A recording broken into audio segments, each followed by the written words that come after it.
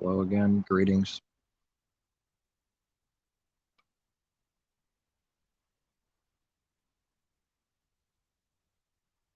This tree over here started with something real small, little tiny seed or something. And now it keeps going, keeps growing, became something 10 trillion times bigger than its beginning, bigger in weight and size, so much greater. This is what it means to be mighty, which also means to be weak in the flesh right now.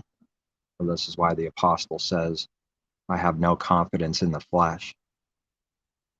We're not going to understand even anything at all, and even his writings, because they're spiritual words, until we're given to see the spiritual things and meaning. So the apostles so often talking about spiritual things. No confidence in the flesh. Right. It's finally acknowledging more and more that it can't do what's required. And so it needs to deny itself more and more. And then it'll grow more by denying itself. Strange. The thing that seems impossible, a little seed to grow into a monstrous thing here, or a huge thing.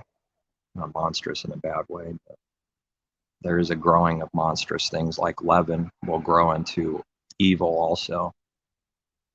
False doctrine will grow into greater false doctrine and false works, evil.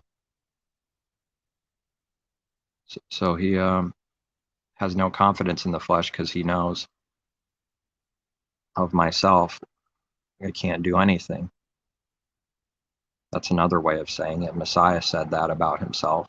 Of myself, can do nothing. Or another way of saying it, I have no confidence in the flesh. It's not his works, not our works. I've read something from someone where I still haven't found them yet. I have to look, where they have some problems, I guess, with the apostle or something like this. Some confusion or problems or anger at what he says. Whatever the case is, I don't.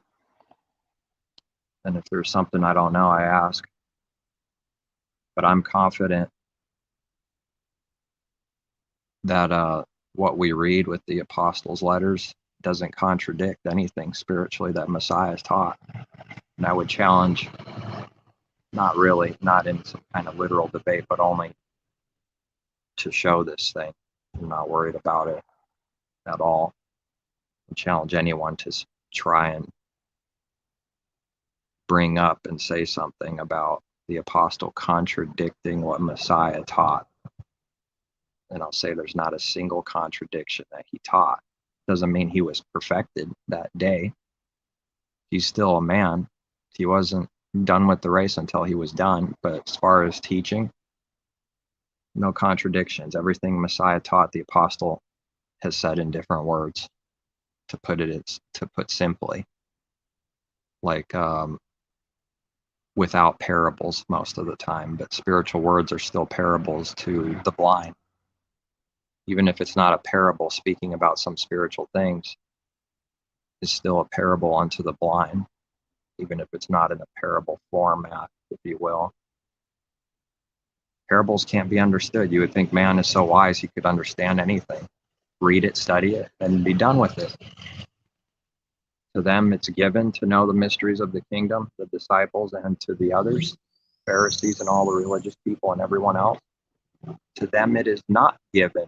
That's why they don't come to him, because it's not given. You can't hear my words. So we get the pleasure of living that, what Messiah lived. Get to experience that. Someone not hearing our words because they're not of us, because they don't know the Father. If they did, they would hear the words. You know, his people don't follow a stranger. They would hear the words. Why don't you hear the words? Because he told them right in their face. You're not of the Father. You don't know him. Your father's the devil. his works you will do. Wants them to come, but they won't. They wish him evil. The Messiah doesn't wish them.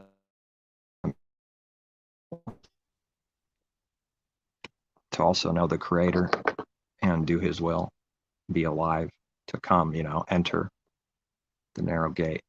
What do the Pharisees want with their heart? Destruction. Because the devil only is to kill, steal, and destroy. The Father won't be found wrong about anything with anyone ever in all of history.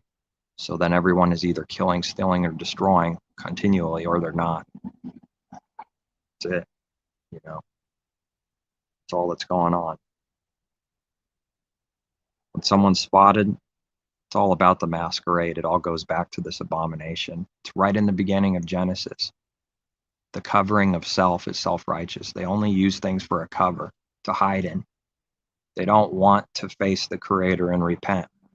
This man can't do that. So he has to catch Jonah and get him to commit basically suicide and jump in the waters and get buried in baptism. He's going to chase everyone until he kills them all. I'm looking forward to the day that the Creator slices everyone up to pieces and dashes them to pieces spiritually, so that they don't do evil. So the evil has to be dashed to pieces in order to do good, to only have that left after destroying evil, piece by piece, because it doesn't happen all at once. That's why Messiah said, here a little, there a little. We could read in Scripture, and he didn't teach something contrary to that. Cut the eye out, cut the hand, a little here, a little there, cutting off the old man. And if you picture the natural picture and you cut him to pieces, and then, eventually he's like cut off completely, and you throw it away, cut off the hand and throw it away, destroy it in fire. And then maybe just the body's left, and you cut the body up a little bit and throw it away, and then eventually it's gone. The old man is dead. That's the path. It's the narrow path. They won't be doing this in religion. Anybody that knows something about it is finding that out. If they know the Father, they know they can't want this path for them, because it's to destroy self, suicide. It's a suicide mission spiritually. And if somebody honking, and if we don't do this, we'll just be being destroyed anyways, and think of it like Judas. His end is destruction without having any life. Either way, people are being destroyed, because sin doesn't go unpunished. So no one can mock him. No one can do anything that's evil or against the Creator without a judgment and a punishment, meaning it can't actually be done. And that's something man can't do. He can't actually sin and get away with it as if nothing happened, as if he could actually do that freely of his own free choice and free will, as the world teaches.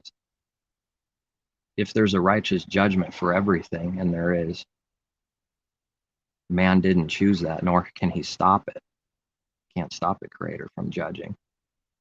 Therefore, nothing is free. That's why this world says free, free, free everywhere. 33% more free. Free, free, free. The devil's going crazy with this free, free, free garbage, because nobody's free. They're in slavery to sin. We want people in prisons. See it everywhere. They're in prison, and people that are in prison don't like seeing people near them outside of prison. This jealousy creeps in. The spiritual thing will be perceived somehow.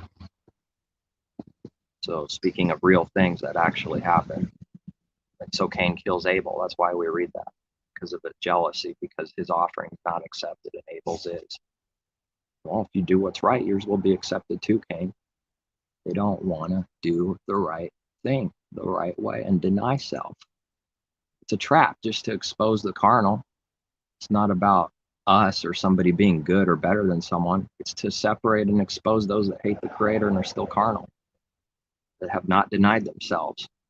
Don't want to, because the revelation is nobody can want to until he has mercy on whom he has mercy. And they want to do the insane, go through a spiritual suicide mission because they know that's the only way to life. The only way to life is death. Take some real faith to actually do this then, without fakery, real faith. Because if you start dying, how are you going to live? So naturally, people don't want to die to who and what they are and what they're doing and their sins and all this that's connected to it. Because they'll die. That's their life. Might as well commit suicide. You know, someone would say they don't want to give up the world in this way with their heart for real and all the things in it and the love of chasing money and riches and all this stuff. Can't have the creator and love of money in the heart. So there's something that someone can do in a delusion. You can do this, but with a massive punishment. If someone does this, love of money in their heart, they don't know the creator. He is not revealing himself to them. He's not blessing them like that. Ever. Not even one person. If that's true for someone, then this is also true. So they can't actually do that. Just like Messiah says, you can't worship the creator and money, mammon, love of money in the heart. It's not possible. This not possible is not that it's physically possible. We're not talking about that. And so it is with everything else. What this not possible is mean you can't actually have the creator and a love for money. You will either hate the one and despise and love the other, or despise the one and however he says it, two different ways, same thing. Here's what's happening for real in the heart. If someone loves money for real in the heart, they despise the creator, period. There is no such thing as 50-50 spiritual anything. And if someone doesn't have a love for, then the opposite is true. They know the creator and don't want to do this thing, because if they do, they know what the judgment is. They might be a little worried to love money or any other thing that's been revealed to them. Those that love money in the heart despise the creator and hate him.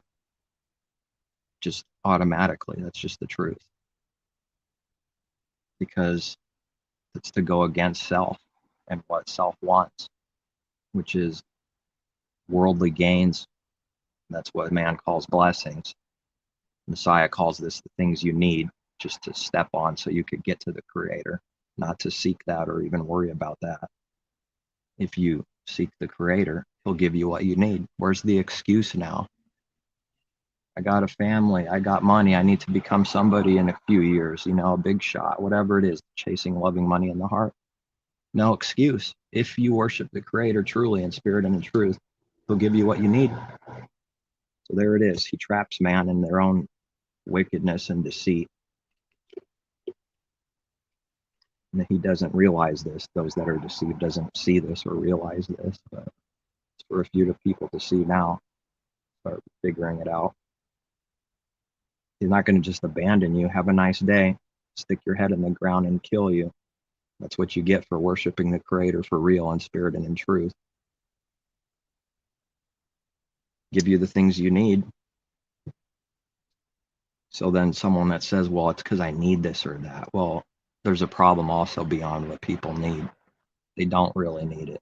They add on things that they don't need. Because there's no, and as a punishment and judgment for this, they're never satisfied. As a judgment and punishment, no one can actually do this without a righteous judgment and punishment, meaning he will make it so that they're never satisfied. So it's an utter foolish thing to do, actually. Whatever they're looking for, peace, whatever, rest, isn't coming and will never come. And when they get more and think I'll be good then, I'll build more barns. It says, tonight I require your life, fool. And then he takes their life and it's over. Who's going to know about these things now? Are you going to know who has your things? If they were alive somewhere, I guess they would know, right? After someone dies, they don't know what comes after them. I read in scripture, and we read that in the parable Messiah gives too. How will you know what they're going to do with these things now? They won't. because they're dead. Prideful man can't die, though. The beast lives on, even in a delusion. It's alive when it's dead, mixing the two things constantly.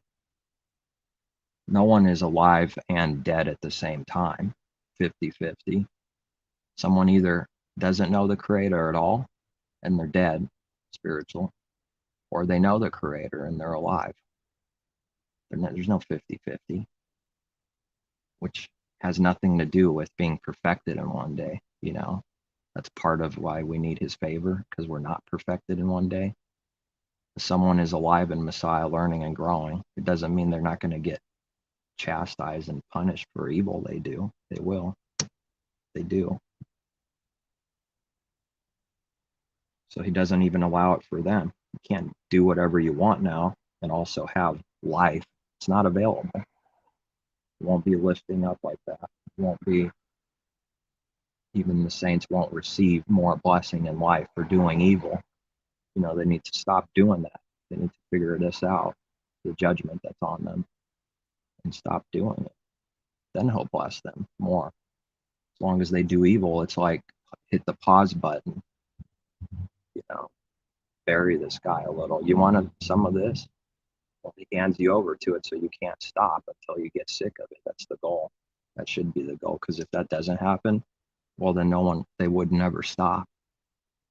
But his people need to stop eventually doing evil. So then they need to be driven until they're sick of it, till they are given some kind of strength from the Creator and says, I don't want to do this anymore. Job is chastised like this. Now that's for everyone. You start losing friends, family, right? The love for houses, everything. People are dying. They're dead to you because they're dead to you. So it's like they're fading away and dying. It's like part of a chastising judgment. Which lines up with, you must hate your brother, mother, sister, father, relatives, your wife, and even your own life, or else you have nothing to do with Messiah. You don't hate them all, and yourself. And we're supposed to love them all at the same time. How does that work? It does work, because these are two different things. Hate the carnal man, hate evil. When someone's spiritually attached to it, the hate for the evil is perceived as murder from their side. So they fade away, and they do unrighteous judgment and say you murder them, you're evil or wicked. For hating evil, the only way to actually do good is to hate evil. And they still love evil. So then if you hate what's evil, they're attached to it. They're stuck there. They're the ones fading out. They're the ones that murder and hate the Creator and his people. They're getting further and further, like Cain, driven out of his presence. Someone getting closer and closer. Looks like they're going away from them and murdering them. It's all backwards. They're just a little confused. It's all backwards. They're the ones that murder. So when they give these judgments, they do it. They've done that. They're doing that right the minute they say it. If you do what's right, then for you too, but they won't admit that they're lacking anything. It's a constant defending the beast and lying to cover more lies. Lie so much, don't even know what lies are and how much people lie. Lying teachings count for lies too. When are they going to overcome this? Blaspheming the Creator, like we read in Revelations and anywhere else. But it's one place that's just obvious. She's got blasphemy written on her, the harlot, because they blaspheme him with their teachings and their works too. But their teachings blaspheme him too, because they put on him what he's not and just make things up like little kids. They say there's not just darkness in him, he's all darkness. They won't say those words, but their teachings mean it. but they won't say it in the open, what it really means. This is hiding leaven. This is that parable. They do this constantly. Every day this parable's true. For everyone that doesn't know the Creator in religion does this. It's not like something for a long time ago. It's constantly happening. It's always true. They will never tell you what the thing they say actually means. When it's discerned a little bit and dissected, it means something evil and blasphemy. But they will not use those words in the open, in the daylight. This is why they do their works in the night, and they hide that leaven in the dark, in secret, in the parable.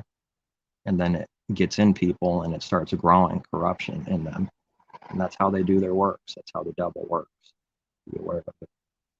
All in secret. All of the evil's done in secret, inside the heart.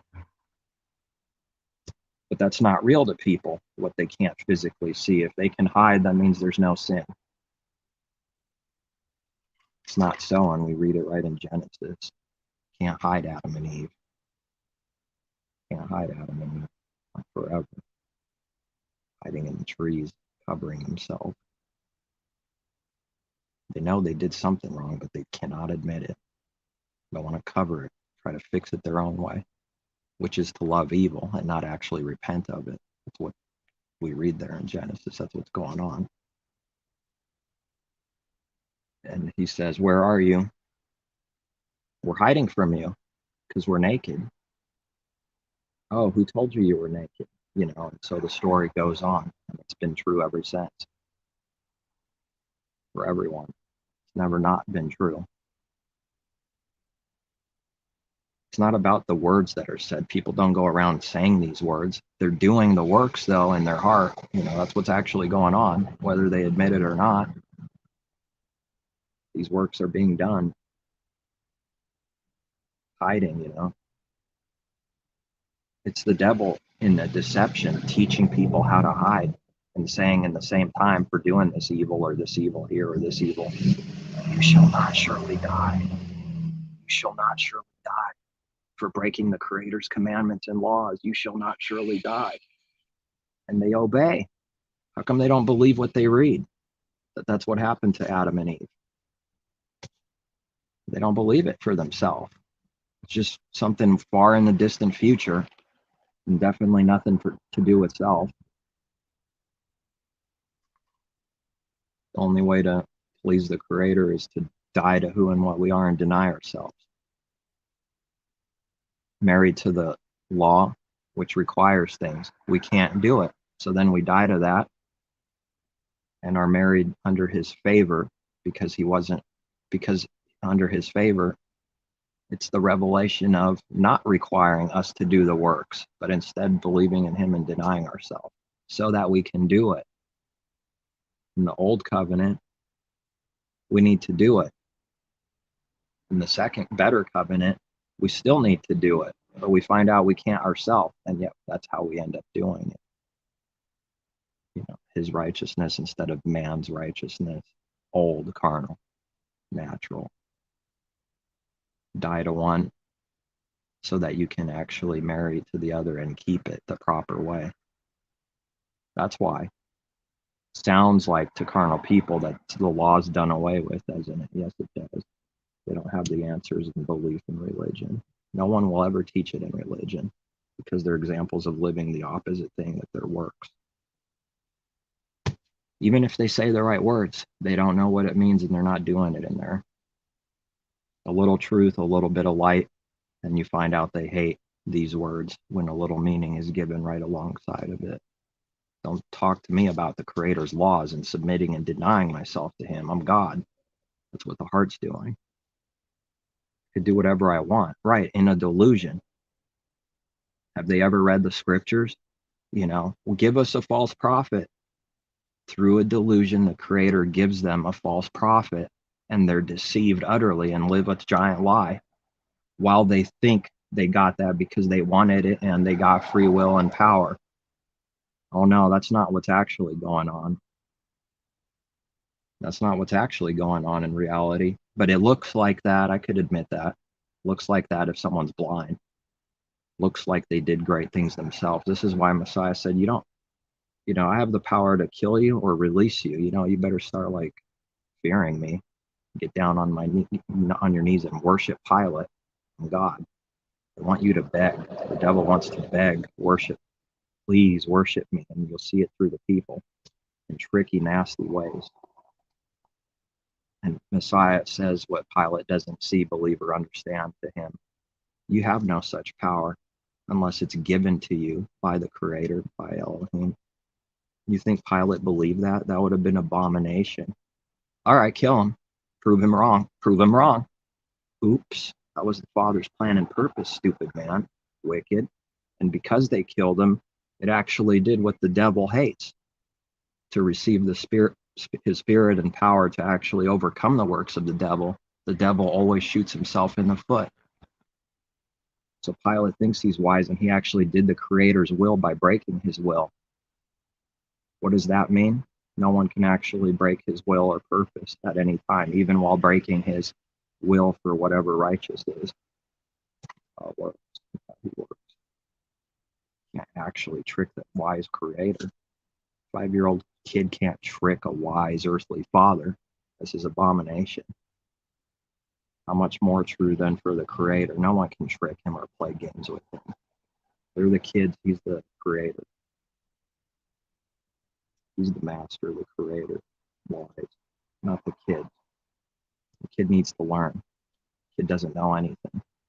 What is a baby? Nothing.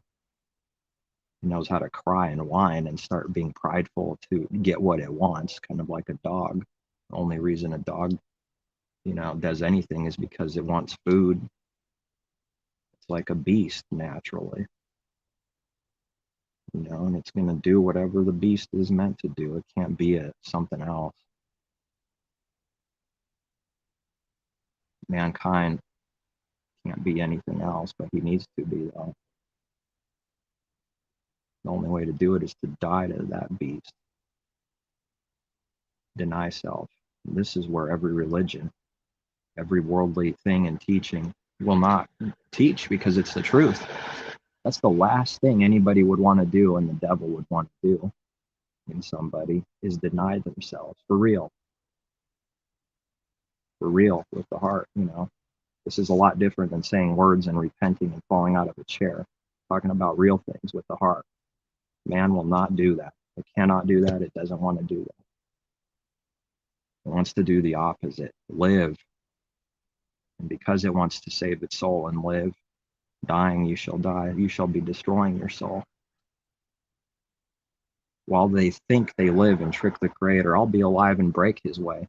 They're actually in destruction, and it's getting worse and worse, and they're not going to ever see the Father or have life, or believing that they can live. It's not an actual reality. There's no reality to it. At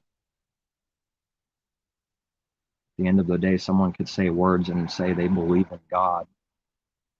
There's no reality to it if they don't with their heart. They don't actually believe or see or have any faith. Those words are empty and full of the Creator. People will say they believe. It's not many that do. They think they believe or something like this and go to the house of God to worship God, and it's actually a synagogue of Satan. They got tricked. You think they could own up to this trickery, this master deception? Of course not. They have to be called out of her the same way as people are, and then acknowledge that they were in a massive delusion. Then you start asking for truth. Those that don't believe in their delusion will never ask for truth. They already have it, and if they don't, they think they can get it quickly with their own mind, their own power. The Father doesn't allow it, because no one can break his word. In the delusion, not actually have his wisdom. Lean not on your own understanding. When is that not true? Well, that's supposed to be lived every day of every second of every day, of every month, of every year, of every week. What is mankind doing? The opposite. Living, believing on his own understanding. And whatever is your own, It becomes a product that you buy and sell. After all, time is money and money is time. Money's on my mind and my mind's on my money, you know.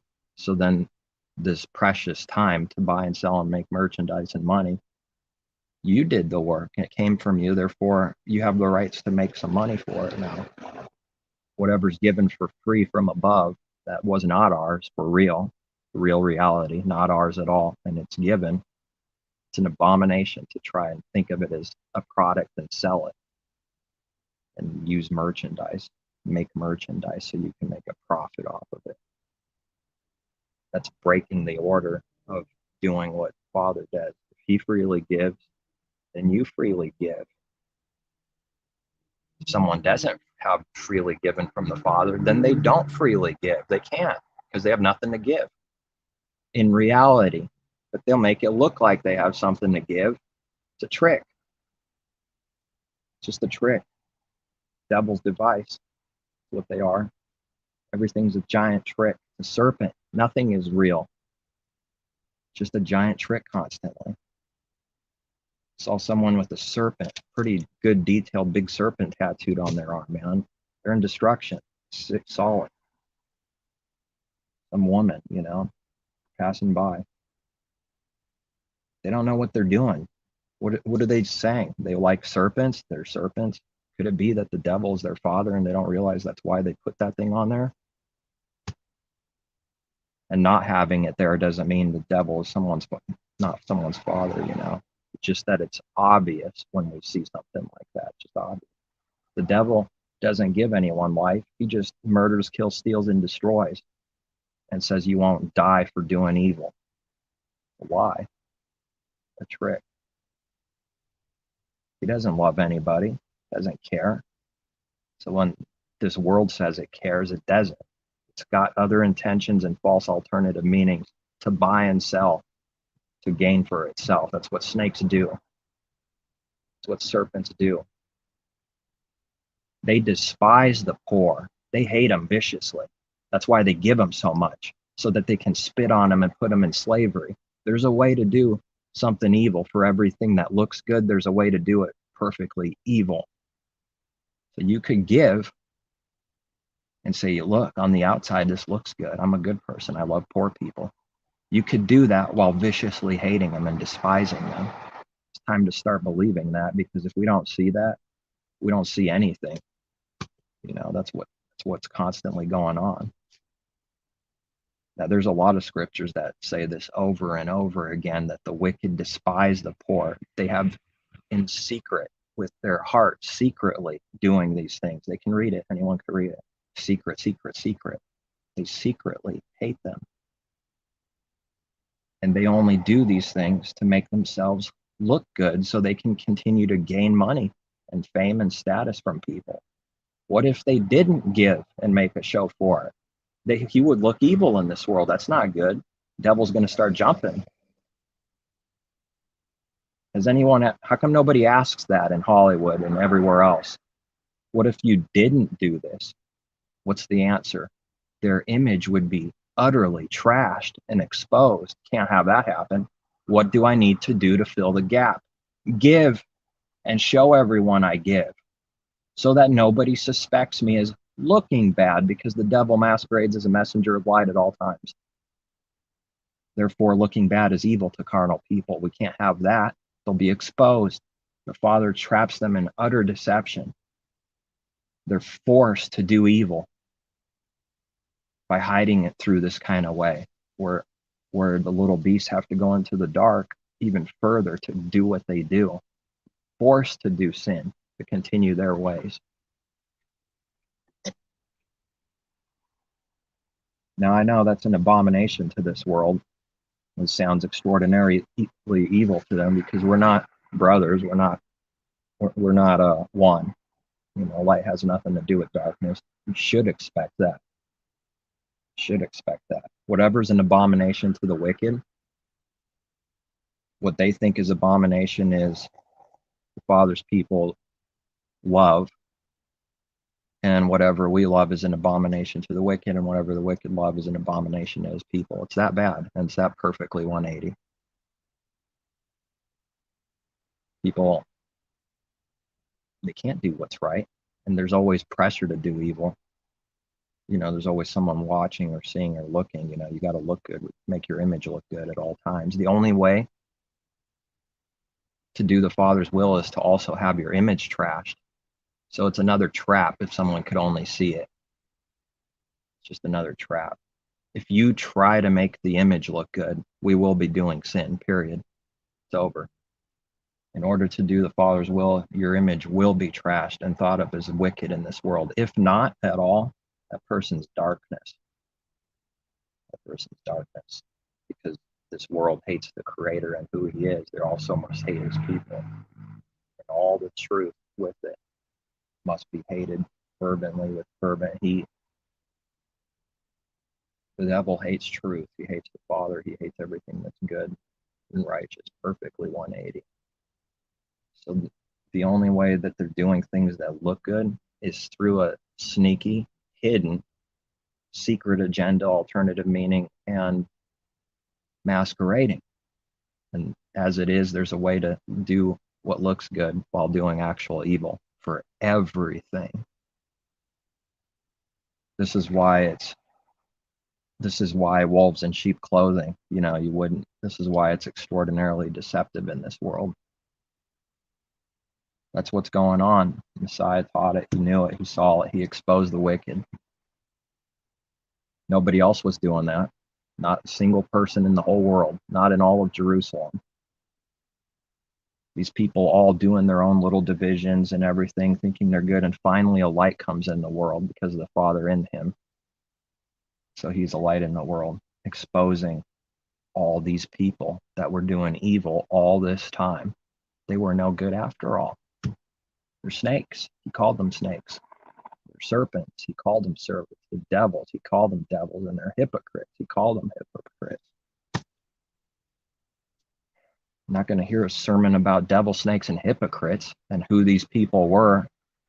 Religious people. How could they expose themselves? So the devil doesn't know. What is he going to do? Skip it. Stay away from it. Got it. Yeah. Shit. Do they think about it any further or deeper? No, they just know what to do.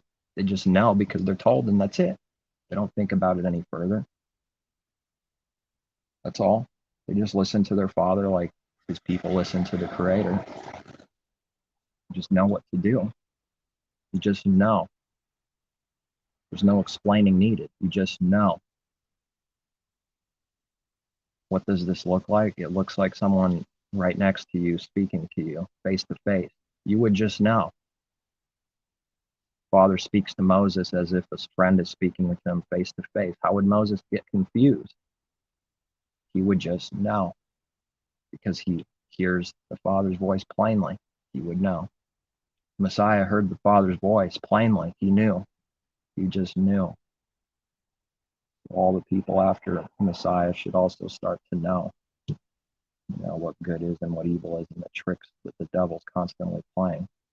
This is a nasty thing. The only way his word becomes alive and actually true is seeing these things. You have to see a lot of ugliness to also see the power of his word and its accuracy. Without seeing the real ugliness, you never see how perfectly accurate his word is. Never. It's a strange thing. And everybody was that first. But the further you go away from it for a longer amount of time, it's harder and harder to comprehend. It's a strange spirit. It's nasty. It just always knows what to do for evil. Always murdering in the heart and seeking vengeance. Leave it up to the Creator to do his vengeance. He hates evil, he'll punish it, he'll judge it. If he didn't, he would love evil. No one can do evil without some kind of judgment, meaning they can't actually do anything and get away with it for real. And someday, every secret thing will be exposed, where even the darkness will know for sure that they were darkness and did all these things, and acknowledge them. Yes, they will. There's something lacking that hasn't happened to those that hate the Creator all their life. They never acknowledge the evil work they did. Looks like they got away, right? Well, it looks like it. In a way, even though they were judged all their life by the Father, but it looks like they got away in a way because they didn't acknowledge a single sin they did. Because for that person, good was evil and evil was good. How do you acknowledge sin then? How do you acknowledge pride? When pride is actually good, it's the only way to survive in this world is pride. You know, the strong survive. Nasty, sick world. The devil wants you to be stuck in this world, be connected to it, attached to it, always trying to gain. It's a slavery. The Creator can make a way to get us out of this thing for real with the mind and heart, which means there's actual reality and change, because if there wasn't, then we wouldn't be able to do what's right the perfect way. So at some point, get you to a point where you don't need to sweat and be a slave to this world and think about money all the time. You can do that. Those that don't believe will never receive it, and those that truly do, they will. That's how it goes. You can't prove anything to someone that doesn't believe. Ever. There's nothing to prove. If they saw the proof, they would not want to believe it. So it's just shooting itself in the foot. It never wanted to believe. It just makes itself look like if there's evidence, it will believe. No, it doesn't actually want to believe. When it sees evidence, it acts as if it doesn't exist. When it sees something strange done that has anything to do with truth, all the people in the store, all the people over here or over there, act as if it doesn't even exist. There's nothing more disgusting than that. You see the evidence of something, you saw something, any kind of truth that can be seen or heard. If it's actual truth, devils will act as if it doesn't even exist. They will all know to be silent. They will all know not to acknowledge that, lest they acknowledge truth exists. All of them know what to do at the same time. How is that? And they didn't say anything to each other. They always know how to do evil because they have the same Father. That's how they know. You know, these things won't even be possible. How on earth is that happening without an actual enemy? How is that so perfect, like one in unity and darkness? They just know what to do, or they, as if they are like under a spell, gathering together in secret places on how to destroy someone. They did all that without realizing they did it. It's pretty scary, because while they do that, the Father blinds them. That's part of the judgment and punishment. Is if you break his way, you have to also be blind and stupid, so that no one can actually break it. It's utterly separated. Oh, you break this, you're 180 from what you need to be. And that's how his judgments will prove that, you know, you can't get away with doing evil. You will be blind and stupid about everything, or about something in that moment. He'll blind people and they'll do stupid things, never acknowledge it. And then they try to put that on you, that you're stupid and blind, because they're trying to cover themselves. They need to put it on you, desperately wicked. Start acting like a clown, start being perverted. You know, they desperately need to put it on you, and they want you to react too. And they always believe they did it. There's no such thing as carnal man losing at anything or actually being wrong for real. Oh no. If all the evidence shows that they were stupid and wrong, they will still believe they were right every single time, you know.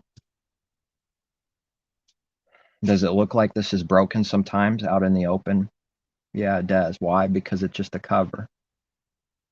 Some popular star needs to admit these outer things so that it can gain back its fan base and merchandise and scrap the pieces. It might say sorry and look like it does something right, and it's actually only doing that for all those other intentions. See, that's That's not real. There's nothing real about that.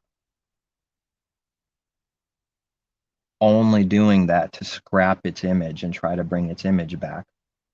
You've seen the movies, right, where people start raging. It's all about self. Me, myself, and I. How dare you say this because it points back to me? Me. It's so nasty. That's how much people love themselves. Everybody does first, but it's getting nasty now. Nothing good about anyone. Why would they want to love themselves? So they got to protect their image. You see this everywhere. It happens all the time. That person's not getting angry and saying this or that because it cares, but it's making a good cover. It looks like it cares because it's angry, right? How dare you do this or that or say I'm dead? It's only doing that to protect its image. Its image is being threatened and exposed. What it looks like on the outside is being threatened and exposed. So it will rage like a beast and make itself look like it cares when it actually doesn't, and only is doing that to protect their image. This is masquerading. They already know what to do. People already know how to do evil perfectly. It's amazing. They already know. So if they're being taught by their master, they know. It's all about self. That's it. Everywhere. To love self is to love evil. Scriptures teach this over and over. This is why we have to hate self and everybody else. This is this hatred that someone starts to learn to hate evil. So it's going to look like you hate someone, and at the same time, you don't have the same intention and hatred that the wicked do towards the light. But it's necessary to hate darkness. The Creator hates evil. He hates all those who work iniquity. So what are we supposed to become?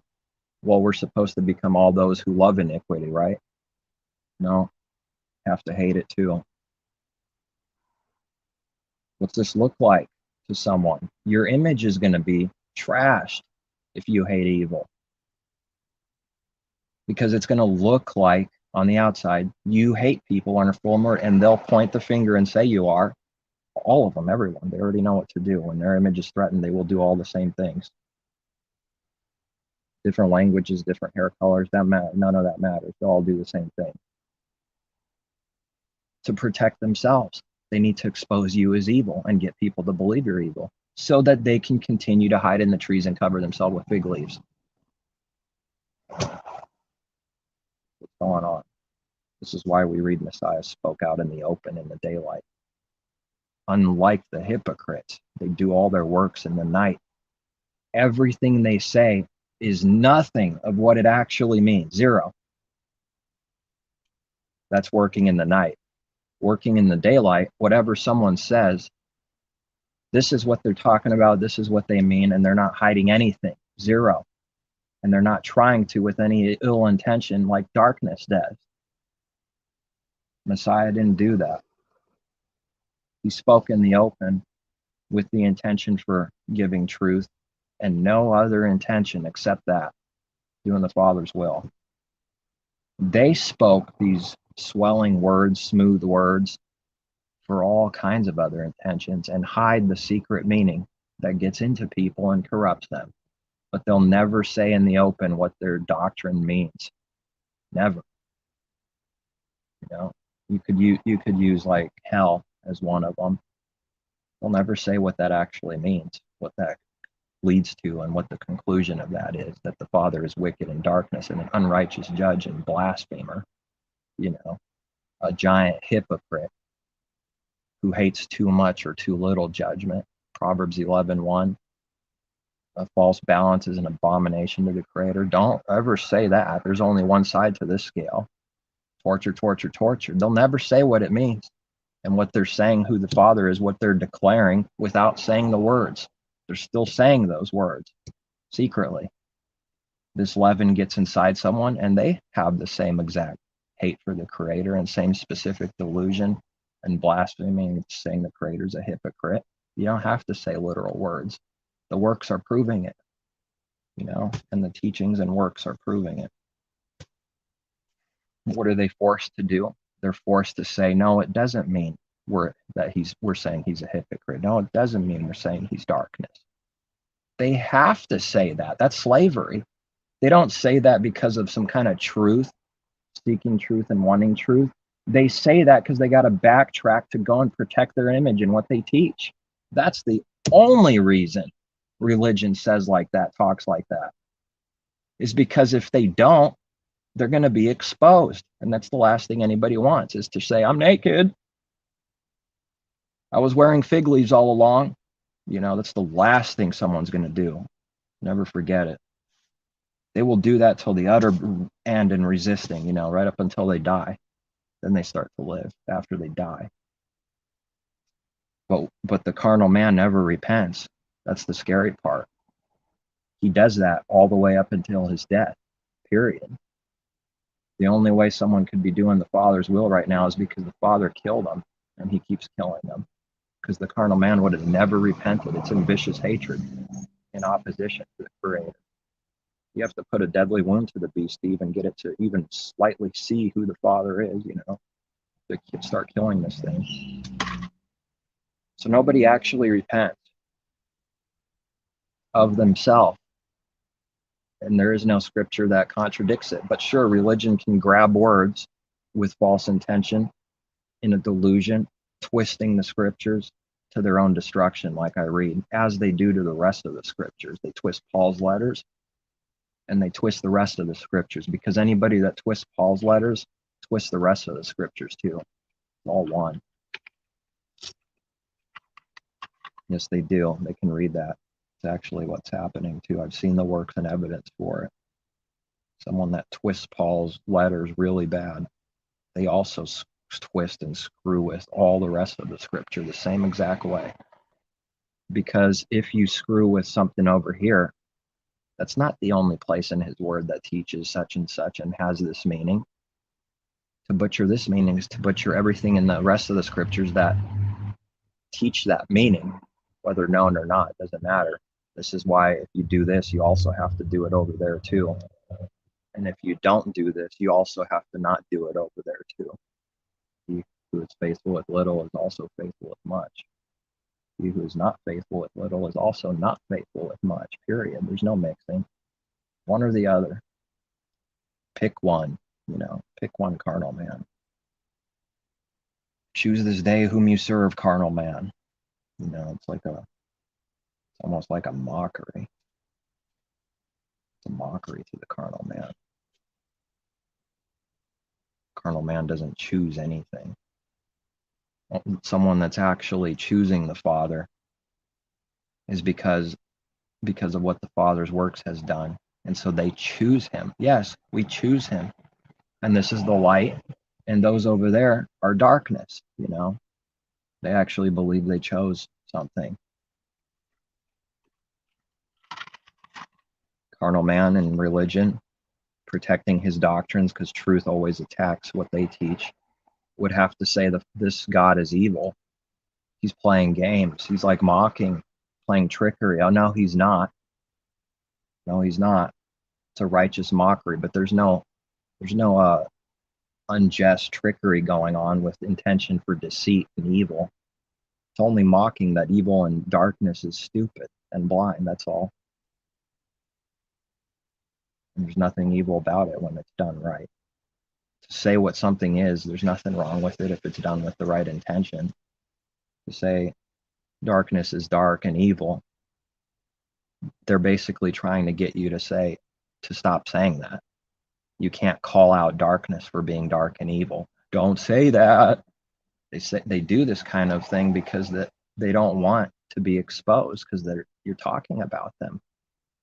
If you're talking about truth, you're talking about someone that's not of the Father and not of his truth, so they need to get you to stop doing this.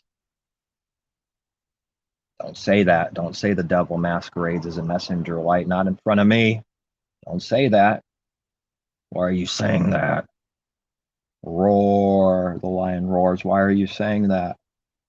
Because it's true and everyone's doing it. Yes, that's why I'm saying, why are you saying that? Stop it. Stop telling the truth. I don't know how the Creator does it, that they just doesn't burn everything up a long time ago. The severe amount of patience and long suffering for evil, man, because it's evil. Just admit you can't do it, so then you can do it. Admit you can't do it, so that you can do it. That's what he wants. What he's doing. When I say that's what he wants, it's not out of some weakness, like he's wishing and hoping, but only saying those words to show a true teaching or his true will for something that's revealed in his word. That's what he wants. Religion says those words with a totally different intention and meaning, but they kind of sound the same, right? One person says this is what he wants, the other says this is what. Two different meanings, completely, utterly. At no point do I say this is what he wants out of some kind of weakness, just waiting for us to do it. If they understood anything at all, they would understand that man can't do anything. Stupid for the Father to be waiting for something we can't do. But religion can't ever admit this thing. It has to hide that truth because it's a living example of doing things with its own so-called free will. It can't believe truth. To do that would expose its own works and why they spent $3 million building a nice church building. Its works, it would expose, so they can't teach truth there. They're forced to do evil and teach lies. Everything they teach is a lie because after the words are said, it's a false meaning behind the words. But they do say right words, and when they read scripture, they say right words because they're quoting the words. But every single teaching, every single secret meaning, spiritual meaning, is a lie. There's no scripture that says wicked teach truth or the devil teaches truth. But it doesn't look like that's true on the outside, right? This would be an abomination to the world because it doesn't look like what I'm saying, therefore it must not be. They bank on this cover to be true, to cover and protect them. And it works to some degree for all the carnal people. They will get on their side, and that will be enough for them and trash the person and trash truth, trash the Creator and Messiah. See, in that kind of way it works because they're all like-minded in death, That's what's going on. The Hitler saying thing, where the bigger the lie, it's like the more people won't believe it. It's true. This is what it's like with all his truth. It's such a grand delusion. It's so big that no one will ever even remotely think that it's this deceived. Never. It's too big. It's way greater than some Hitler delusion. And they bank on that. They bank on the cover of that. They do wickedness. They don't care about any truth at all. They only care about protecting their doctrine, traditions, and their religion systems and ideas, and all their evil works that they do secretly they want to protect. It's getting worse and worse out here. The more I'm given to see, the worse it is, truly. Although it never changed anything, it's just starting to catch up with reality. It's always been like this, but for me, it's getting worse and worse because the more you see, the more evil you see. The more false intentions you see, the more trickery you see. It's getting worse and worse because we're actually starting to catch up with reality, real things. Everyone else that doesn't know the Father's living a giant lie and a delusion. Part of his judgment is to never be able to admit any sin. He makes it so they can't admit. If you're going to be a pervert, you got to be an ultimate pervert. If you're not going to repent, you better not be able to repent, not even remotely. He needs to separate the wicked from righteous as an example of separating good and evil, light and darkness. So far gone that when someone's bouncing around and confused through religion, and they say, God, some atheist is searching out there. I don't know why he's searching. It's weird. What are they searching for? It's just real confused. that they will put on you what all the other people in religion do, because they do those things. They don't have any confidence or truth or things that aren't contradicting and lies. So they will put that on you and test you right away. And you have to you find out. I mean, it's so far away from this thing over here that it doesn't have anything to do with all the things near it. I'm not going to prove anything or debates. We already know that the unbeliever can't believe, and there's nothing we can do to make him believe. And they've never seen anyone do that. Never. Not in religion. You know, each one is going to pretend, I mean, not pretend, defend its own beliefs and doctrine and things and everything. So the atheist jumping around is seeing all that. All of a sudden, sees someone that's not trying to do anything. You know, this is actual truth. One person coming to belief is greater than 10,000 people being converted into abomination and religion, because nothing is real there. But they make it look like they care by all the souls they convert, where the reality is very few end up believing. And so it makes us look evil. It makes us look like we don't care. We don't got the numbers. We don't want the numbers. We know it's not about the numbers. It's stupid. It's about whether someone loves money in the heart or not. It has nothing to do with numbers. Now, you could say in some kind of way it could be connected if you go through this other way, but that needs to be separated. It has nothing to do with numbers. It could be a discernment that someone that's millionaire probably doesn't believe the creator, you know, and we see a couple other things in it to discern, but it still has nothing to do with the numbers.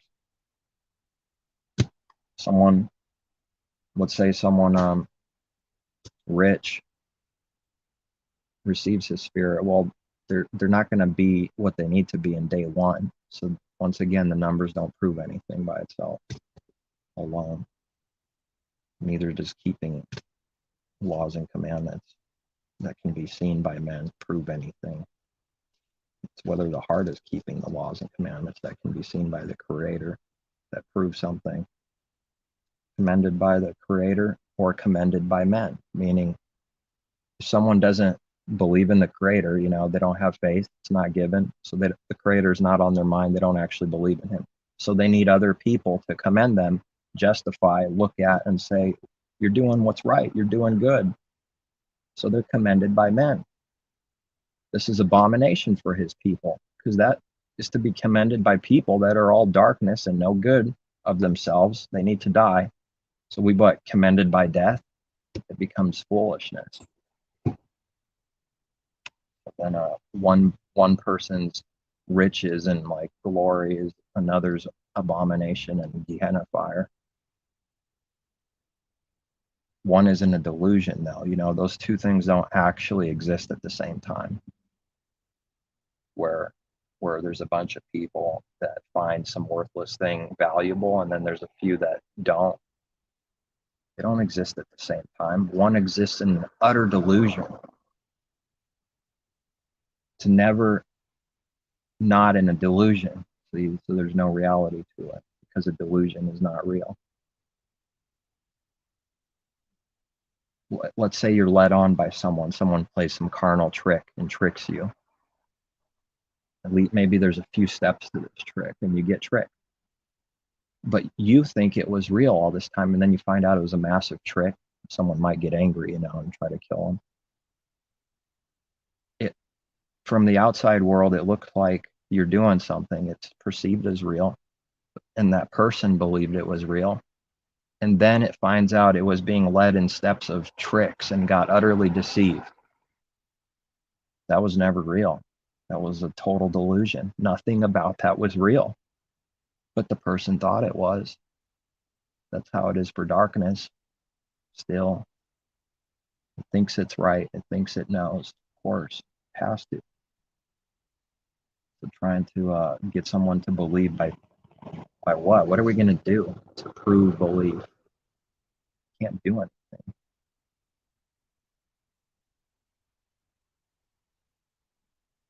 You can only give whatever you've been given, which is more than enough, then the Creator will do the rest. If indeed He does something with someone, just speaking truth is all we should do. We're doing good works, not contradicting. By doing evil works, you contradict an image that someone's painting. How does the harlot get away with all these evil teachings and contradicting works? Because the whole world's blind. But even the dark world will say that they contradict and they're hypocrites in there. That's pretty bad. Pretty bad if that's even what the world is saying. Or even someone in darkness could see more than the children of light see. I read that. You just can't take that literally. You have to know what it means. They're not actual children of light when he says this. They're so-called children of light, and the wicked see a little more than them. That means they're really dark. Like in the darker delusion, even more blind, where someone sees some kind of hypocrisy that someone else in the church world doesn't, or a division that they don't see. It's not that the darkness is seeing absolute truth and believes, it's just that it's seeing a little sliver of something, because each one is stuck in its own ditch. Someone points out someone else's stupidity, but someone else over there points out that person's stupidity, and someone else over there points out that person, and it just keeps going like that. Real messed up. Trying to make it all one is stupid and evil. Not going to work. Trying to make all the religions one isn't going to work. It got divided and spread out like that for a reason. You can't put them back together. It's going to try, though, because the world loves evil, and it needs to put all these evil things and make it one and say it's good. That's what it's really doing. It's never going to tell you that on television. The Pope's never going to say we're putting all these evil divisions together, and we believe all the trillions of divisions and evil and all these evil actual dark divisions, put them all together as one, meaning we accept them all. And we think we can put them together, meaning the Father's judgments could be what He separated, someone can put together. This gets even deeper. But they have no clue on any of this, but they'll never say that. They'll only give you the alternative meaning and trick. Their real intentions have nothing to do with what they say. When the Pope shouts out of the window or waves, that's the devil waving at all its worshipers. It only hates him. He only hates them. I think even after some years, some of these people that are real filled up with the devil, they actually start looking like a devil, like literally. They start looking scary too. Something to it, because a man's his face, his countenance changes. You could read the scripture on it. One for the wicked, one for the righteous. Something's not right with the righteous to this world. They need to smile and relax. This bothers them. Got that like thousands of times, exaggerating a little bit, but you have to know why they said that. Why did they say you need to smile more? Well, it's doing a couple of things. It's making you look evil, and that they do smile more, but they're actually in destruction. And they also want to see what they want to see, meaning if I'm in destruction and death, they'll never own up these things, but they already know something about it inside. They just won't admit it. If I'm in destruction and death, and this is someone that's giving truth or someone of the truth, and he's not smiling, then it seems like there's no easy way. If he's not smiling, then where is the way I can go where I'm smiling all the time? See, it wants something it doesn't understand. It wants something false. It wants to see some kind of smile. It's not happening. Although when the smiling happens, it's more often real, not through stupidity, perversion, and fakery. At least it's real when it happens. It's like darkness just laughs and smiles about the dumbest, stupidest things. Why are they laughing? They're in destruction. What is that going to look like for someone that's not? Well, they're not going to be laughing and smiling in that kind of manner all the time, or very often, I would say. That's why the scriptures teach it. Father's going to be wrong about someone. Messiah wasn't going around laughing and smiling all the time. So then people will connect joy or happiness to something false.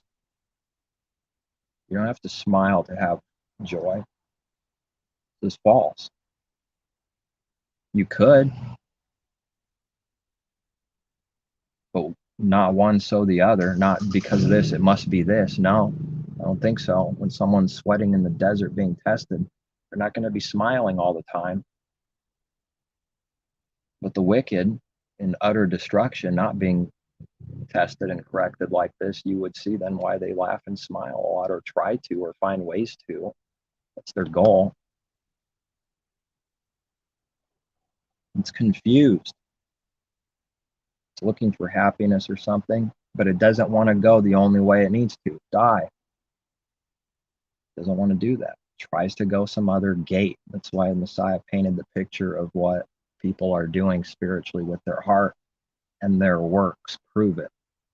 Okay, here's what it looks like in a parable, what people are doing with their heart for real. There's a fence and there's sheep and there's one gate. You can only go through this way, and they're trying to jump and hop and go through some other way.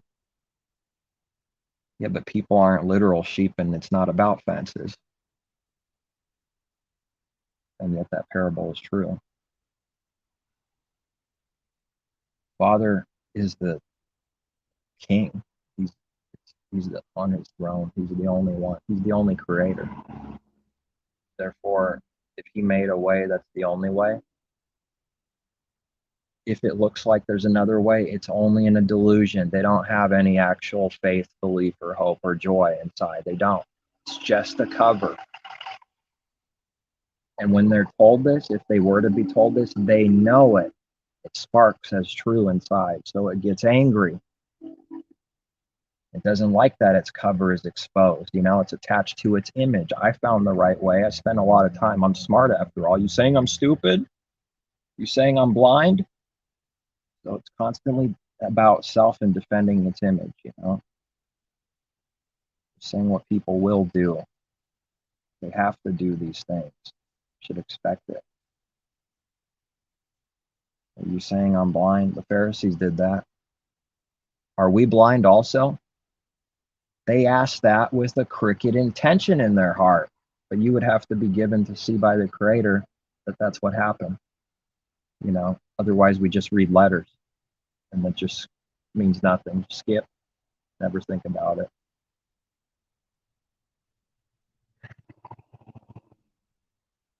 When they said that, they say it with a certain ill, dark intention.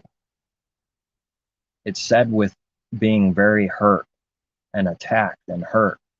When it says that, it's trying to make you look evil by answering its question. It's doing all kinds of evil things by asking that. If it's said it out of a righteous, true, clear, pure intention, you can do that. It's not what's happening. The wicked never do a single good work all their life, ever, not even one. So you can count on it that won't happen. It's never going to happen. If someone's doing actual, real good works and it's spotted, that must be a good tree, because a bad tree can't produce good fruit. There's two things. When people ask questions, when they do things with their heart, when they set things up, it's all through crooked, evil intentions, darkness, pride, being hurt, setting someone up to look evil and do evil, work to them, trash them secretly, make them look like something. And then when they're spotted for doing that, they'll always say they're not doing it. You can count on it. For every person that's breathing that doesn't know the Father, they will never admit it. Ever. Zero. Ever. Never. Zero. They can't. This is prophecy. You could tell them to their face what they're going to do, and that they cannot do anything else. And they will do it exactly what you say if it's true prophecy, because they can't do anything else, proving they don't have free will. They prove it to those that can see. It's dumb to think that we have it. This is what I've seen, you know. But like a little kid, it thinks it's right anyways. It gets angry, says some snotty thing, and then it runs away thinking it's right. But deep down inside, it knows it's been spotted and it's wrong. Just can't admit it. Too prideful. Punished. The Father punishes sin by giving you to do more sin. So here's how we get out of this. Admit we're doing it and ask for help, you know, for these sins so that when we do less, we're blessed, and then you can do even less. Because the only other way is someone's in sin, he hands you over to their sin so that you do more and can't get out. Will we see the evidence of this judgment if this is true? We would see the evidence for the works, all kinds of different things with the heart, that someone gets stuck in what they do and can't come out. But will the carnal people see this thing or acknowledge it? No, but it is evidence for those that can see. You will see the works to prove it. When someone's stuck in something and they're handed over to their sins, they can't get out of it.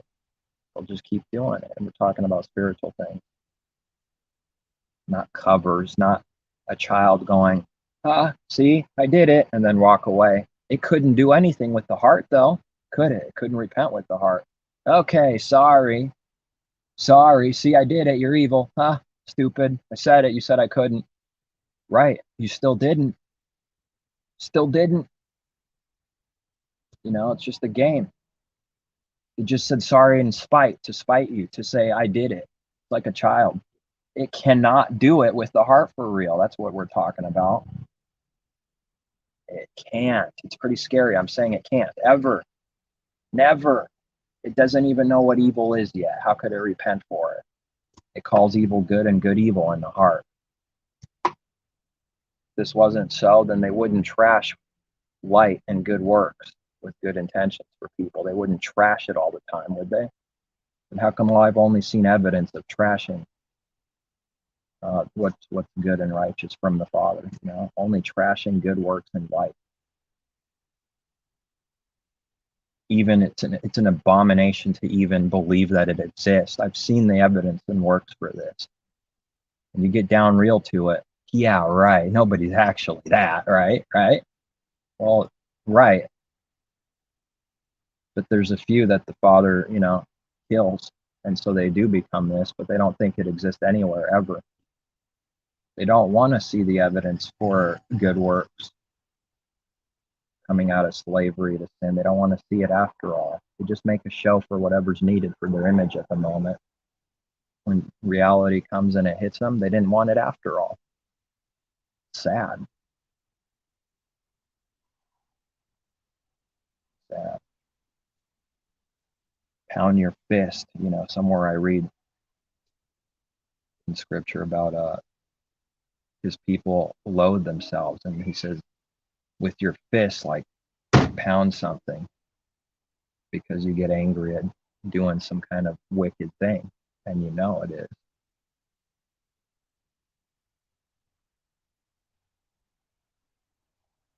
The only way to understand anything is to receive it from him. So no one will understand what it means that it's not no longer I who sin, but the sin that like dwells in me in the flesh.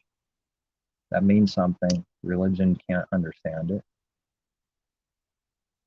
So then we'll have a bunch of divisions about these words about what the apostle wrote there. It's going to sound like something, and it's always going to be something false. Anything but what's true and what it really means. And it will be used as a license to sin. Those that do that prove that they don't know the Father, you know. It's that simple. Because his people would never do that. Use this good thing to an excuse for sin. And just because the vast majority of the world is doing this doesn't mean that that's not true for a few people. That these words aren't true for a few people. But there's a lot of wolves that masquerade, and they grab those scriptures and will quote them, and they're wolves. They look like sheep on the outside, you know. That's what's going on.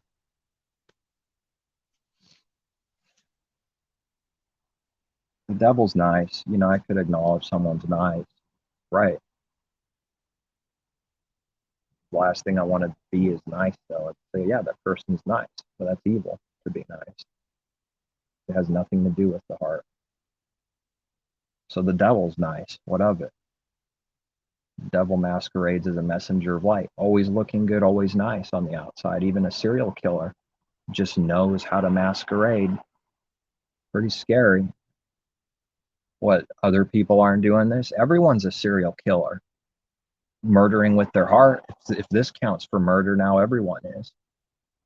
How come no one sees it like that? No, that doesn't matter to carnal people. Right? It doesn't matter. They don't see that as serial killing. Serial killing is like going on a killing spree. Everyone's done it. That means everyone's a serial killer. All of a sudden, we have a crazy creation, and the Father's word becomes more and more true. The intent and thoughts of the heart is only evil continually. Genesis. Is the world gonna, speak about the Creator's judgments? No, it despises the Creator. It needs to hide whatever is true, whether it's spiritual or natural. Whether there's evidence for something spiritual or natural, it needs to hide all his judgments. It's not going to admit it. So then when something false admits it, it's doing it for some other reason, for some other intention, for some delusion. Because when the people that say, oh yeah, the flood, the people that do say with the right words or whatever, when we start talking about real spiritual things and real judgments, all of a sudden they don't believe any of it, and it's an abomination to them. Are you saying this happened because the Creator did this through his judgments? But just 2 days ago, they were talking about the flood and that God did this. They're liars. They don't believe a single thing they say. It's a lie. It doesn't believe even the right words it can say. No, it doesn't. What will it do next? It will say it does by saying the words again to prove that it does. That's what it will do. We're not talking about that. So what it did to prove itself is nothing to us. Zero. It's the very thing we're not talking about.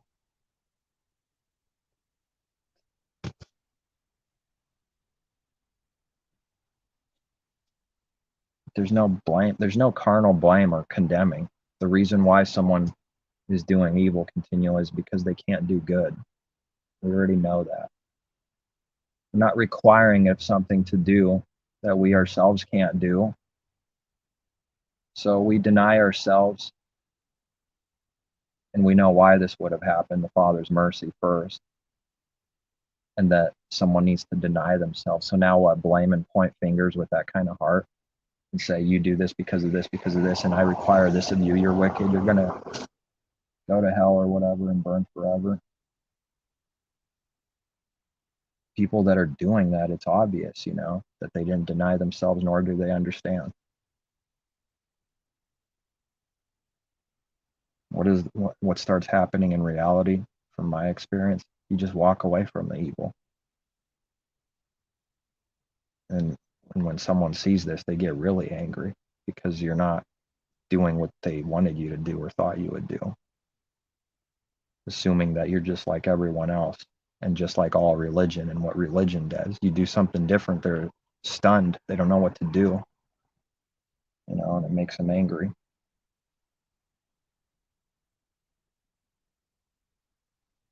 When they start seeing some good works or something, some kind of good thing, light, good intentions, all of a sudden now they trash that. What were they doing looking, searching for all of it during this time? Now, when they see something real, they didn't want it after all. Because the truth is, a carnal man doesn't want good. It doesn't want truth. It doesn't want to deny itself. It cannot repent. It will not repent. Why can't this world believe it? Because that's true. That's why it can't believe it. The evidence for it is it's true. It's showing the Father's power, where we could say something about anyone, all humanity, including ourselves, and it's black and white like this. If it doesn't know the Father, it does these things, period. And it can never do this thing over here. And if the works prove it, I mean, what is this? How much more proof does someone need that his judgments are real? It's not going to allow someone to break his word or break his judgments that we read about.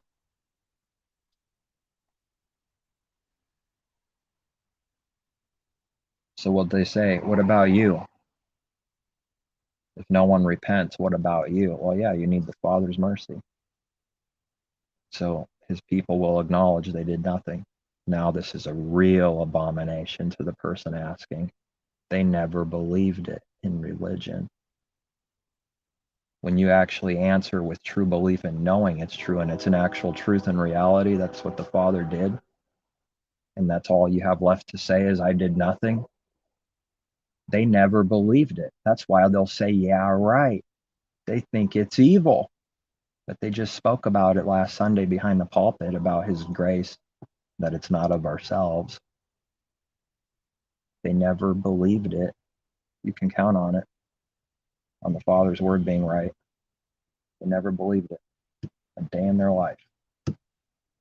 They don't believe it currently, I should say.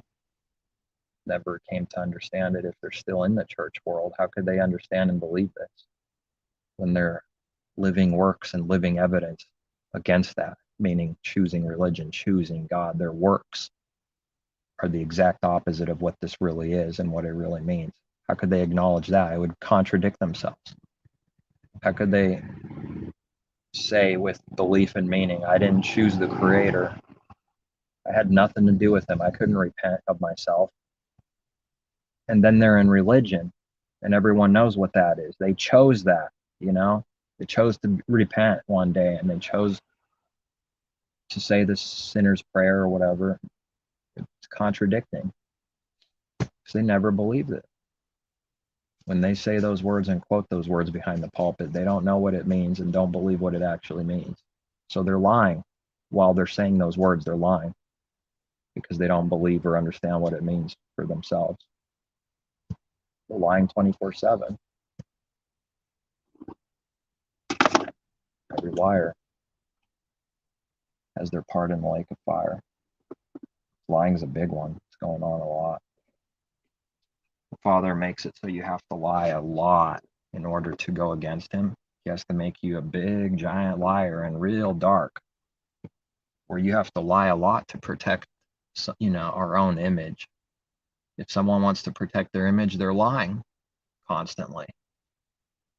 They need to lie to protect it. It's the only way.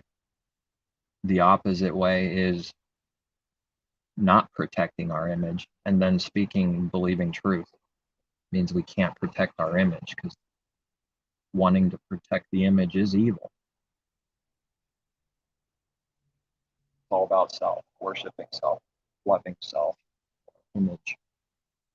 The image of the beast, the devil's image.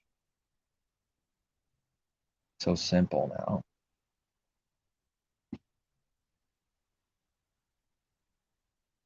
I could force myself to remember and look back and see that I didn't understand that at all.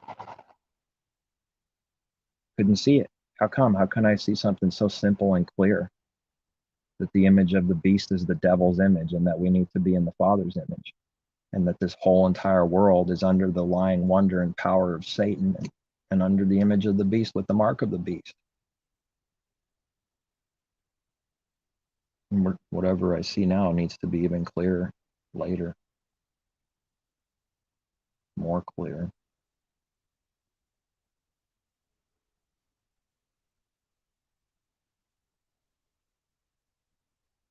Leaving a little room for exception, because you never know. But virtually everyone around anyone at any time, their mind is not on the Creator or his commandments and laws at all. Zero. That's what's going on in this world 24/7. It's merchandise. Buying and selling and doing evil. So then when it looks like it wants to do good, it's perversion. It's gross. The devil can't do good.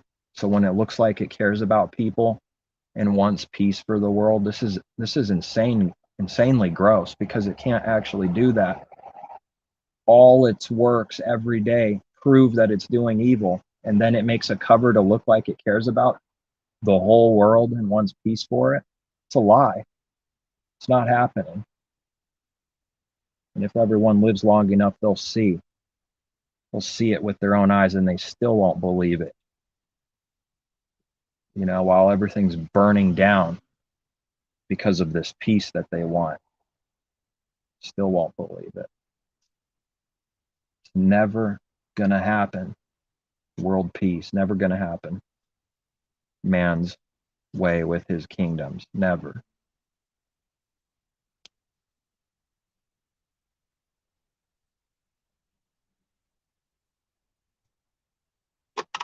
So then why say it? Well, I mean, you could go into deeper details and things, and it's not even, forget that. The thing is false. It's got all kinds of other motives and intentions and things to say and do that. It's not going to happen. Just because they say it, it's going to happen. It's not happening. If someone will commit murder with their heart and do evil to someone, let's just say it to one of his people, and now they're responsible, some kind of CEO for making paper straws, that person's a fraud. They just viciously murdered someone with their heart, with hatred and vicious evil, walked away believing and justifying that, and now they're going to say, we love this world, care for the earth and people, paper straws, while their works just did some violent evil and murder, even serial killing.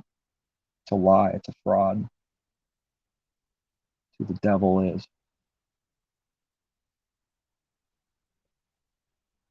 But the dark world can't see the evil works it does or acknowledge them. Therefore, everything we say is wicked. You know, we're talking about things that don't exist, and they'll laugh at you and say you're insane because you're talking about things they can't see. And they actually speak of themselves perfectly. They're insane and drunk spiritually and can't see anything. You have to put that on you. And they do that all day long. This is called, you know, hypocrisy. Time to overcome this hypocrisy. The only way to overcome it is to go day by day, seeking the Creator's will and repenting so that He shows us our hypocrisy. Because as soon as we walk away doing evil and justifying it, we're blind. He'll blind us. Maybe 2 years later, He'll slap us and wake us up. So for a big lesson, you know, we do this daily. Because sin has a punishment, you know. So if someone does some kind of evil or sin and it's not repented of quickly or acknowledged, judgment is coming for him, blinding is coming. And you won't know what it is until it's too late, until it hits you.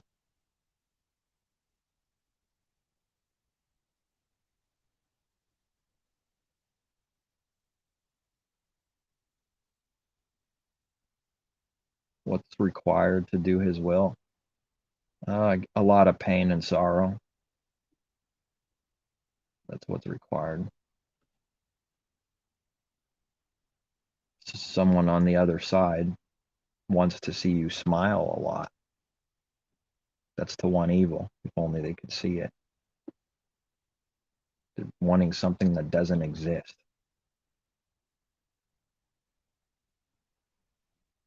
Doesn't mean every day the same exact way, same amount every day. That's not what I'm saying, but it requires a lot of it. It requires fear. If there's no fear, there's no actual, real, proper fear, then that person doesn't know the Creator at all. You know, there has to be at least a little bit, because the wicked have no fear in their eyes. So if there's zero, they're still in darkness.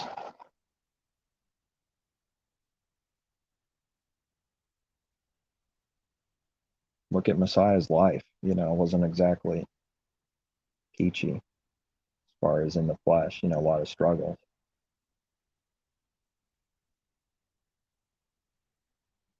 Does that mean someone doesn't have eternal life because they got hard times and struggles? That's what people will try to connect anything that's not true. So they'll say, oh, that's evidence you're in destruction, because we're not faking like them, smiling and pretending all the time like them. And they have to do that because of their teaching and what they believe. If I don't smile a lot, I'm probably not saved. So they're forced to do a lie and pretend. It's slavery, man. Forget that. Forget what people think about your image, and then do the Father's will and whatever he tells you to do. That's it.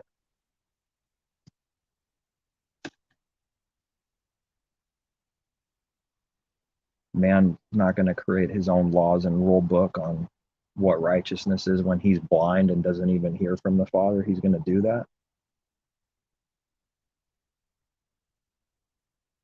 Did they forget it's a desert? It's like going through a wilderness. And so we're given this teaching in Scripture of a literal wilderness, 40 years going through a wilderness. Wait, but the people after them didn't go through that exact same thing, did they? It doesn't matter. It's a spiritual teaching. It's always true. That's what it's always like, something like that. What Jacob and Esau, before they were even born, before doing any good or evil, he chose Jacob and not Esau. Was it just, what is that, a teaching for just two people long ago? It's true for every single person that ever lived or will live. That's how his teaching works. But will the church world say it works like this? Of course not. Who's their authority? Themselves? Their tradition? What people said in 300 AD? That's their proof. Snakes? Proving snake things? Before everyone was born. And then they can read this a bunch of times in the New Testament writings. It's in there quite a few times that say the same meaning. Prepared beforehand, predestined, all these things.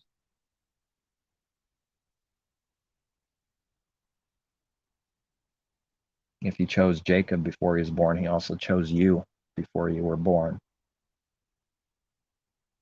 If indeed he did choose someone, I'm just saying. It's either it's going to be an ultimate truth or not for someone. The only way they can know is to actually hear from him, because the ones that don't hear from him will never know, will never believe it.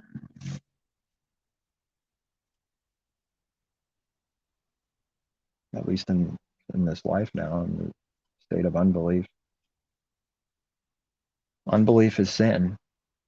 The sin of unbelief. That means everyone needs to believe eventually.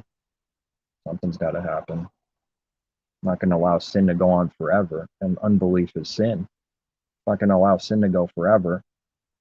What's the church world teach? Sin goes on forever, darkness forever, torture forever, unbelief forever.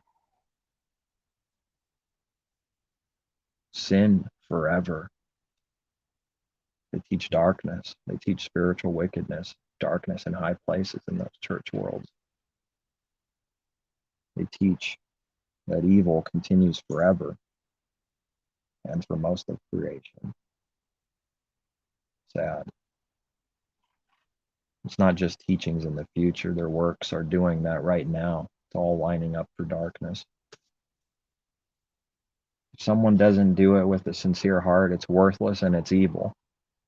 Better never to even done that thing.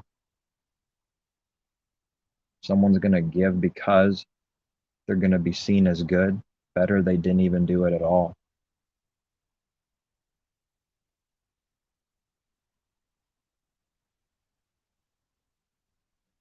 It's just scary because if someone starts seeing this, they'll find out how often it's done, how often that their intentions were evil continually.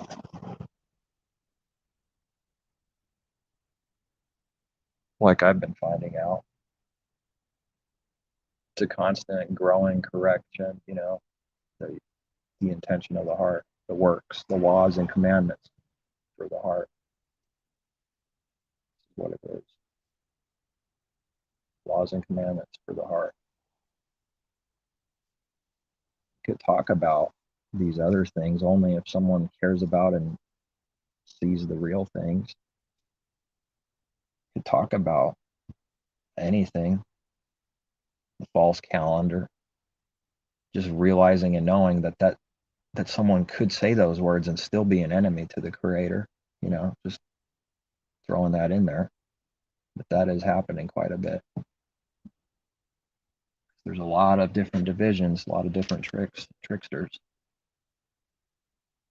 You find out if that's the case, then they're the enemy of someone that's spiritual, and they'll do those evil works from the heart to you, even with some calendar knowledge, telling the truth. And they'll do the same things and not admit it and say that they didn't do it, or, and then get in a cycle of lying and doing evil and walking away thinking it did good. Calendar won't save them. They need Messiah in them for real.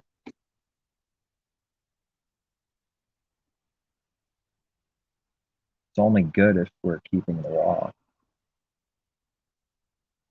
because the purpose of the law is to keep the law, the spiritual law. So if we don't keep the spiritual law, the purpose of the law, total vanity, because the only purpose of the law was a guide to Messiah, which is to keep real things for real now. So then if someone's not keeping real things for real now, not wanting to, not seeing it, not growing, then the purpose of the law is not working for them. It's not being used right. It's not leading to that. So therefore it's in vain. Has someone ever thought of it like that? Well, I haven't either, until it's given.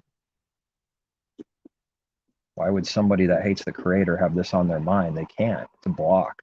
Never even crossed their mind.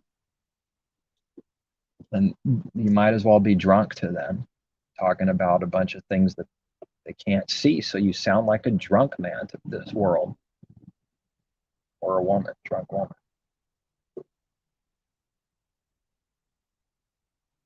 Which the teaching lines up to not having to do with self and our image. It's not about us. If we should know that the world won't believe or see us at all, then why would we try to protect some kind of image that we know, and we already should expect what we know, that they won't see or believe until they also are given?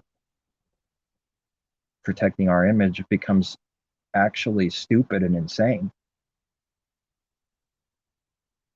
as a teaching, and now the works need to start following that teaching. It actually is stupid. That's what I've found out. If it's a sin, it's stupid. It's just a matter of Creator showing you how it's stupid. Very stupid. Because it's in vain. It's like speaking of a natural contradiction and stupidity and vanity, but now you're seeing spiritually, though, with real things, where a natural man can see a natural picture and show him natural vanity and contradictions and stupid things. Can't see anything spiritual, though, until it's given. So you paint a picture of what it's like, what is the kingdom of heaven like? What is this? What is that? Parables. How do you put it into words? You can't really. You need some kind of words that give a picture. Like a treasure buried under the field. You sell everything you have to buy the field that has the treasure in there. What does that look like? Well, it looks like a man running to an empty field, maybe a few trees or something, selling everything he has, digging a hole and finding a little treasure box. That's the kingdom of heaven.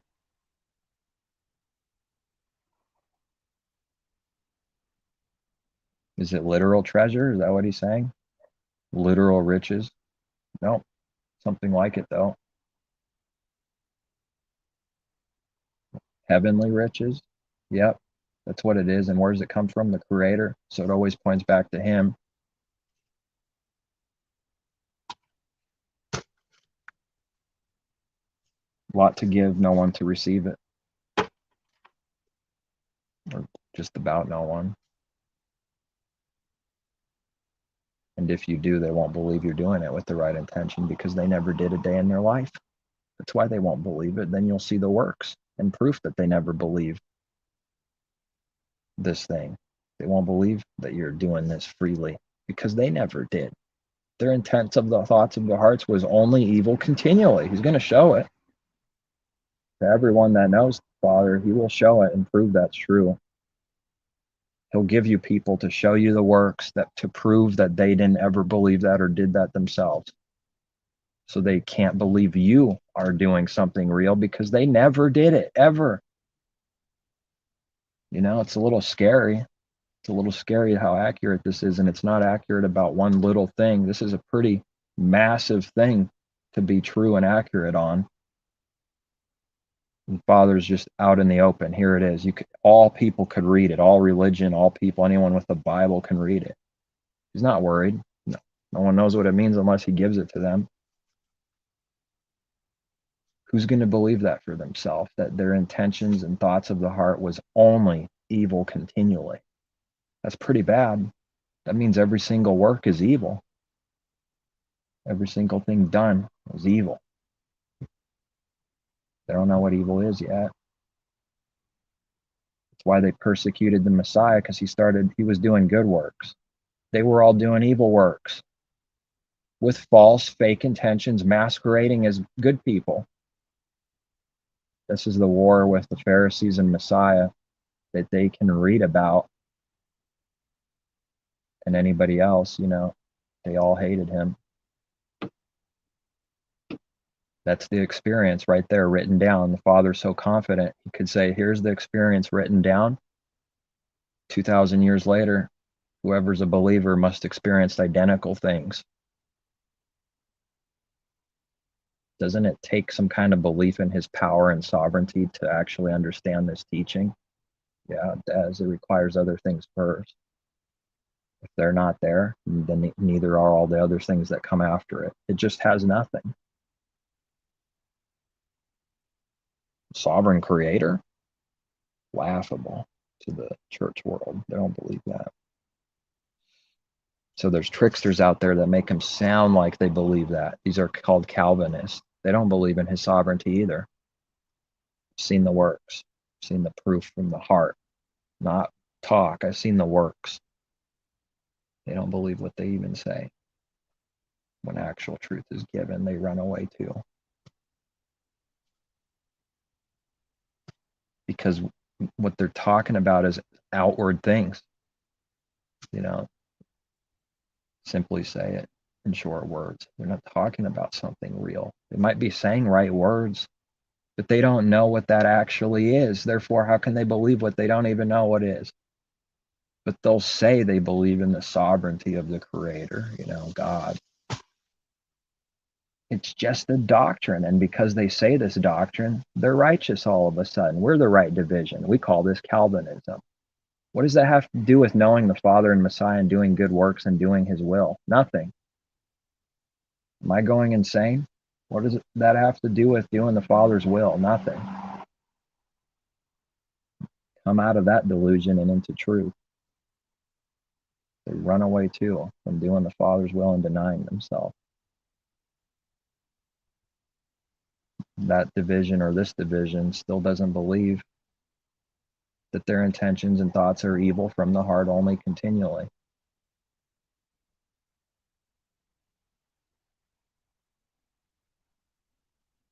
Not understanding this death, that to die in Messiah, it's just words, like systems, doctrines, religions. To die in Messiah means you join the church world. That's what it means to die. They have to replace it with some false thing to hide the real meaning. They don't know what it is. And joining church world has nothing to do with dying in Messiah at all. There's a reality to it. Just because the whole world's doing this, most of it, doesn't mean that this is not a reality for a few true people that are dying in Messiah, dead. This reality of dying to self. It's not just words, it's always a reality and true meaning with it.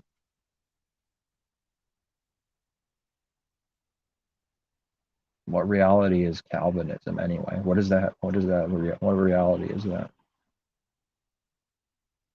We start talking about reality, and that's when people get angry and start shaking, you know.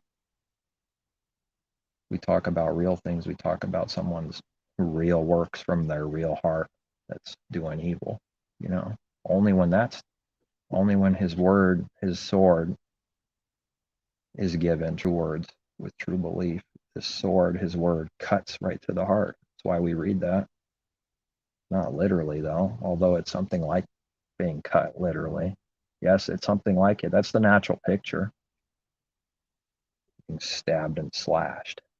And what happens to someone that's stabbed and slashed? Well, they're going to start bleeding and then they're going to die.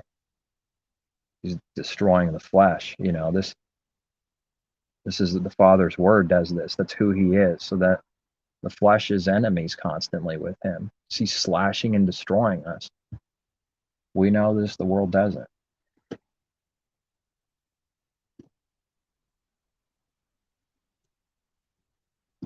With real belief, real understanding. Flesh can't please him.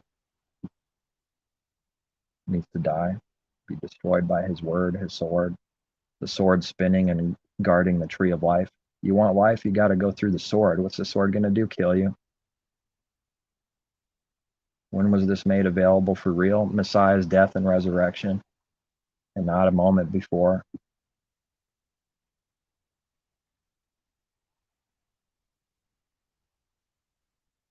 Yeah, that's what the sword in Genesis is. He's like, there's the truth right from the beginning. He declares the end from the beginning. The spinning sword is guarding his tree of life. You can't have life, the Father is saying, without dying through my sword first. Oh, come here, come and try. And if you do go through this way, I will kill you. My sword will kill you. No other way. No other way. He made it. No other way. You can't actually get to the tree of life any other way. Just the sword. Through the sword. That's it. It's the only way. I don't think that's a good idea. I'll walk away. Okay. Dying, you shall die anyways then. And you will die. Everyone will die to who and what they are. But, okay, you don't want to die? You won't have life. You won't have real life. You won't have his life, eternal life, because you have to die to get to the tree of life. So if you think you're going to live, you think you're going to save your life, I'm going to have life by not dying. I don't like that. I don't want to die. I don't really believe I can live after I die anyway. So I'm going to not go through this sword, this way. People's works are doing this with the heart, religion, everyone. So I'm going to, thinking I'm wise, becoming a fool, walk away from the sword and think I don't have to die. Right. And because you did that, dying, dead, you don't have life. No actual tree of life for that person. See? The Father's not in them. He's not going to give them his spirit by breaking his word. It's like an abomination. Never do such a thing like that. So they will not have life. So they'll be searching and never finding. You find out they have to go through the sword, die to have real life. You don't want to do this? Well, you shall be destroying your soul.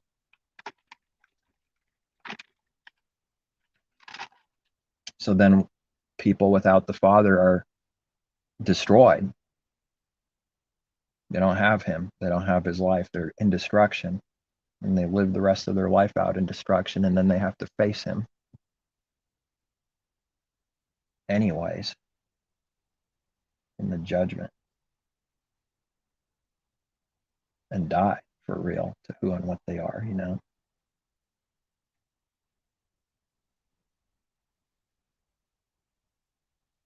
There's no other way.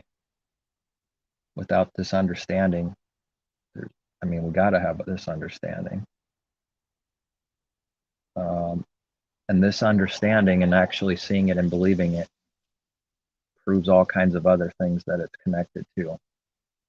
like not torturing people forever because of this giant trap the Creator created to show his judgment's power and what he will do. And that it's all working out to something greater than all the things itself, to show mercy on all. Because of this truth, this is the only truth that makes sense for the salvation of all, is everyone needing to die, and nobody's better than anyone else.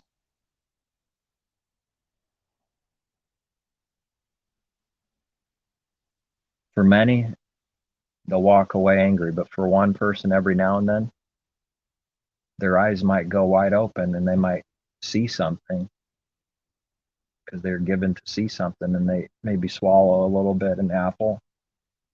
Wait a second, if I'm gonna die anyways, then maybe it's better to die right now. There's no other way. But see, those that don't believe this, it's not real for them. There's nothing else we could further do. We just know that it has to be like that for the many. In order for all these things to be true at all for a few, it has to be also false for the many for a time. For a time.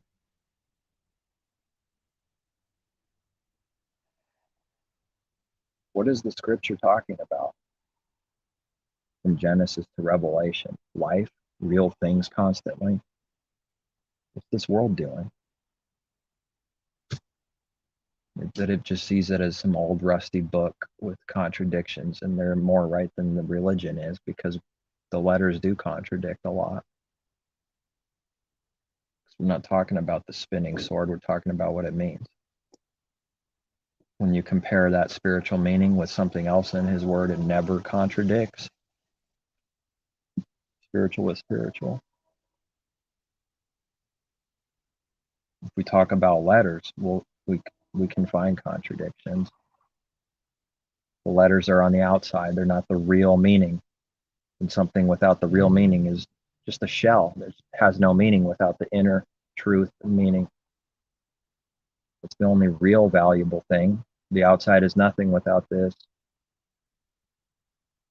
So then we need to know the meaning. When that's compared, you could go from Exodus to Genesis to Revelation to Malachi to Matthew and grab everything you want right out of context and put it all together as one, because his word is all one, spiritual. And nothing contradicts. It's just a matter of finding the connections back to the tree, back to the stump, back to the root, back to the Creator. Why does a little seed become a giant tree anyways? What on earth is that? Don't expect this world to give the any credit due to the Creator. Never expect that. We'll try to come up with anything but that. I think even they know that's not right. Something's not right about that. Should never happen. What, putting in a dirt makes it grow? Why? Maybe it's because of the Creator's laws, and he says it to be so constantly. Because they don't want to acknowledge that the whole creation exists and is alive because the Creator's alive. Maybe those scriptures are right. He makes everyone, even if they're blind, deaf, or whatever, he made them that way. What's someone going to do? Say, don't do that? Why'd you do that? Do they see what the Creator sees? Do we do? We don't even see what he sees. If he sees something, of course he does. I'm just saying that we don't see. Then our picture is always, it's never complete. Missing something, a lot of things.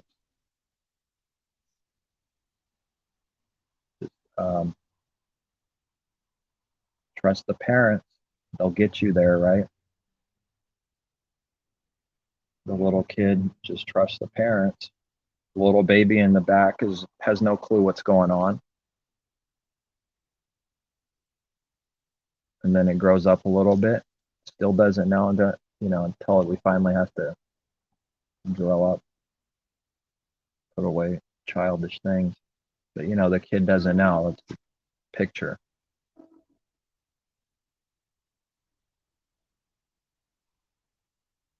Pride doesn't know of anything I don't know. Pride doesn't say I can't do something. That's for the weak. That's for the idiots. Pride is always able to do something. It's always right. It always will be or lead to that conclusion if it's not for some reason or whatever. Denial of self is the most abominable thing to pride. It's the weakest, dumbest abomination of filth. People will look down on that because it's connected to something. But people will look down on the apostle because he's in prison. They don't want their image hurt. Prison is for bad guys. We might want to go away from this guy. Yeah, he's in prison because he's wicked. It's going to make us look wicked. And so then he has like 2 or 3 people left. Get me a coat, some scripture or something I was writing or whatever. And then that's it. That's all he has. It's a couple people at the end. Ashamed of his chains. They're not seeing that there's no promise to stay out of a physical prison, because that's not the true meaning anyways. But we could go through something like anything for an experience of evil to produce something good. It doesn't automatically mean what people say. Although it could be this or it could be that. Depends. In this case, the apostle's not in prison because he's out there murdering and breaking laws and doing a bunch of evil. But the people will think so because that's the image. And you could apply that to all kinds of different things where people are ashamed of their image being attached to that. It has nothing to do with reality and real care for the person. It has everything to do with themselves. That's not good. So someone might follow along or do something as long as they find or see benefit for themselves. And if that starts slipping away, well, then off they go. The only thing attaching them was you needing them or some false thing that has to do with false, evil, dark things that have nothing to do with real good things.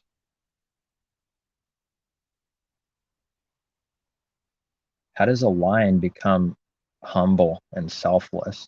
That's like an abomination to the lion. They even call it lion pride. The proud lions. The prideful man will like these words. It likes the sound of this. This is good. This is good things right here. Lion pride. Yeah, we have to be proud in everything we do. Oh. It's kind of hard to deny yourself then, isn't it? Yeah, it's impossible. Who cares?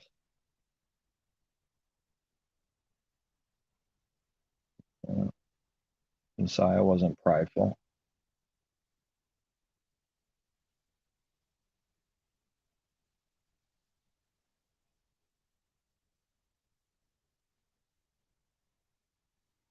And that's why they hate him. Because he wasn't doing the same works, real things from the heart, exposing them. Be an outcast, a prophet, a priest, a few, a saint here and there. Then the many traveling to the promised land. These don't make it. They end up becoming your enemies. Because it's no different than the rest of the world outside of Jerusalem. So then Jerusalem is called spiritually Sodom and Egypt in Revelation. Jerusalem is called spiritually Sodom and Egypt. The harlot is one with the beast. Same work, same heart, different cover, different clothes. Nobody's talking about it. Nobody cares. It's because they're busy with merchandise and self. doing evil works and lying, concerned on worthless things.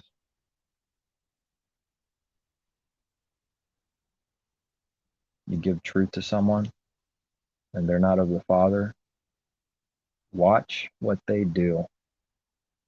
They will act as if it doesn't exist. If that's what they can do right away, that's what they'll do first, usually, is act as if it doesn't even exist.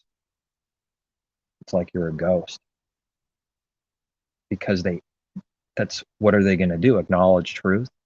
The only thing they have to do in slavery is forced to act like you didn't say anything and that you don't exist. They think this actually works, and the pride is so high and extreme. There's such a God in their own mind that they actually believe it works, and they do works that prove that they believe it works. Because I did this, boom, it's over. You're done, posed. And they didn't do anything. It's scary. The Father makes them stupid, all like that. Anybody that does this becomes a fool quickly. There's nothing they can do about it. If they did that, that's what they'll receive. We'll see this. They'll walk away thinking prideful like a beast lion. And we'll walk away going, wow, they did some serious evil. They're blind. And they'll walking away going, you're blind. Evil person talking about good as evil. They'll walk away the exact same with a false everything, but both look like they're doing the same things. Walking away saying that person's blind. Isn't that amazing? That you could do this two different ways and they're two different things, but they look the same on the outside. What's going on? That's the pride that's just like, oh, I'll just make it disappear. It's gone. It's gone because I said so. When you see those works, it's a little scary because that's evidence that they're not of the Father, man. It's like already over. Wouldn't ever want to see it. When I see it, it's just another great disappointment.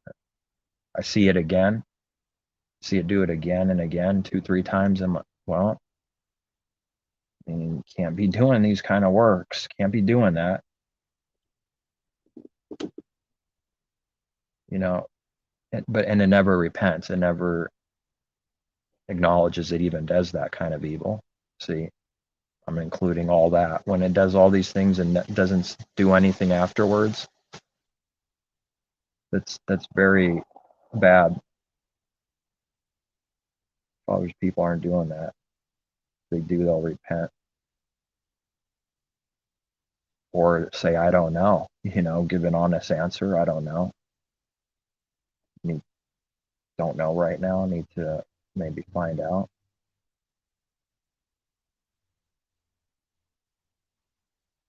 But you can discern why this is done. So the reason why this is done is because that's the only thing that could be done. You're trapped in a corner with truth.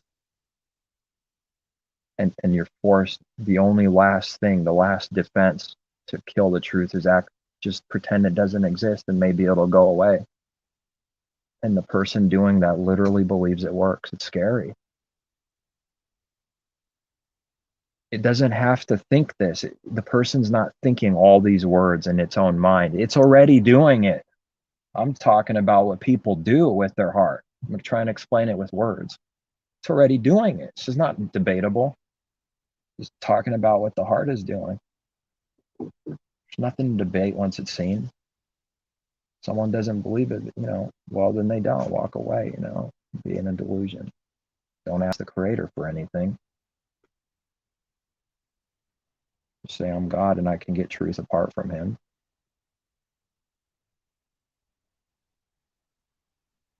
All these scriptures that start talking about foolishness and ditches and traps and fetters and catching him in their own deceit start coming alive because it's real.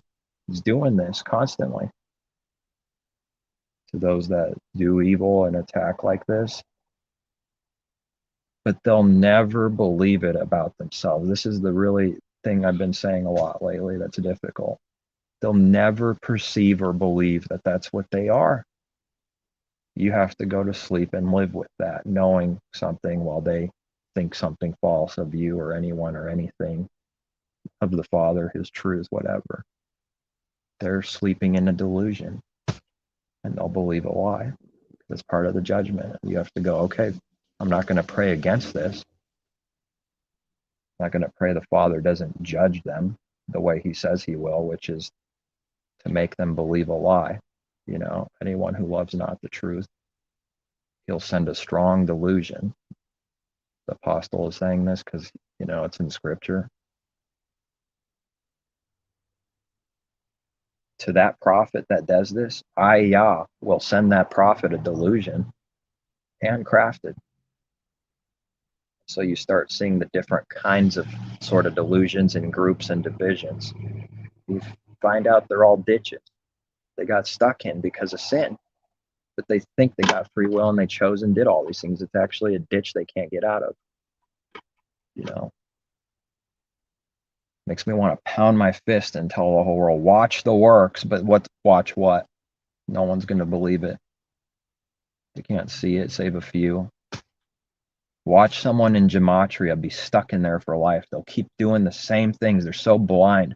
They're false prophets saying things.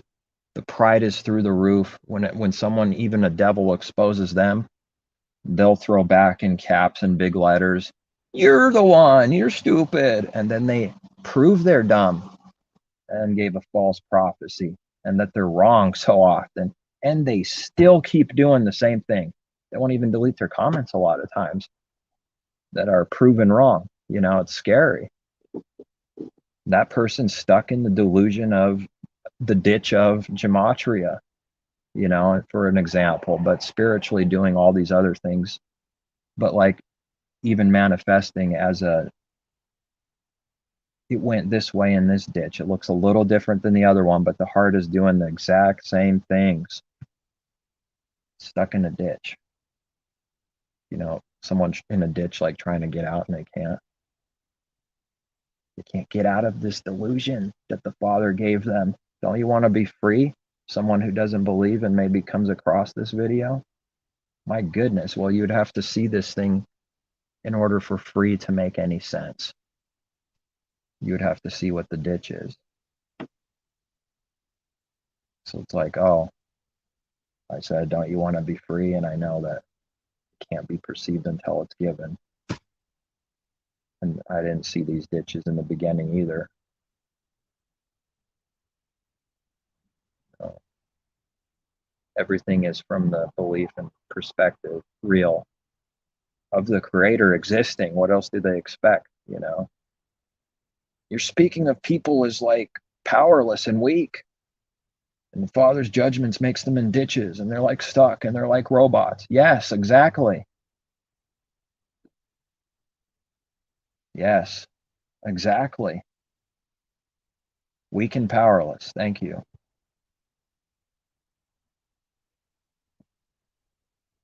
That's all. Weak and powerless little children that need spanking. Go to your room, get stuck there.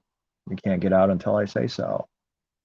Not me, but as a parent, like saying this or something. You're stuck in there. The Father's judgments are a little more serious because they have to do with our whole entire life and not like sent in a room. A judgment could be really severe because we're dealing with real things here. Could be sickness unto death. You never know. But it's definitely spiritually diseased already. That much it's already, but it doesn't ever acknowledge it's spiritually diseased because it's blinded at the same time so that it cannot see it's spiritually diseased. That either exists in people or the diseases are being healed and we can see why it's being healed. You can see the disease. The other side is diseased without seeing it. Once again, going back to the light, it's to see we were diseased and we see the evidence of the healing. There's those that are seeing what this disease is and those that don't. There's nothing in between.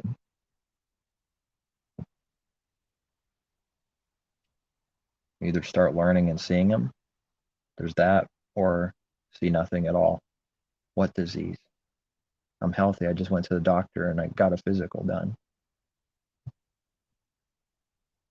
And plus, I'm not in a literal ditch. You know, I don't see blind people with their eyes plucked out leading other blind people with their eyes plucked out. And then the guy in the front goes in the ditch and everyone walks after and falls in the ditch. I don't see that going on. Oh, but see that picture right there? That's what they're doing in the church world. It looks just like that picture spiritually.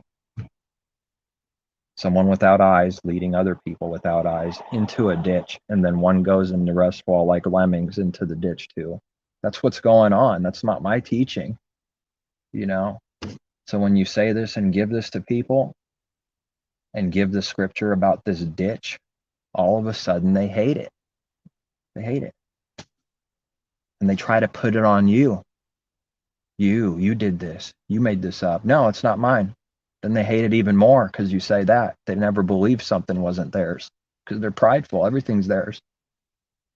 Everything's their own. Every choice was their own. Everything they did was their own. That's the delusion and punishment. So it's even more offensive when you say it's not your own, like Messiah did.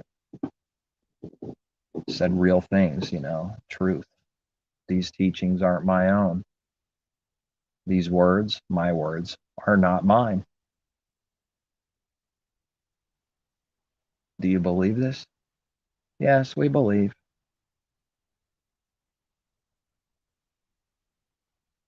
The disciples would say, yes, we believe.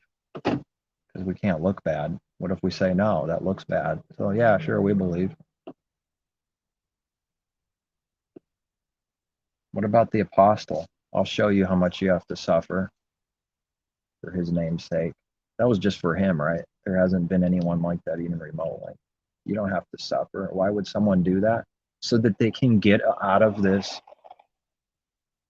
teaching of suffering for his name's sake. They don't want that. They have nothing to do with that. So how do you destroy this? It was for one person a long time ago. It's not for everyone, kind of like the beast and the false prophet. It's just for one people. No, it's everyone. That's the thing. Just Jacob and Esau, just them two. Nope, for everyone. The desert, in the wilderness, just for a few people back. Nope, for everyone. And then you do the rest with all the rest of his teachings, well, just like that. Otherwise, he'd be partial, That's not why it's true, but it's true. He would be partial, and he's not partial. Any way, shape, or form. And to save a few is partial. To save a few and torture the rest, this is partiality. That means what? They were better than others? No. So then why did you just pick these and then dump the rest forever in hell? I don't know, because I felt like it. I'm partial. Told them not to be partial, but I am. I'm God. That's the devil. That's the devil. Devil's partial. They teach doctrines of their father, demons. Their doctrines are partial because the devil is partial. Whatever someone believes, so he is. They believe these things because they are partial. So partial doctrine is good to a partial person. And how do you say it the other way? Doctrine that's not partial is good to someone that's not partial. This is the leaven being purged out inside of us. But someone could be talking about literal bread and saying, it's okay, look, everything's okay, guys. The reason why these bubbles are in this bread is because of such and such reason. What does that have to do with truth and doing the Father's will? Nothing. And so they delete the video, Didn't say that for the reason someone would say, you're just trying to make him look stupid. No, liar. It's because that's what I really see and believe. They will never believe it. And they never can answer afterwards anyways. How does that solve anything that's from the heart? It goes in your stomach and out, and it never touches your heart, literally, right? How does that have anything spiritually for the heart? By making sure your bread's a certain way. Don't they understand this law is a guide to the keeping the real meaning of this law? And only Messiah in us can do this for us, the Father in us, Messiah in us. That this law was leading up to that, and that's why it's good. And the only reason it's good is if we're actually keeping what it always meant. If we don't keep what it means, then someone keeping this thing, the guide, and not keeping what it means in the heart for real is totally worthless, because it doesn't mean itself. It means what the spiritual thing means, leading up to that meaning, not itself. Its own self is not the meaning. It's a picture. It's something like that.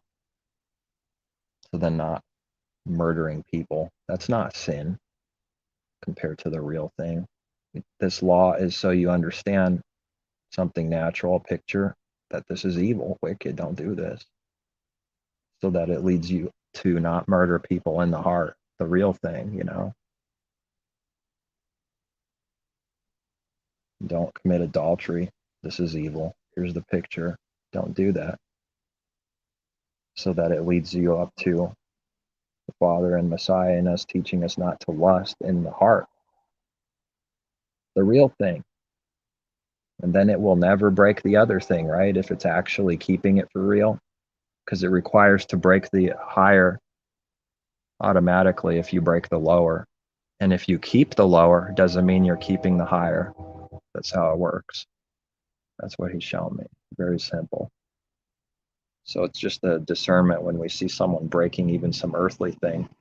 It's just obvious that they're breaking this in their heart. And if someone keeps it, that doesn't automatically mean anything that they're keeping the higher thing. Doesn't necessarily mean anything, prove anything. See? Could be a carnal person, carnal Jew, something like this. Doesn't understand spiritual things just as much as the next guy, woman.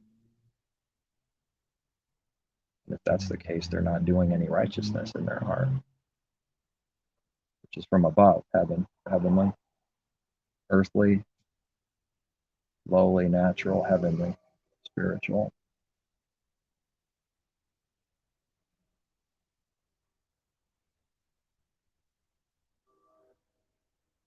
And like that for every commandment and law, right?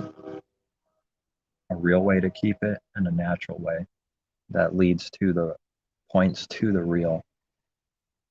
And the reason why we need Messiah in us is because the natural man needs to rest from his work because he can't do it. If he could do it and please the Creator in the flesh, then we wouldn't need him at all. We could just read and think with our carnal minds and lean on our own understanding. Every single teaching in all his word will always flow perfectly with all the other things and keep leading to the same spiritual conclusion or belief or teaching, never contradicting. And if something's false, everything will point against it and say it's false. It's just a matter of time, just a matter of some scripture and some meaning to expose what's a lie. And then they run, and then they go, I got spotted.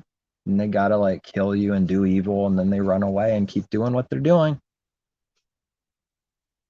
No change. They're in a ditch. If you keep seeing someone do what they do, they can't get out spiritually, but it looks like a ditch where you fall and you can't get out. Humpty Dumpty fell and can't get up. To find myself keep saying that people can't get out, and then it's like, oh, boom, the ditch.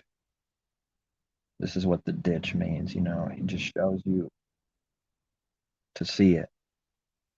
The picture is right for what's going on spiritually. It's a ditch. And sadly, most you watch them go back to what they always did.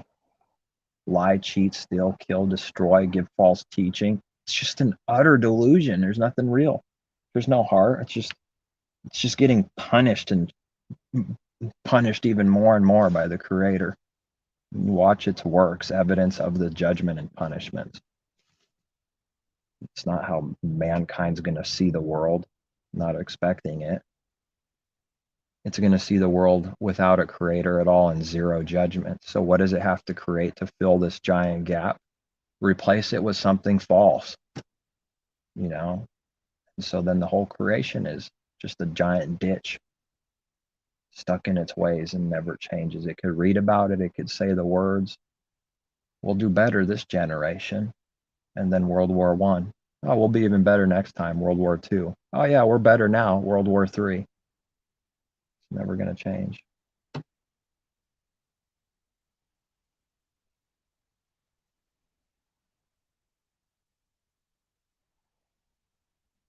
You know what it is? You think you just try to blame the leaders and the people up at the top. They're doing everything personally. Here's one way to see it, what truth is. One way to see it as what it really is. They can't stop this thing. I don't care if Corona was done on purpose or not. The point is, no one could stop it. Trillion times over, no one could stop it. And whatever comes next, no one could have stopped it. And whatever happens next, no one's literally able to stop it. But you think they're going to do this and say this on TV? We have no power. We can't stop it. They're always going to try to fill in all the gaps and the reasons why these things happen. Anything but judgment. And the judgments are heating up and everyone's going to start dying and burning up.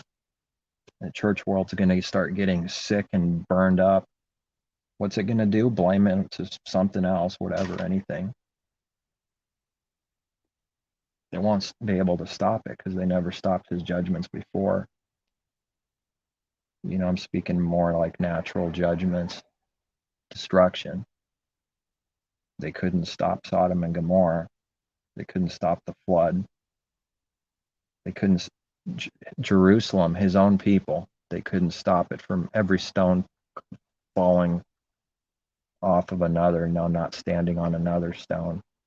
Utter destruction. How come they don't mention that in school? Jerusalem, a known provable fact in history and event, and we have the words that say its destruction would come before it actually happened, because that's what the Father's been doing since the beginning. Prophecy. They talk about the Romans, the Egyptians, but they won't talk about Jerusalem. What happened in 70 AD or so around there? The judgment and punishment of the harlot. Why come they don't mention that?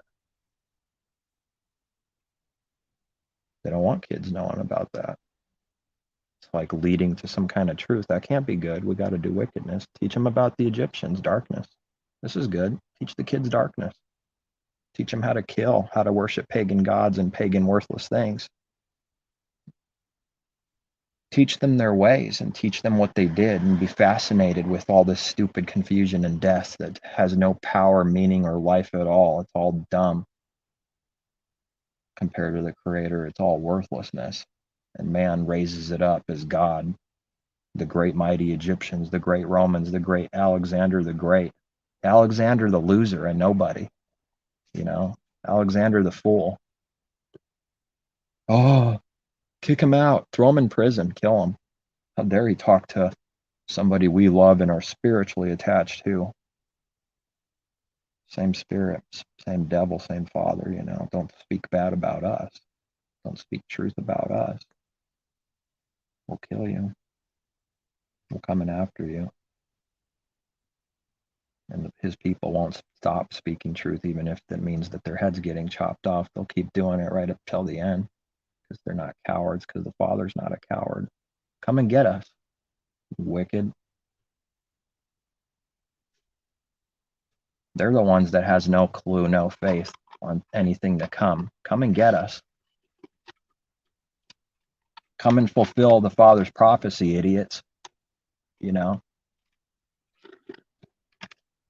They think they're smart while they do all this evil, and they're just proving who and what they are by doing it. And Messiah asked them, what evil did I do? What did he do? What evil did he do to them? Nothing. Nothing evil. What was the evil perceived? Just giving truth out of a caring heart, which exposes and cuts up the flesh and exposes anyone that's in darkness. And this is perceived as evil. But there was no actual evil done, you know?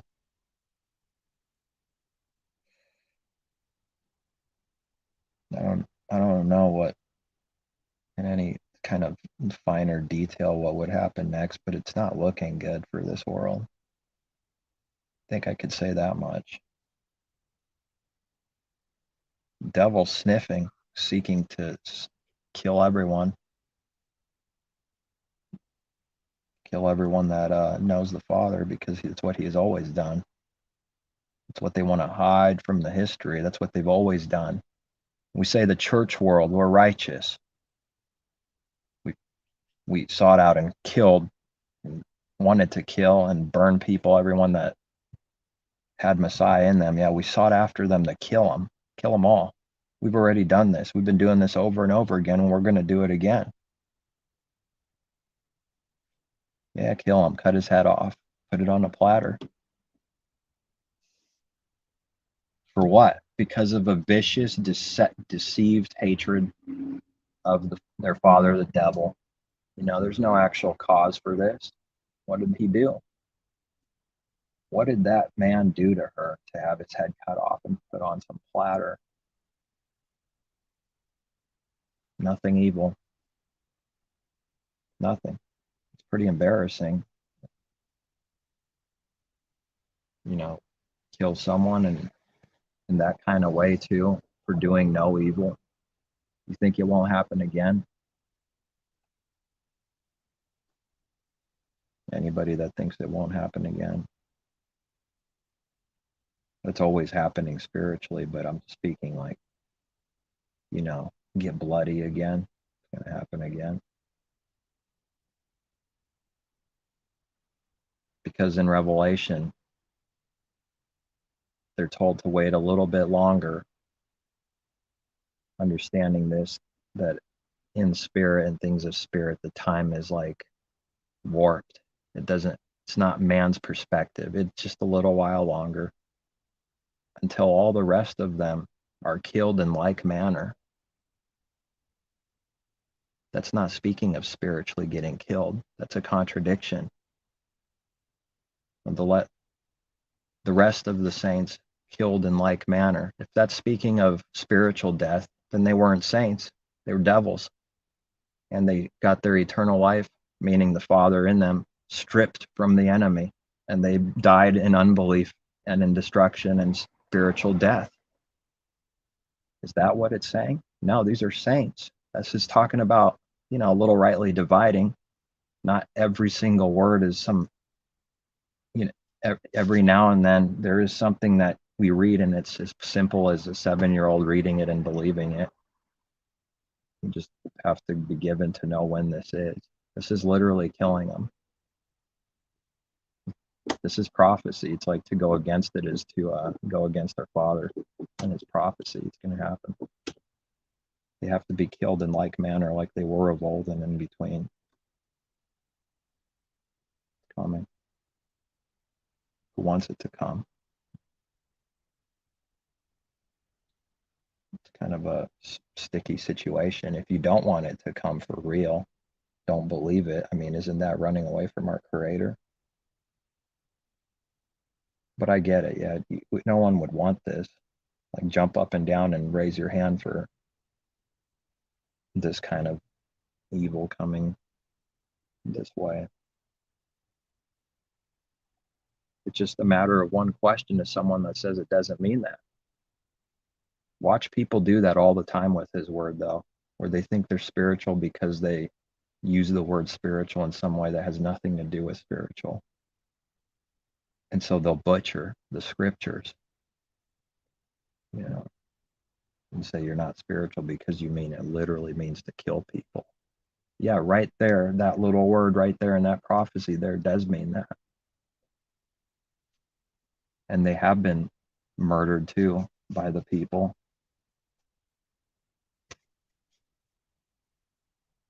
this murder is spiritual, but they don't, killed all the way long without dying. But I believe it's that's going to manifest at the end, something like that.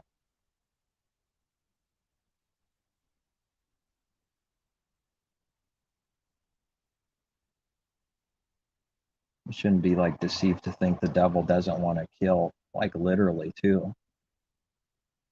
It's what it wants to do, but it's something's restraining him. When it's restrained and it can't do it, it wants to do something that it can't do. Something's restraining him. It's not the wild beast that's doing that to itself. It's not good. There's nothing good about it. Someone in the church world, violent, murderous heart, hatred, it wants to kill, but it's being restrained. It did the murder in the heart, and that's enough for all evil to count. But it wants to do more. It just has to be restrained. What if he who restrains lets this go a little bit? Then they'll be able to do what they want for a while and overcome the saints. What, spiritually overcome them? Or is this talking about like literally overcome them because they're not overcome spiritually? Otherwise, then they wouldn't be called saints. Just a little discernment. To be overcome spiritually is like to fall and never get back up. We were overcome by the devil, choked out, dead. That's what Revelation is saying happens to them. They were overcome by the beast.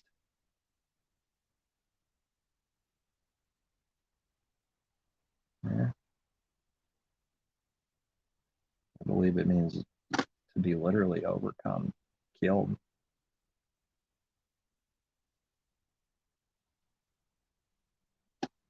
It starts with the first Messiah, the first born from the dead. And what did the world want to do to him? Sought out after all the 2-year-olds just to kill one true believer. I know, 2-year-old, but we know what he became and what he represents. Messiah is a true believer.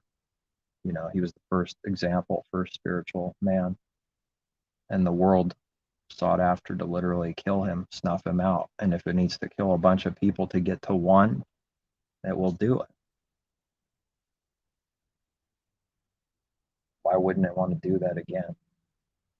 It already did it. What, the world changed? That's the delusion people in. Oh, we would never do such a thing. We'll never do this again. There's people out there teaching that nation will not rise against nation has been fulfilled for 2,000 years fully because a nation represents one person not killing another. They say this while World War I and II and a bunch of other wars happened just recently, not that long ago. They say that this has been fulfilled while there's evidence of nations fighting against nations. I'm at a loss for words. It's literally that blind. In this case, that ditch right there. It's a very special ditch. It's a handcrafted delusion to make that person utterly stupid.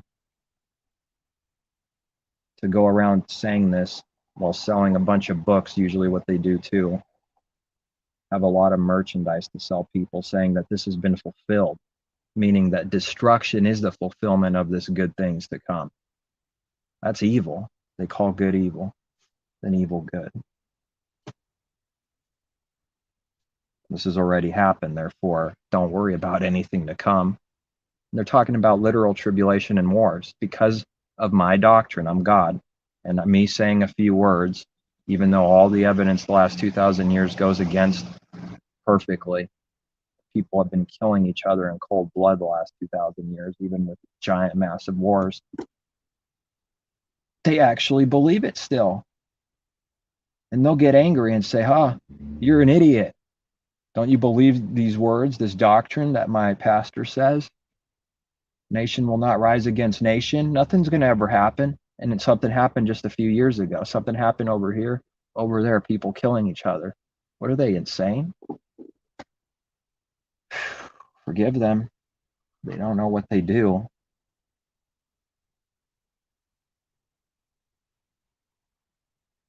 That's still insanity, though.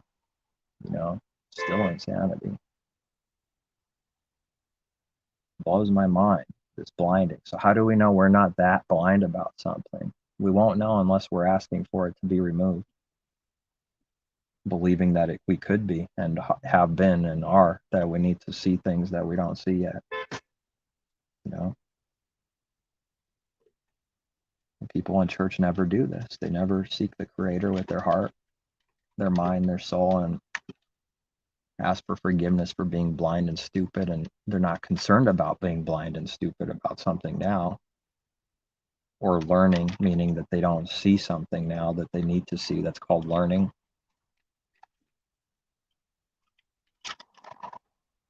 So a natural picture is given to solidify the spiritual thing. A seed sprouts, it grows, and it gets bigger and stronger. This is learning and growing. Someone's getting impatient out there. The third honk. Will it go for a fourth, or is 3 enough? I think 3 is enough. So the natural picture contradicts someone that is against learning and growing and not knowing things. The natural picture for the natural man contradicts it. They get angry, they run away, they do whatever they want. His word is the seed. The seed is his word. The word gets in someone, it sprouts, and then it starts growing. The natural, not like a literal seed that gets in us literally, something like that. The kingdom of heaven within, and it grows to a giant tree and the birds rest on it.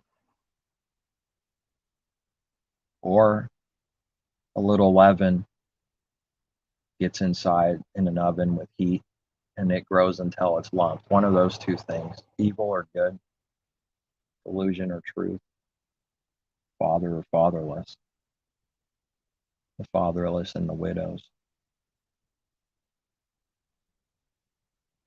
bastards, no father, well, no heavenly father, but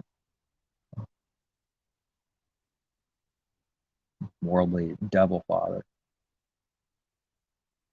Concerning our Creator, bastards, though. Still, it's not good to not have grow up without a father. Well, it's never good. Now, pride will go, I'm tough, I'm a woman, I've done a lot of things, or I'm a guy too. But either one, overcome a lot, this and that. It's always trying to protect its image, and everything it does is false with false intentions.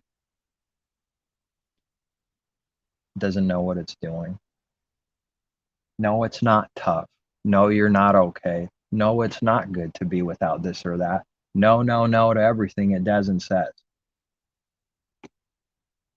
It doesn't want to admit it. How does he heal someone that's not sick? Are you sick? No, I'm good. I'm strong. Strong woman, strong man. Okay, have a nice day. I'm going to heal someone that's sick. That's what literally who our Creator is. That's what's going to happen. That's what Messiah is too. That's what he's doing.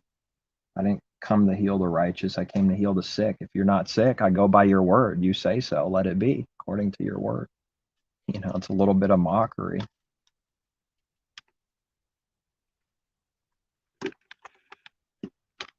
You think you're righteous and not sick and can see? Well, then you're made blind. Because there's no one that's actually that in reality. So therefore, those that say they're blind, reality, they can become healed from this blinding. Blind to what? Physically blind? Well, that's not what he's talking about. Spiritually blind. Not seeing spiritual things, heavenly things at all. You would maybe think, like I did in the beginning, that people would want to flock to truth and hear good things. No, it's the exact opposite. Most of them will run away. And you'll see the evidence of the hatred and despising of the people of our Creator. We won't see the opposite evidence of His Word, but that takes a while to start seeing and learning that. We start actually believing in His power and what He says is true. This is really strange in a world of unbelief. Sometimes I think it's strange believing, period, at all, anything.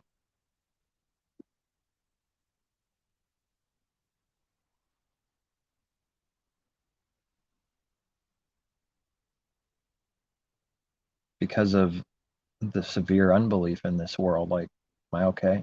Check. 1, 2, 3. Maybe they're all right. Maybe there's, in a way, they're right.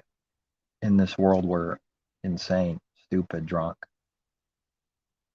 It's right in that way. It's wrong in that there's not a reality. Because the Father's healing and vision and sight and healing from disease and drunkenness, spiritually not drunk. There's no reality to what they say.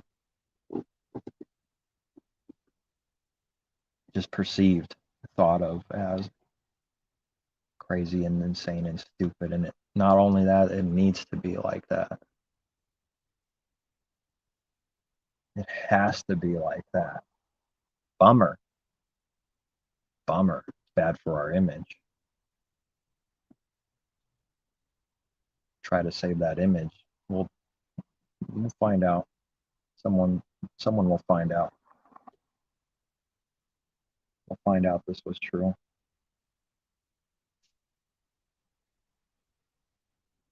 That it has to be like that. That if you're not seeing that really the way, like with some kind of fullness, it's just a matter of time for any given person before they start doing the same thing everyone else is and thinking and believing the same thing. Or is someone hiding their light under a bushel? You can ask that. His truth is so true and has to be true with every one of his people all the time, everywhere, with everyone. That if someone isn't doing something that we should expect because they're hiding, right? We might do that sometimes out of not knowing or not doing what's right or whatever. That's why that scripture will hit one day. Hiding the light under a bushel. Is it being hid? Blend in with the world so they don't see who I am. I'm ashamed of who Messiah is, right? The scripture never had a reality in religion. So they have to put on other things to this to make it look like there's a reality to it. False. A light is made to be seen and to give light to the darkness. That's who his people are supposed to be. So try to hide this light is to hide, if someone could see it, everything that's good and everything about the Creator, all of it. They have to maybe make that mistake a few times before they really see what that means. Just a matter of time before someone ends up hating you. If it never comes and someone is a true believer, they're hiding their light. Because it's not possible for darkness not to love it. It's not. The natural picture says so also. The sun's going around saying, come. It's chasing the darkness, and the darkness runs away. It's a coward. Keeps on going. They'll go away from you. They'll hate you with their heart. If the light's shining, it's just a matter of time before they're pricked and cut up enough to where they finally say, oh, maybe I knew him for 15 years, but it don't matter. This person's an enemy. He's wicked. And off they go, Once they commit their murder, they're not going to come back. They might smile and wave, but they've done the damage in their heart. They won't repent inside.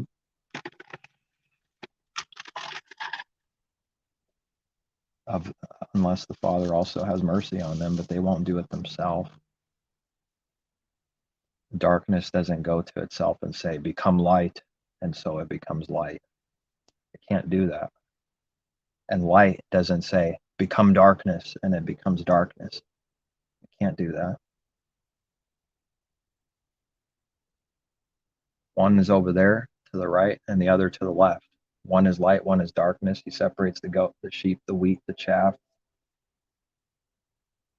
And one can't become the other. It needs to separate and go its own way.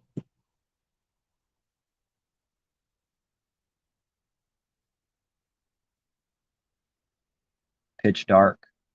Get your flashlight out, turn it on, and watch the darkness flee. So this picture will happen in real life. If someone's a light, they will offend people. You'll start seeing the spiritual tricks and attacks, and they'll go away. You don't even have to try. You might say, what am I going to do? What do I need to do? But just wait a little while and don't hide the light. Don't worry, they'll go away themselves. But you have to accept that they're going to make false judgments, though, people. You have to live with that. To literally walk away thinking you're evil and that you're a liar and you're this or that. And if you try to come back and attack darkness, it's waiting for you to do it. It's lusting for you to do that, so it can point the finger and say there are no believers. You're just like me, wicked. And then it doesn't think it's wicked when it proves you are just like them. Very confused.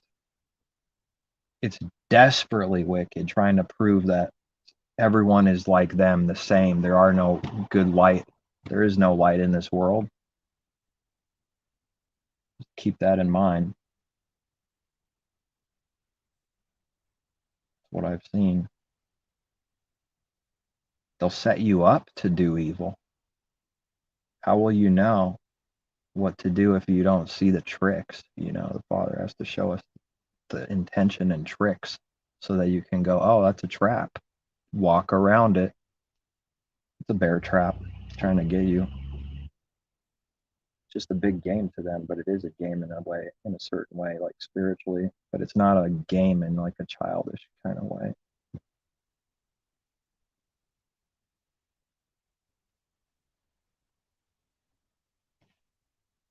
Can you believe people do this?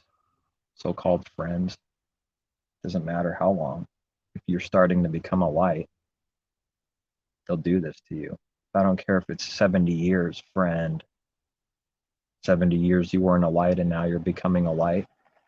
It don't matter. 70 years might as well be nothing. It will do this.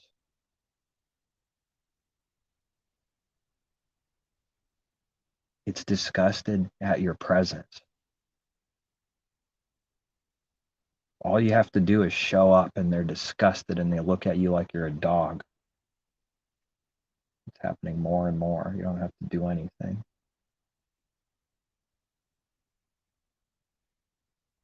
It's a lot to live with every day, knowing that's what people are doing and seeing the works and evidence for it.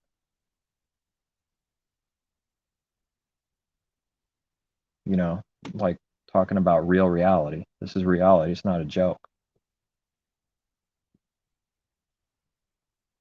If you think you can go and get to some group and play along and whatever, and you're an actual light, here it goes again. It's not a joke. They're all going to do the same thing. Unless you're masquerading and trying to blend in and do evil too. Hide the light under a bushel.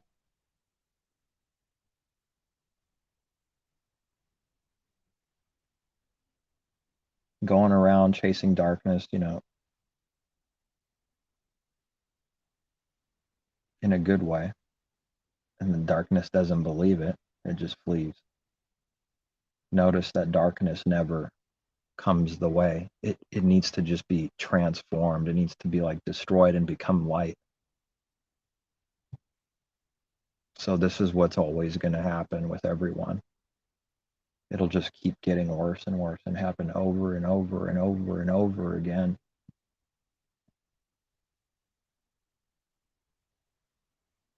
Or just a matter of time. It doesn't matter. They never seen you before. I'll screw you.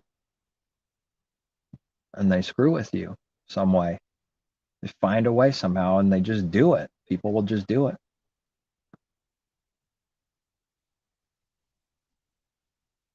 Charge you more, charge you extra more than other people, because partiality. Just why? Why? Because the devil told them to. That's why. Nothing else makes sense.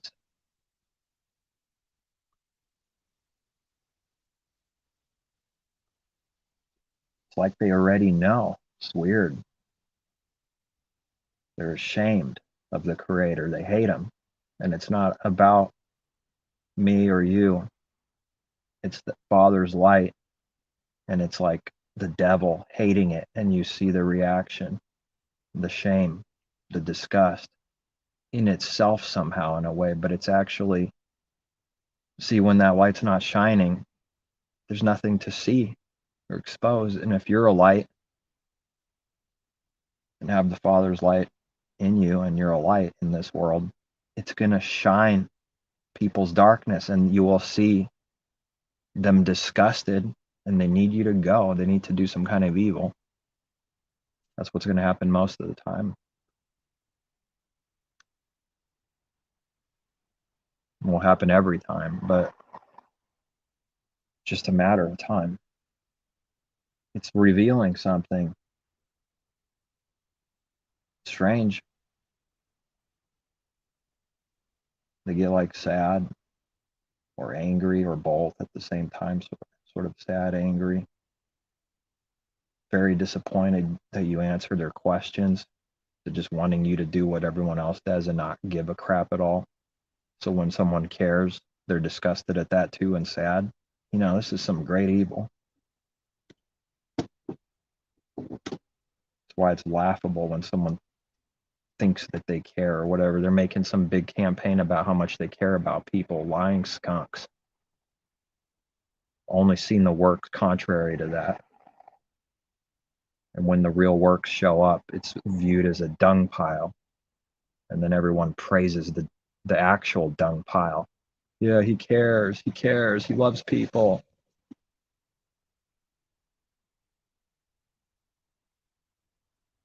So it's gotta be like that. Never believe you, make you feel like you're crazy. Following evil works and calling that good. When they see good works, they call that evil. Literally. What's darkness going to do? Cheer for the light? You know, always go back to the picture. No, it won't. If it appears to be together for a while, this is possible for a time in some kind of delusion or not knowing, and then it separates. It will. So they follow Messiah for a while and then they walk away. So many of them. It's not possible to be together very long.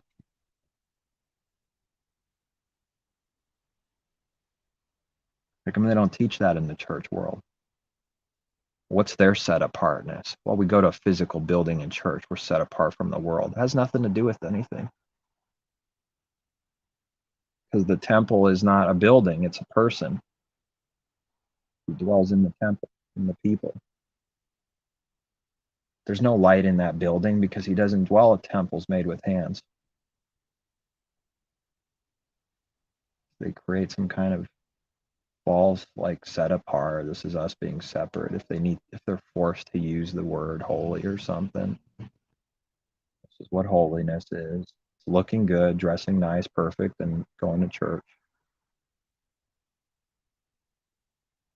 Don't forget to tell everyone that holiness in the church world is also hating Messiah's people and doing evil works with their heart towards them. Don't forget to tell them the truth.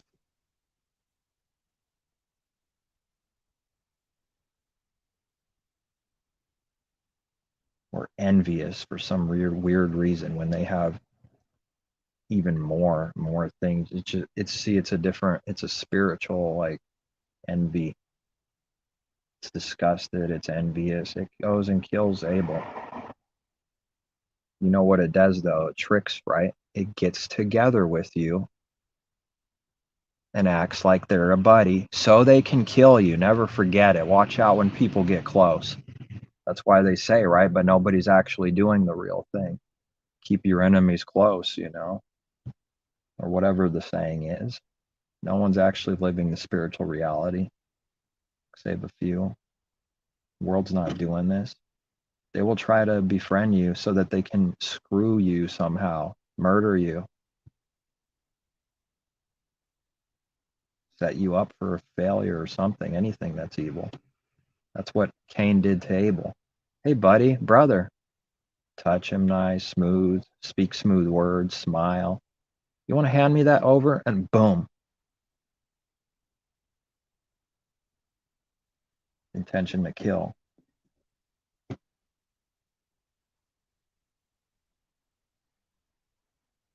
Abel didn't do that to Cain.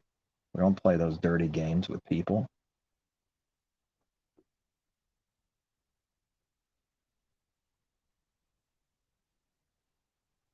But you're the evil one somehow, anyways.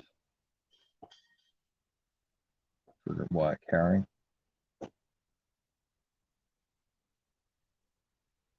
Vicious. Sodom and Gomorrah. The only people to really see and believe it's Sodom and Gomorrah are people that are actually lights in the world. Otherwise, it's not Sodom and Gomorrah the way it really is. It's not perceived, it's not seen.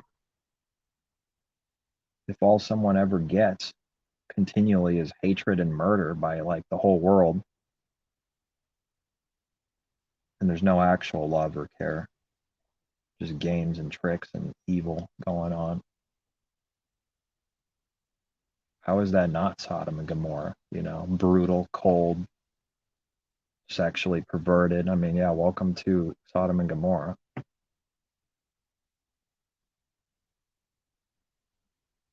When did it burn? Slowly, or was it suddenly? Boom, it's over.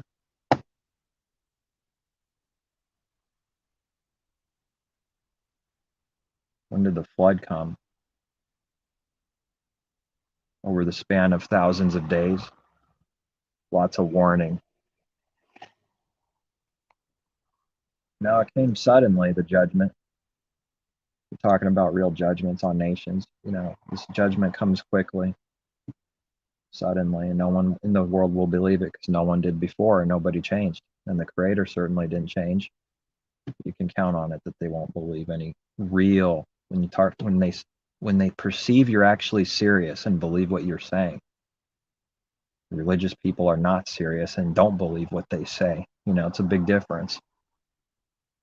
They don't know what they're talking about.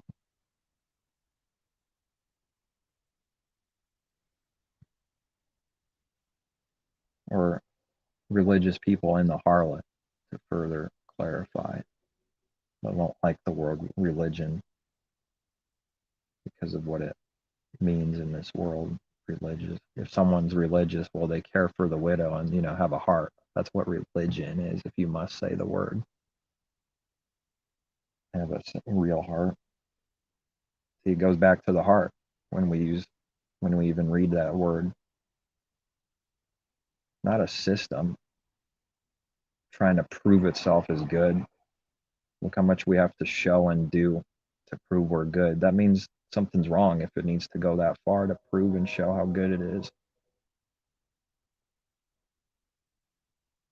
If someone's an actual light, they have to do nothing. You know, picture the picture. If it's a light bulb, what does it have to do? Act like a light? Dress like a light? Try to be a light so hard? It's already shining. It's already a light. Doesn't have to try. Doesn't have to masquerade. Fake it. Pretend. Sheep's clothing over a wolf. Someone that's not a light has to put the sheep's clothing on and do a lot of work just to look like it. It's slavery. They can't speak with a heart from the spirit. They got to be like a robot, look in a certain way, like a certain ditch.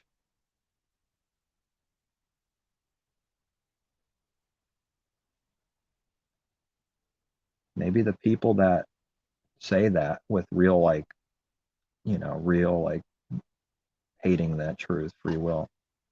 What are you saying? We're robots? That the creator actually makes them something like a robot because they do that.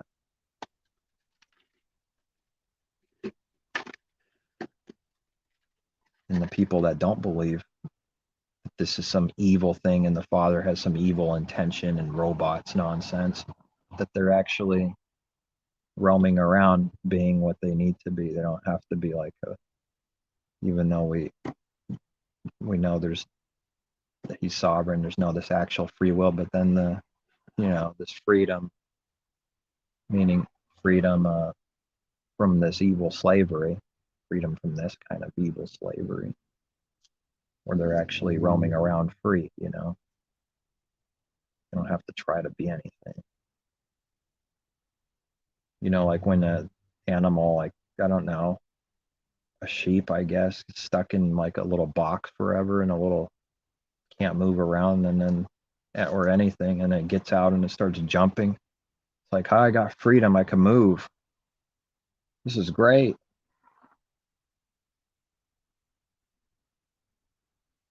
Satan's slavery is still in like a cage. It can't do that. Jumping around freely like that, Freedom from the fence, the tight cage, whatever the restriction is.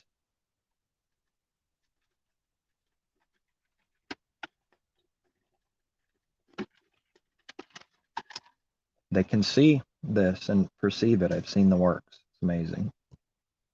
You don't have to try. They just see that you're not acting and trying to be something. That's what everyone's doing constantly. It's slavery. They can't stand it when they see that. There's all kinds of ways someone could try to destroy that. One of them is trying to get close to you so they can get it destroyed. Or just straight up attacking, not trying that. It could be either or. It could be anything. It doesn't like to see this freedom, this liberty. So what does the heart do? Well, we have words for what the heart does. They try to spy out this liberty that's connected to his law of liberty. They try to spy it out, sniff it out like a dog. What's going on over here? Satan doesn't like this. My Father says you have to keep his commandments, which is breaking all of the Father's commandments, the Creator's commandments. And so I see those works. When I read those words, I see those works spying out. What are they trying to do? Leave me alone, They can't believe what's going on. That's what's going on. They can't believe it. So I'm seeing the works. But is that going on in their mind? Scripture. Father speaking to me in spirit. It's a devil. Spying out the liberty. Yes, that's what I'm doing. I'm wicked. I'm evil. I'm spying out their liberty. That's not what's going on in their mind, but they're doing it anyways. They don't know what they do, but they're doing it anyways. This looks like something, those words. It's real. Everything we read is real. It has a real reality. It's not some doctrine to be believed and said, and because you say it with your lips, therefore you're righteous and saved.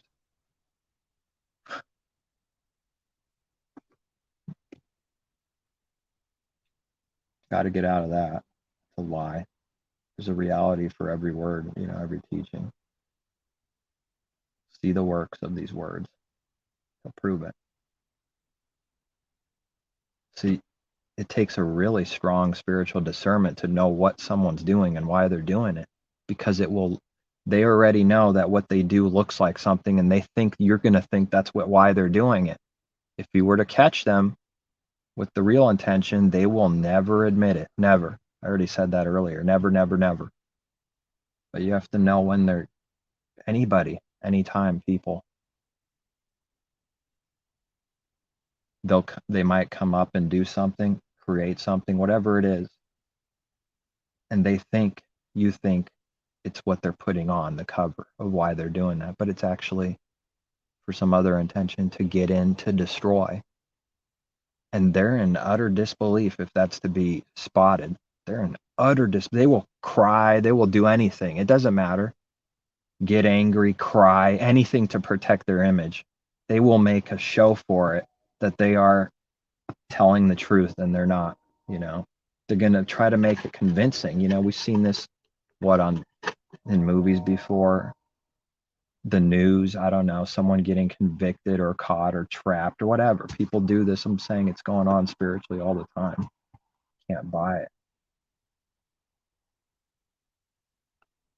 Found out that they will never admit any kind of evil. It's not even possible. Don't expect it.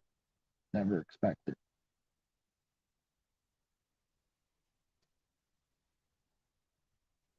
If someone says something, that's that. Father gives the okay to say something, but don't expect them to acknowledge it for real in the heart. If they did, it would be like a massive miracle. What? What on earth is this? Someone sees what they did as wicked? Wow. I've yet to see that face to face, but maybe someday.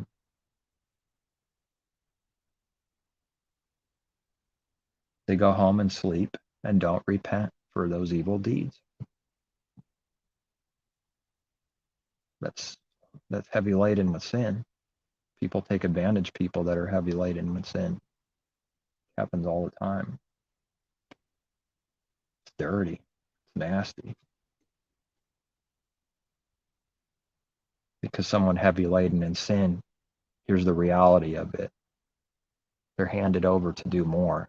They can't get out. You could take advantage of this because they won't be able to say no. Hint, hint. You know, it's pretty easy to be a pervert.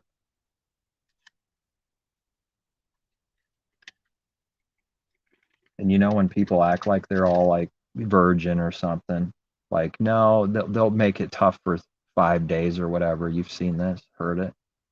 That's not actually being done with a righteous heart. That's only to make itself look somewhat modest, to cover that it's utterly not.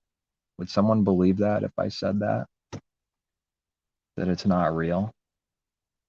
Next thing you know, that person, you know, it says that was righteous because it did that for 2 days and now it's doing whatever it is doing now. Don't want to look too much like a sleazy hoe, you know. So we'll put on a little cover, 2-3 days, that's righteous. Yeah, I think that's righteous, whatever, something like that. Better than 0. That's for the real whores, and I'm not that. So we'll do this for whatever we determine, you know, we're God. They don't know what they do. It wasn't done with any true intention at all. They'll act it out. They'll act it out. They have to protect whatever they judged or want their image to look like. They will stick with it the best they can. Mm-hmm. Ooh.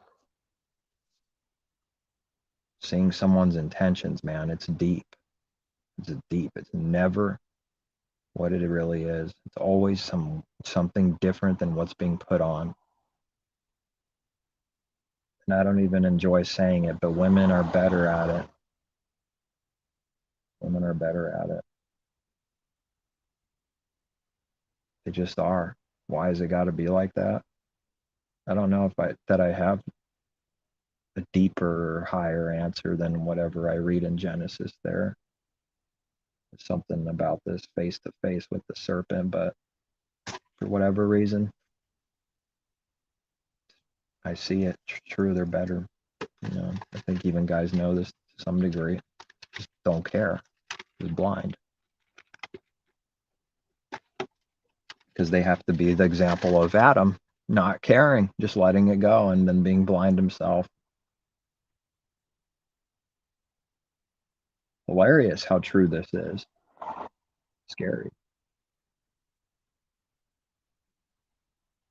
They even tell you in the movies, if you can pick it up, you can remember seeing some. Anyone, they do it all the time. Tell you who and what they are, but no one like can really see it and really change.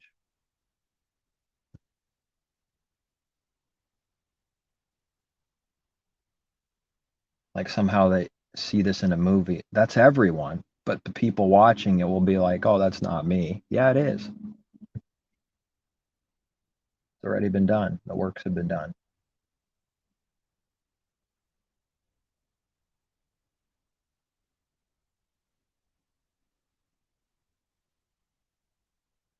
This is cruel. Why do people want to destroy people so badly, control them so badly? That is the opposite of love. This is the devil's love. Lust, control, but it makes itself look like the real thing, but it's not. Wanting to really badly control someone has nothing to do with love at all. Father's love at all. It has a lot to do with Satan, though, the devil, carnal. So this world as a whole, prophecy of controlling people worse and worse, and individually, spiritually, worse and worse for each individual. What they like to do. If you were to reveal it, it would get sad, frown, get angry, stunned that someone spoke truth. It's not going to like it. So this world is tasting more and more control, and it won't be able to stop until it's destroyed. It can't stop. It needs to control more tomorrow, and more in 6 months, more in a year from now, more in 2 years from now, and so on and so forth, more and more. It can't stop. It won't stop. What's it going to do in the meantime? Put out covers. People could see it so that it can think it gets away with doing evil. Trick everyone with the cover, the masquerade, the false meaning, the alternative meaning that looks good, gets people cheering for the cover, and it has nothing to do with the cover. Just peel it off and throw it on the ground. What were the people cheering for? Worthlessness, nothing. It wasn't real. The presidents, what they do and say, it's all garbage. I'm not saying someone can't take a listen to what's going on. I'm just saying to think it's real, like to really take it to heart what people are saying and doing. No good. You're lying a lot. They tell you that in the movies too. People would really see it and believe it. They don't, obviously.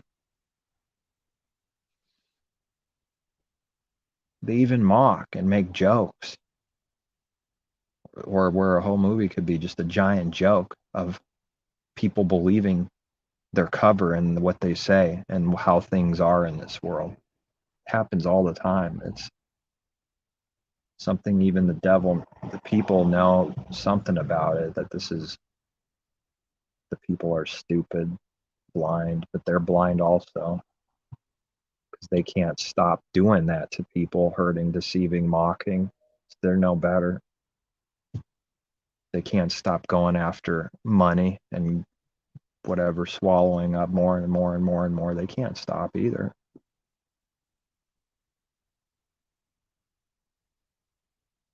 I think I've said enough. I don't know what time it is.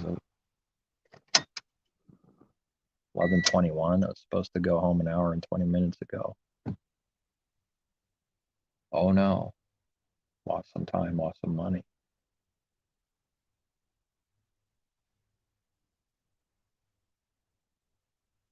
It's become like a problem where I don't want money in my mind like at all. So when it tries to remind me, I get angry. God, what's this garbage? Check the mail, throw it in the garbage as fast as you can. Hopefully, you didn't throw away anything important, really important.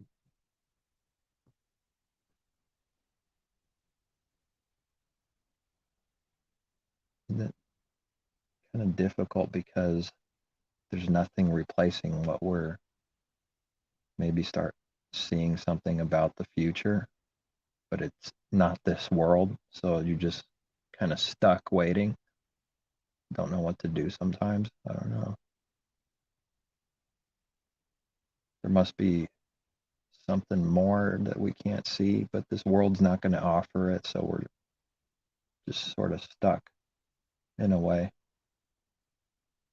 We know the world's not going to love the Creator tomorrow and want to do what's right. No, it's diseased, and it's probably going to start literally getting more diseased as a punishment as the end of the nation comes to its judgment, and more confused, more riots, more wars, more little wars here and there, and then they grow, and then a big one is sparked or whatever, or biological, whatever, some kind of war for power and control, because the world is not one. So whoever wants this dominant control, someone else wants it too. So even the world may be wanting sort of the same thing in some kind of way, will kill each other to try to get it. It's never going to be one.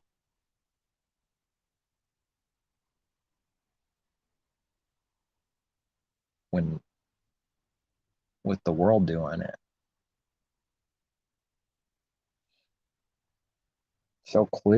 so simple and clear to me that it never will. So to cheer on for it is a massive deception and delusion, man. To cheer on for like coexist, peace is just utter stupid and evil. If because I can see it can't happen and it won't happen. To cheer on for something that can't happen or won't happen is a lie. It's to cheer on for something that will not happen. So what are they doing? Well, it's a cover. It's a delusion. It's a lie. Figure out what the intention is. Why is it doing that? Is it to look good? It's always to look good. To gain something from someone, anyone. To cover its own sins and darkness. Try to do that. Cover its nakedness. Through systems, beliefs, and religions, and ideas, and bumper stickers, and whatever. Things in the house, all over, plastered everywhere. Needing to prove something all the time because it's not that it's trying to prove.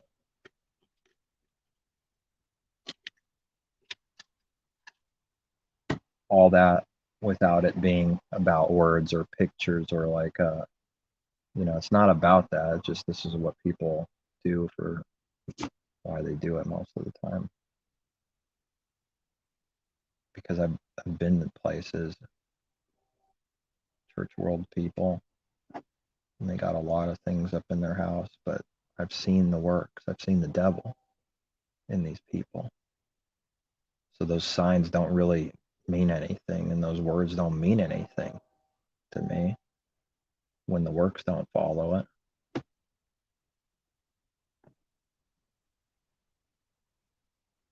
That's all. Then why are they there?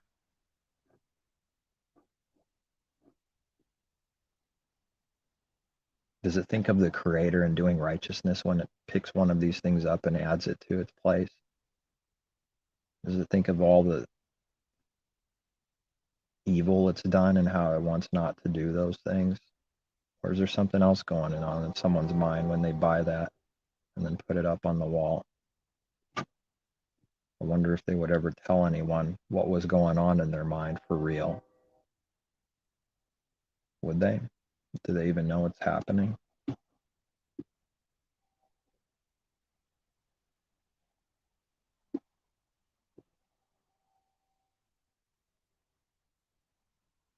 It sounds good. Faith, hope, love.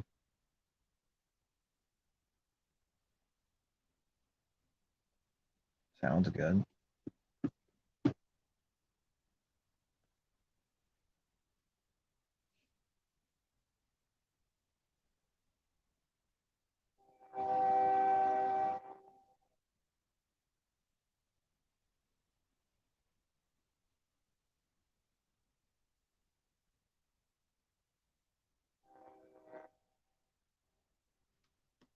I think that's it.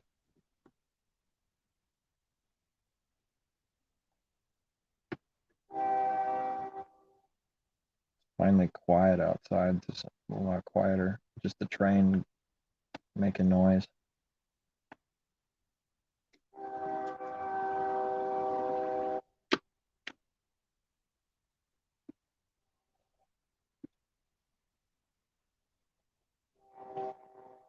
Noisy. Spiritual wickedness is noise.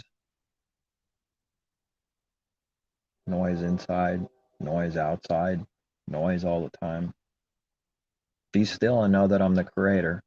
What do? Make a lot of noise because that's the truth.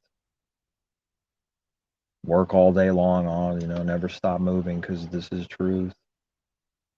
And if we do sit still, we'll do some kind of false thing like, I don't know, meditation, picking a religion while you're doing meditation.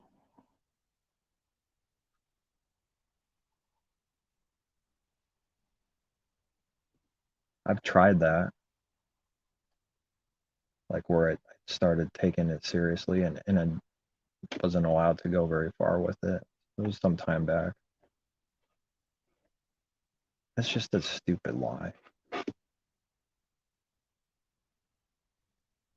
You can't make still sin. You can't actually do that. You can make it look like that's what's happening. Someone's in sin, they're noisy inside. And maybe it'll manifest outside too, but no amount of meditation is going to make that go away. So these people are like breathing in and out, smiling. Are they making money while they're doing that? Probably. I wonder if that's why they're smiling. There's this commercial that keeps coming up on YouTube that constantly that you only pay for what you need, and then the guy laughs. This dumb laugh. I'm finding out that this mockery is everywhere, and it's ugly. It makes me want to throw my phone down sometimes seeing this commercial. They're laughing because it's a lie. We only pay for what you need. That's why they're laughing. That's why the stupid guy's acting like an idiot and laughing, because they're stupid idiots, and the people that really believe this thing are stupid idiots too. So that's why everyone, we're an idiot. Look at me, an idiot. I'm showing you how to be an idiot. It's painful. That's what I see. That's, why else is he laughing? Like an idiot, not like a clown, like on purpose. Right after he says you only pay for what you need in this world. Yeah, right. Give me a break. Someone not greedy. This whole system's messed up. It can't be cured. It's a cancer. It's going to keep growing until it destroys everything and everyone.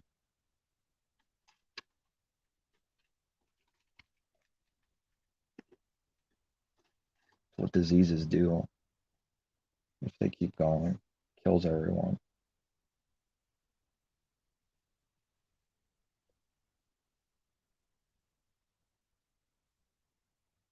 And somehow this world works to some degree, although wrongly, because of this greed and no rest. It's accomplishing all these other things through darkness and sin.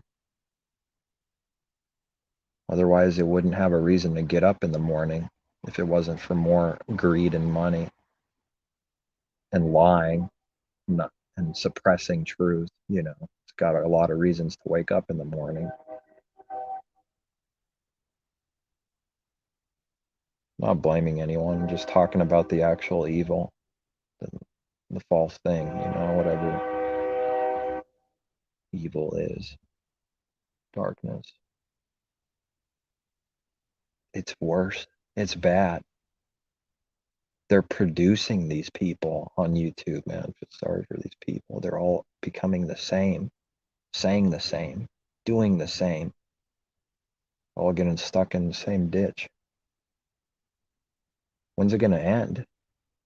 How much more is this going to go on? This faster and faster, and smoking, it's so fast. Cheaper and cheaper to save more. and then costs more and more. It's usually how it goes. And there's more and more people, and more people are competing against each other. I mean, this is a madhouse.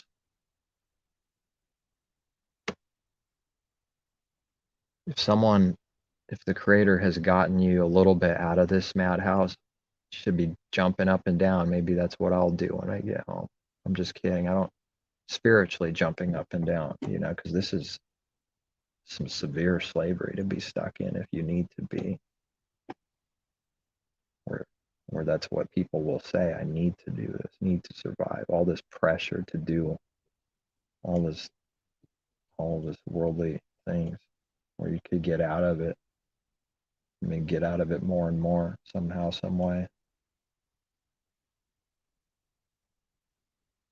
which makes you look extraordinarily weird because everyone's running in this kind of way, and you might be like sitting still. What's wrong with this guy? He's supposed to be competing with me. I don't want to see evidence of anything that's true or good.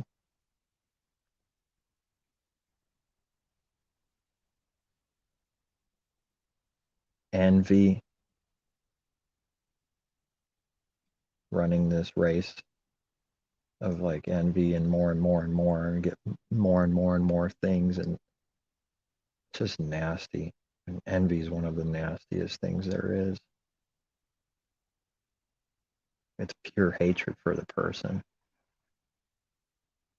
because of stupid things, but that's what sin is. It ends up being stupid because of like a doorknob, a car, this or that has murderous hatred inside. Envy. Isn't envy like connected with a bunch of other spiritual sins and spiritual law?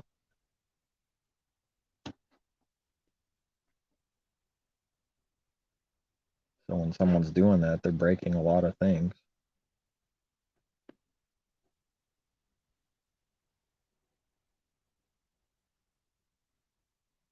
It's nice to be starting to get freed from that sin for real. Then they'll expect you to be envious of them people, and they don't see it. Something's very wrong, man. It's like the system failed or something.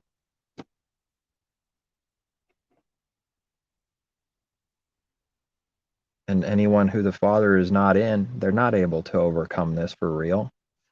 And all these other things, whatever sin is. So that's why they would think it's strange you run the race, don't run the race with them, is because people are doing these spiritual sins constantly.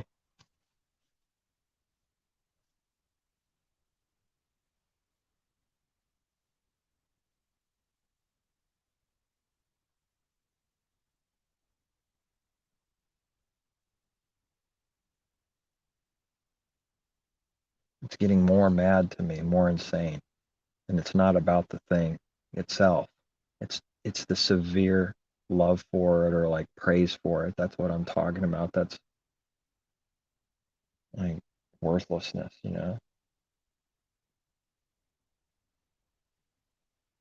It's more and more fake. This world will have been utterly, like, perfectly evil at the end.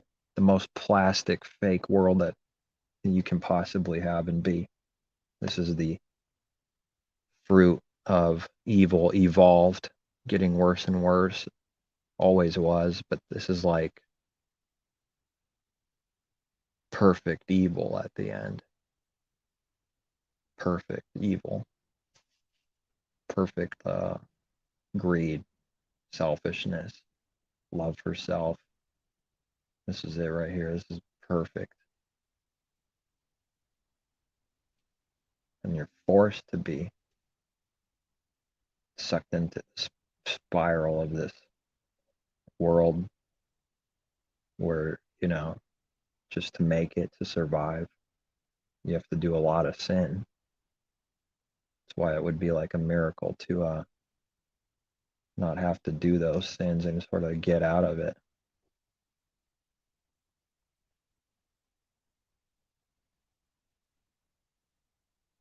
And one thing's for sure, whatever the Father is making someone's heart at that moment, you can't change that. You can't change that.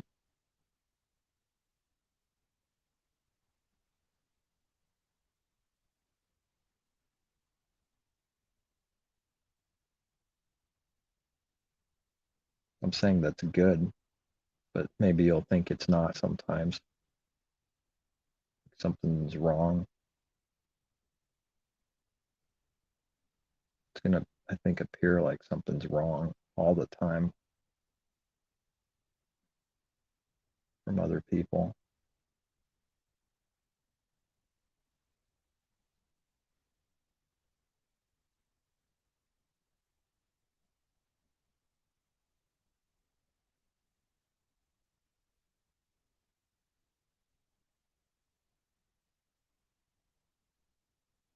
Because this is not, there's something about this that's not home, because this is not right. Because of all the evil and darkness and unbelief.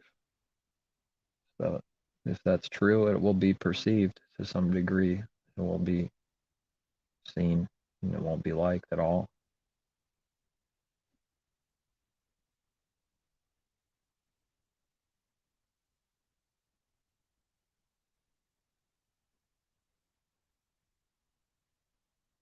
Depending on which division or ditch someone's in, this is the new heavens and earth where righteousness dwells. If you're in that ditch, well, you've made it because you said some words. This is home. This is where righteousness dwells. See how there's like no reality to that at all? It means nothing. Like it's true because we said some words, although there's some truth in that where we need to find out the meaning of any given word. But the way it's handled is like we said the words here and we carnally proved it, therefore it's true. Yep. Did you ever think about reality though? Is it actually true? Is there any evidence for this? No, there's zero evidence for it, but it's true anyway. So in the new heavens and earth, there's a lot of murder and death and disease. And the Father's people are like sheep looking to be killed all the time. That's the new heavens and earth.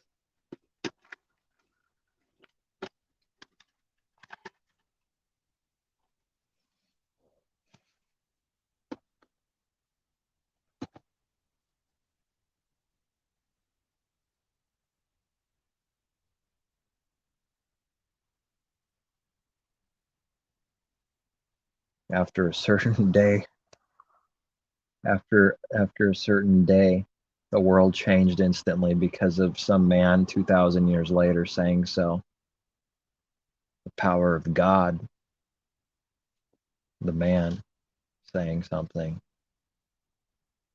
Well, see, I was reading in a book, and Satan was teaching me. I was different than my dad, and I got out of this division and created another one in Jesus' name.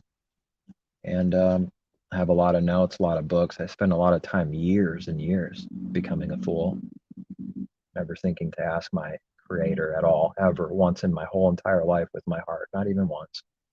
So I've spent years studying and reading, and I've came to the conclusion that this is the new heavens and earth where righteousness dwells, and that one nation means one man, not killing another man. Nation doesn't mean more than one person by my books. I'll teach you more wonderful things.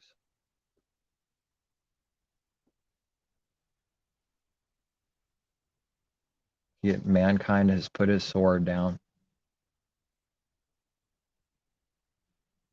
They don't kill each other anymore.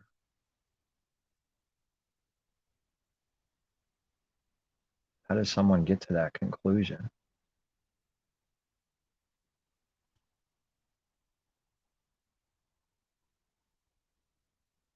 And stick with it and believe it, or any other delusion, when all the evidence in the world is pointing against it.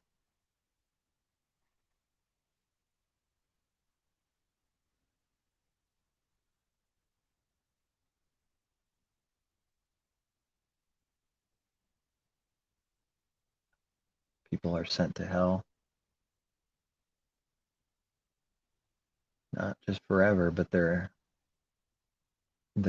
number increases forever too.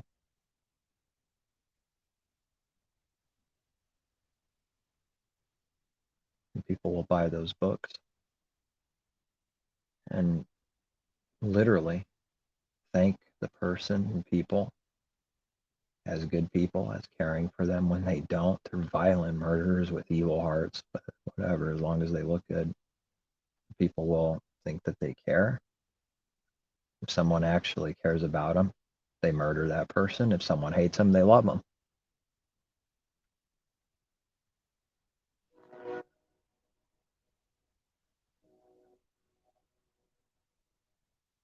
This is a delusion for sure. This is a powerful delusion. I don't know if I want to see more sometimes. You know?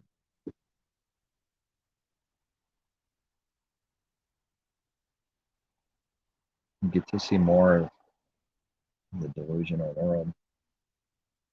And you got people out there creating their own kingdoms, and if you don't join, you'll perish. I guess perish means burn in hell forever, but if you don't join them in their kingdom they created, you'll perish. Anything but the truth. And then they'll attach some kind of carnal thing to it to be some kind of weight support for truth. In this case, I don't know, the shape of the earth. And then this is the Father's kingdom. And if you don't believe this, you'll perish from God. You know, what believer ever did that at any point, man?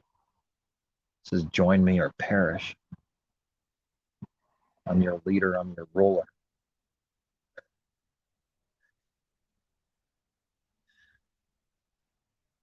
They're quite okay for people to walk away and not believe them because that's all they know that must happen. And if something doesn't happen like that, it's a good day.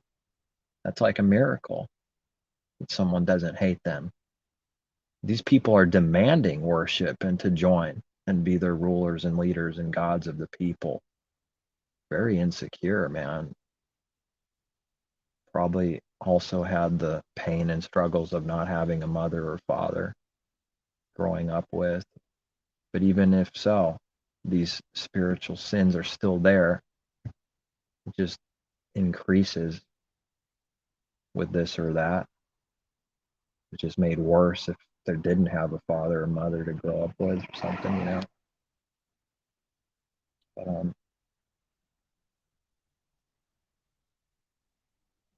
what on earth is that, man? Join me or perish. There's a lot of people doing that. The whole church world's doing that. I mean, but some people just say the words and make it more obvious. At least they're clear about it. But the church world's pretty clear too. I mean, each one in its own division. They just don't care about truth, though. They don't care at all about any truth at all. You start exposing the cover, and you find out there is no care. It's just their whole masquerade starts slipping along with the cover that's exposed. Like asking a question with actual care and wonder. You can't fake real. You'll find out that there was no care. But you need actual real care to find out there's no real care. If there's no real care in someone, they can never find out what that is.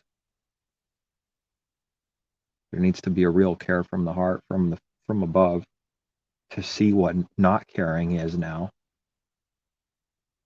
what it looks like to fake caring.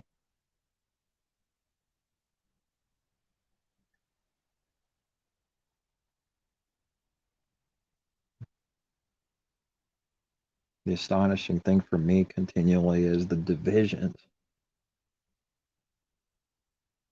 So many divisions. And like it's no big deal at all. It's like hardly ever even, it's like not even thought of or mentioned. It's no big deal. If something does come up, it's like we pick the best one. At least that's what I've heard in real life. more than one person saying that. We're one of the best ones, one of the better ones. You picked the right one. We have the best foundation. It's all false. Where they'll use the word foundation, building a foundation or something, but it's their foundation, something man built. And they're not building on Messiah's foundation, the Father's foundation. They're like literally building foundations.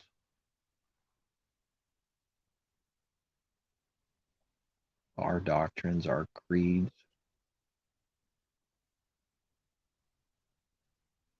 If you don't join us, well, that's fine, but you'll just be tortured forever by our evil God.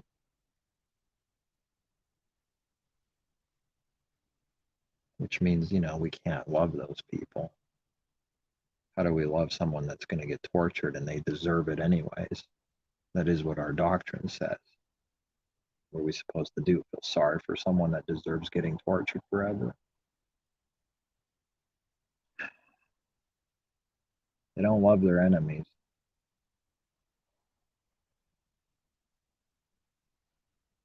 If they really did, at the very least, that doctrine would go away for sure. This teaching of humanity suffering forever would go away. At the very least, that definitely wouldn't be there.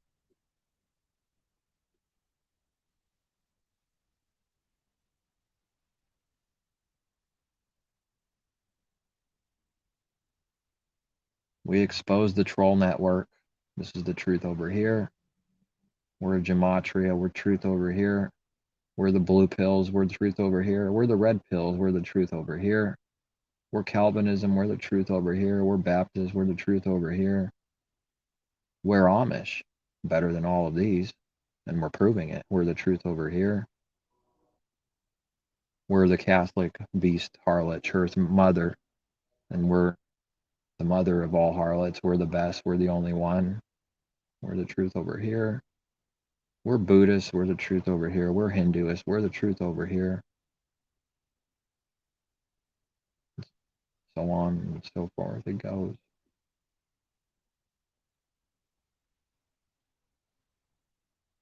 It's so lost and divided that to actually speak with belief and truth and knowing of one thing and one truth is an abomination to all of the world, because none of the world is that. Only evidence of a division. That much is certain. So if someone's saying there's one thing, and there's one creator, and it's his truth, and we start speaking of as we hear and see from him as one truth, we will be deemed as, good for nothings, ready to get slaughtered and murdered. It's what they deserve. Can someone at least see that and make sense why the world would do that? If you see what the carnal mind is doing. Very offensive, man. So then it will be looked at as another division, claiming something that's insane just like all the others. What a sad world. And there's no religion. There's nothing to go to. Just doing the Father's will. Somehow that's seen as a religion. It's not seen at all by the world. Cannot see the Father, cannot see Messiah, cannot see his people. Like I read. That means something else in the church world, because the church world's works prove that it's seen by the whole world, and the whole world knows it and what it is and who it is and how it's all divided, and it's everywhere. It's in games, it's in movies. So whatever we read there, that means something else, than what it really means. That the darkness did not comprehend the light, that the world does not know, that they're hidden in Messiah. These things don't mean what they actually mean for the church world, though, because their works are the exact opposite of what it means. To be hidden is to be not seen, but they're seen by all. known by all, heard by all, the whole world, and divided. And division is evidence of sin. At the very least, that should be seen, that it's very sinful because of how divided it is. Punished. The languages are scattered because of sin, not because of doing good. And so these divisions are evidence of evil works, sin.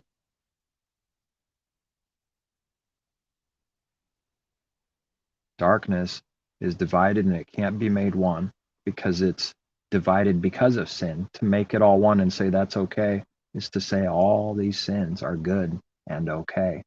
If someone could only see why this one world thing, why it really will not happen and cannot happen because of who the Creator is and his judgments, that's why. No other reason. You're confident in that. Utterly confident. Not worried at all about protecting some image because it's what he's shown me is true.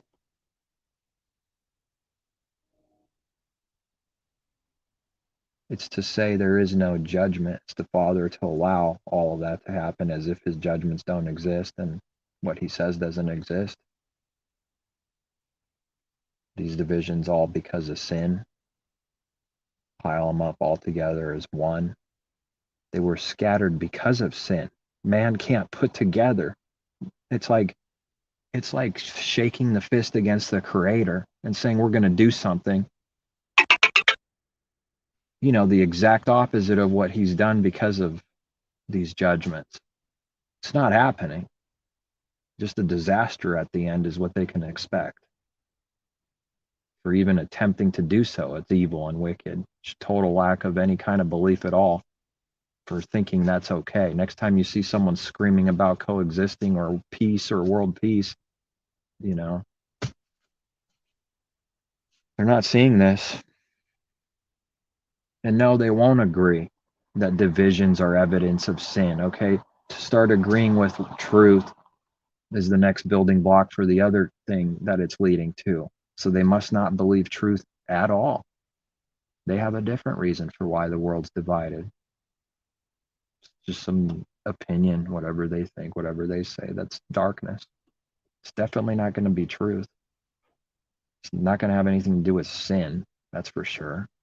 Judgments. What are that? What is that?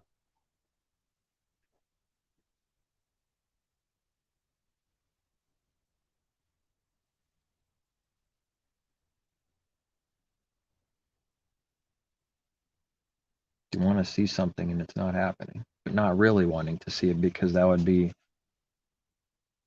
to want something that can't happen.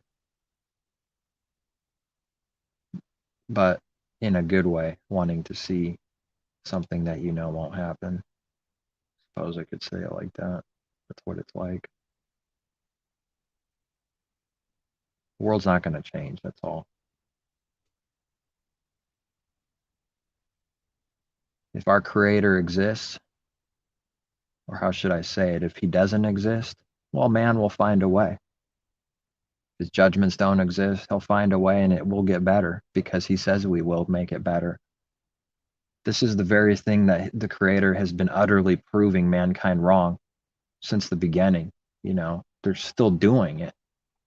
Well, here we go again. This generation has to see its own destruction too. It forgot about everything in the past, just like we can read. Doesn't believe in the Creator at all, so it's going to think it can do its own way. It thinks it can be perverted and sick, evil and do evil, and keep going on forever without any punishment, without any judgment. But he's patience on the nations, patience on the wicked individually and as a nation as a whole. The evidence of that patience very clear to me. It's bad out here, and here we all are. A lot of patience. It's got to be a certain amount of corruption for a certain amount of time, whatever this is.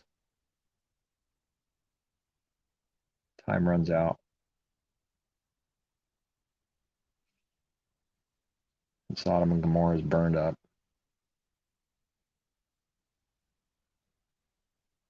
This is where people's homes are. To talk like this is like very wicked. Talking about burning people up, just my home burning up. I got kids. What on earth does that have to do with righteous and unrighteous? I got kids. So they're very selfish, just wanting to do whatever they want.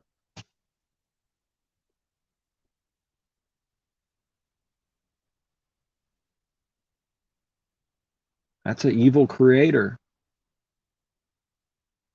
Hating evil, judging it. Oh, what kind of God do they have? Blesses wickedness and punishes unright or righteousness? Yeah, that God. That's like literally what it is.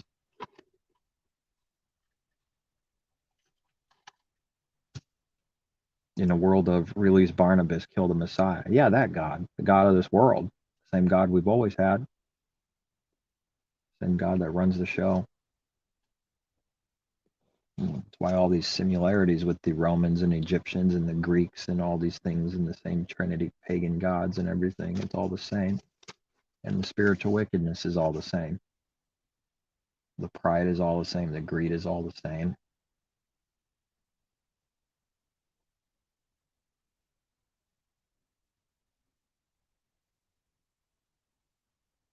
Painful.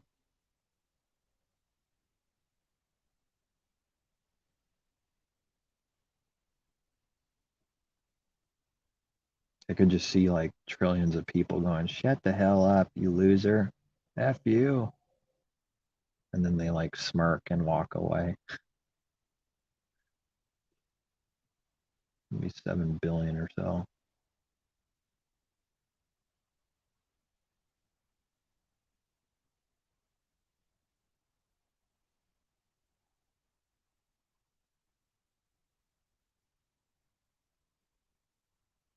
Man, what it looks like is not what it's actually going on at all. It's a brutal, cold world. People like get on the bandwagon of like just going along to believe that it's not. So we'll just act like everyone else that this is not what's happening. That's what everyone else is doing. What on earth is a friend or someone that like cares?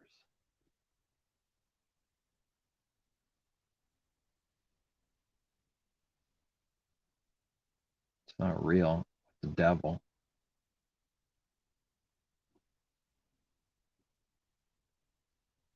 Whatever that is. Darkness. It ain't a real thing. Anything you say that's true, people will say the exact opposite thing. Oh, yeah. People don't like other people. No, that can't be true. That can't be true. They're just so quick to lie and cover up something that's evil and hide it, protect it.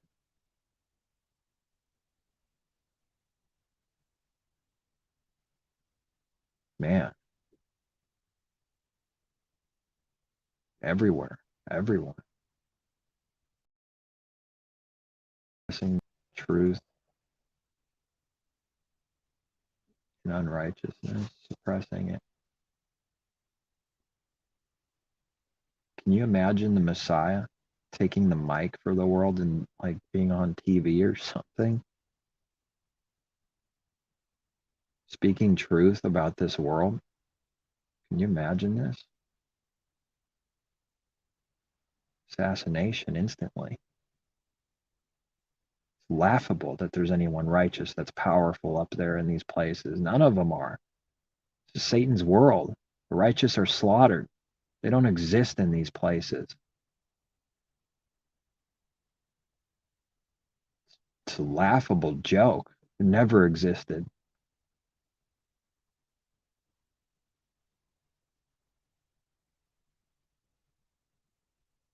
Even the kings of Israel, look at what we can read about them because of this carnality and weakness of the flesh, never being able to do what's right. as types, though, as kings that are good kings, as types. You know that Israel was carnal all along, and that's why its destruction came just without partiality, like Sodom and Gomorrah, because they were the same people, dressed a little different. They had the Creator's commandments and things, but still, the heart wasn't there. He's not partial. He judges all them. They stayed there because they didn't believe any judgment was coming. Sends the Romans to come and destroy. You know how powerful a Creator is? He's just like prophesying this 1,500 years and even earlier than that, since the beginning. But from what we can read, giving warnings to Israel as a people, as a whole, throughout the generations, not just for itself, that this is what will happen to you if you don't keep these commandments. And this is the patience he had. 1,500 years of Israel doing this. Long time. And it finally happened. A nation that a tongue you don't know will come and wipe you out. A nation whose tongue you don't know. These were the Romans, prophesied in Deuteronomy and other places. This destruction was declared. It was here. The Father already knows that it's coming. But, for the people's sake, if you keep doing this evil, this is what's going to happen.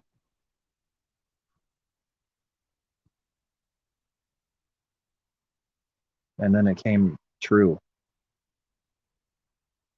perfectly.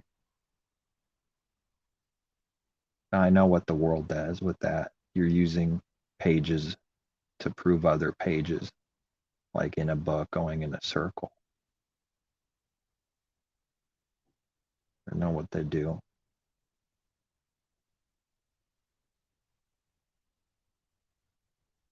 It's because of knowing the Creator, having His Spirit, that someone can believe these words. It's not because of the book going up to the Creator. No one can actually believe anything or see anything without the Father in us.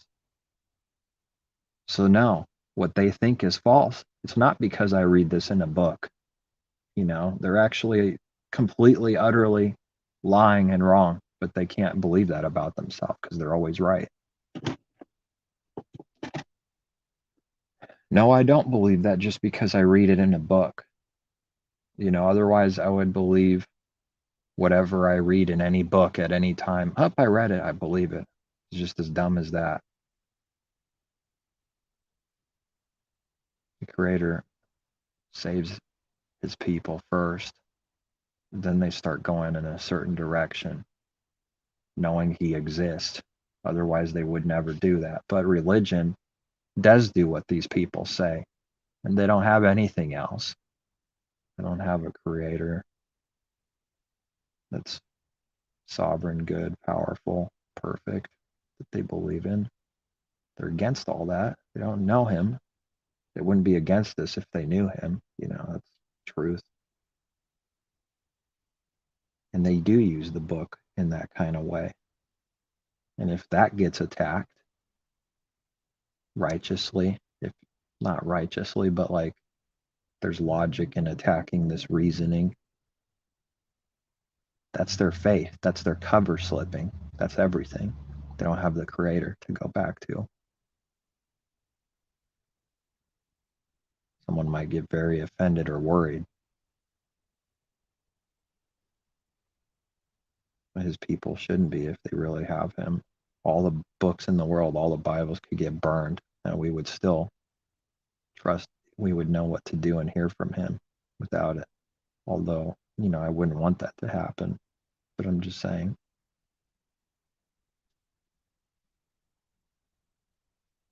It's not because of letters or words we read in a book. Way, way beyond that. Believe the words because the Creator's speaking directly to His people on what it means. But can they believe that? No. Is there any evidence for it? Well, they're looking with their physical eyes. No. So I must be right. I'm God. You're an idiot. You're just lying like everyone else. And they walk away.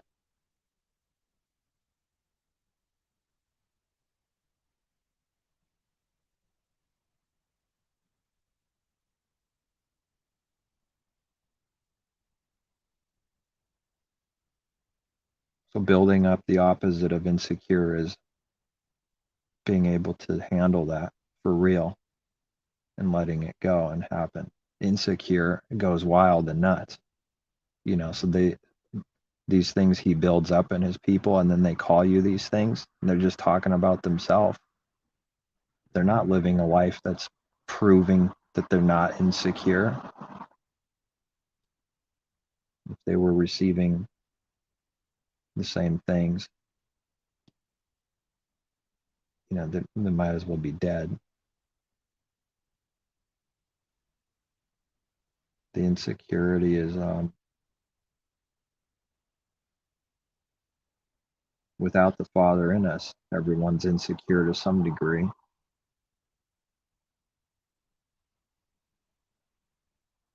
They try to hide it. This needs to go away because insecure is not good or righteous or something good or light. Darkness is coward, insecure. Light, it's secure. It sees, it's shining, gets a light. What does darkness know? It doesn't see anything. It's not a light. It doesn't help others. Only dark and insecure. Light exposes this insecurity, gets very angry, and starts calling the other one insecure because that's all it knows.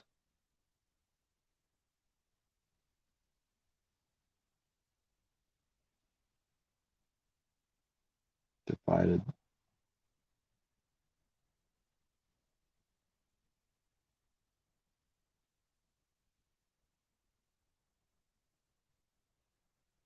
Messed up world.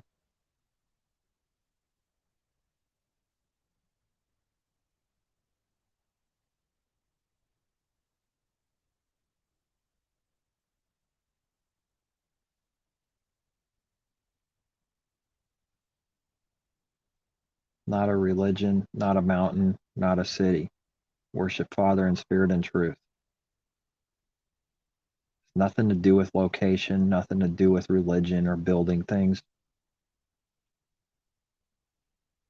In spirit, with the heart, with truth. This is unlike anything religion does.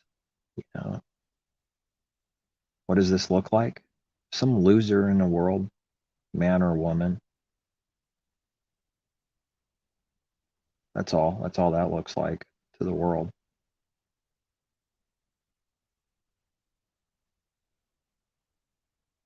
Some loser messiah in the world, walking around delusional. Yeah, if we kill him, we prove we were right, right? Sure. They probably had some drinks after they killed him too and had a party. Severe wickedness.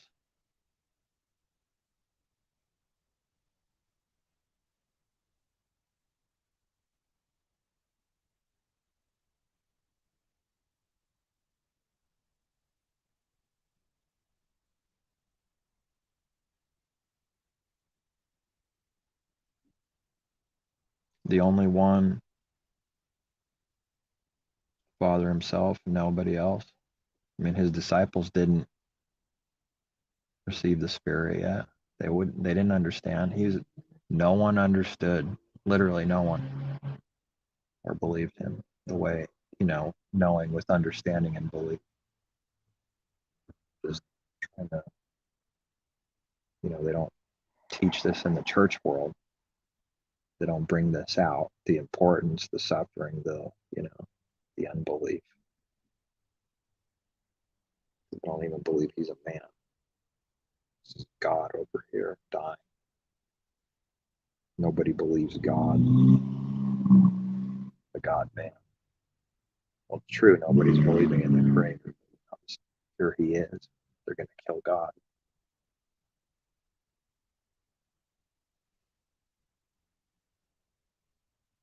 So that there's no relation. There's nothing. There's nothing. Their Messiah. They don't know Him. They don't relate to Him at all in any kind of way, shape, or form.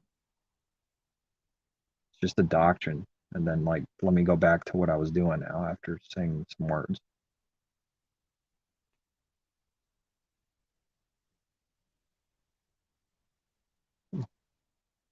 He's the only light in the world at the time, the only man with the Father in him, and nobody could believe that unless somebody else has His Spirit also.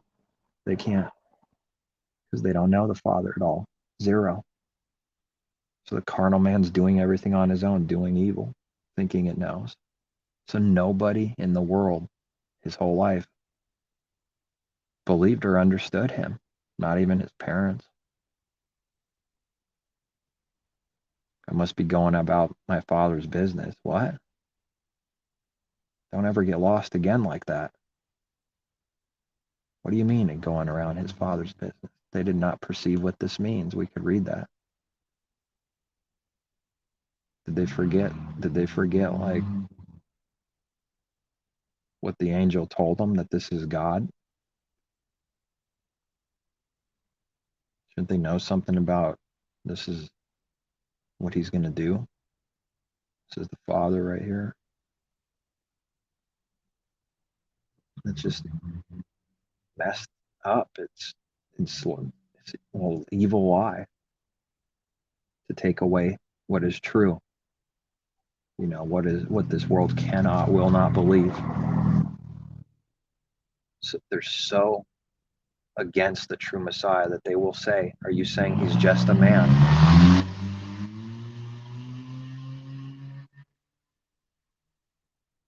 Little Honda Civic hatch with a fart can that has about 70, 60 horsepower, so very extremely slow, making lots of noise. Not going anywhere fast. Hilarious. It's so loud. There's a lot of those here. They'll set you up to look evil. Are you saying He's just a man? You know, they say that with intention to try to make you look evil. Like, that's really bad what you just did. You just told the truth. Are you saying He's not? See, when they say that, I mean, it's obvious they never believed He's a man. They don't. And they'll say and slip up and prove that they don't. This is a blinding moment. This is a moment of blinding. They weren't supposed to do that and give themselves up. They're supposed to say, yes, we believe He's a man. When asked a certain time in a certain place, they'll answer it the way they need to. But they don't really believe that. That's why they say, are you saying He's just a man? As most of them would say. Why would they ask that if they didn't believe He's a man, human being? What do they say He is? He's more than man. He's God. So lost. They'll desperately try to use scripture to prove that, and it doesn't exist. Messiah never claimed any such thing. There is no scripture that exists, nothing even remotely close to that. But if someone wants to believe that in a delusion, they will see exactly what they want to see. It's scary, you know, because they're not seeking truth from the Father. So they will see a lie, because part of the judgment is getting them to believe a lie. So they will see whatever they want to see. They'll look at these verses and say something about it and go, this is what this means. I'm going, how on earth can someone come to that belief or conclusion? How?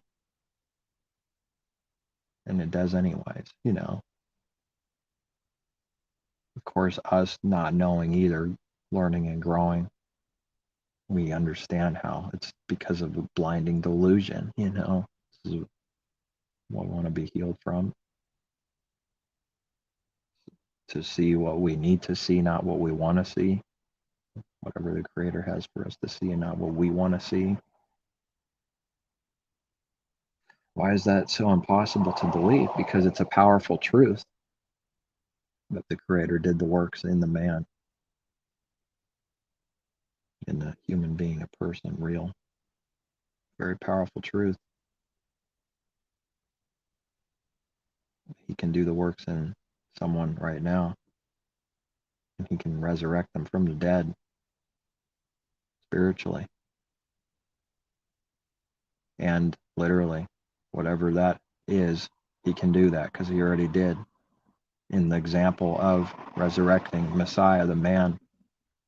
You know, I guess they say God got resurrected. Remember, anytime something's a lie, it is stupid also if it's a lie. Very stupid. It's like a blasphemy to say God got resurrected. But they're not going to talk like that, are they? They're going to go and say that behind the pulpit. God was dead and he was resurrected. No, only when they need to prove their doctrine that he's God. But they will be careful on how to use those words because it sounds really bad. God died. The God we believe in died, and God was resurrected by God. This is why you won't hear that. I'm not saying it never happened, but most will be very careful to not talk like that. They don't want to let out what this really means. They want to give you the lie. How do they know how to do that? How do they do that so well? Constantly doing it. See, when someone's in slavery and a lie, they have to talk a certain way and they have to not talk a certain way. They're not free, they're in slavery. In a lie, you have to continue to lie to protect the lies. And the opposite, when we're being freed from lies, we don't have to lie to continue to be freed from the lies. We can be free in that kind of way. Nothing to hide, nothing to lie about.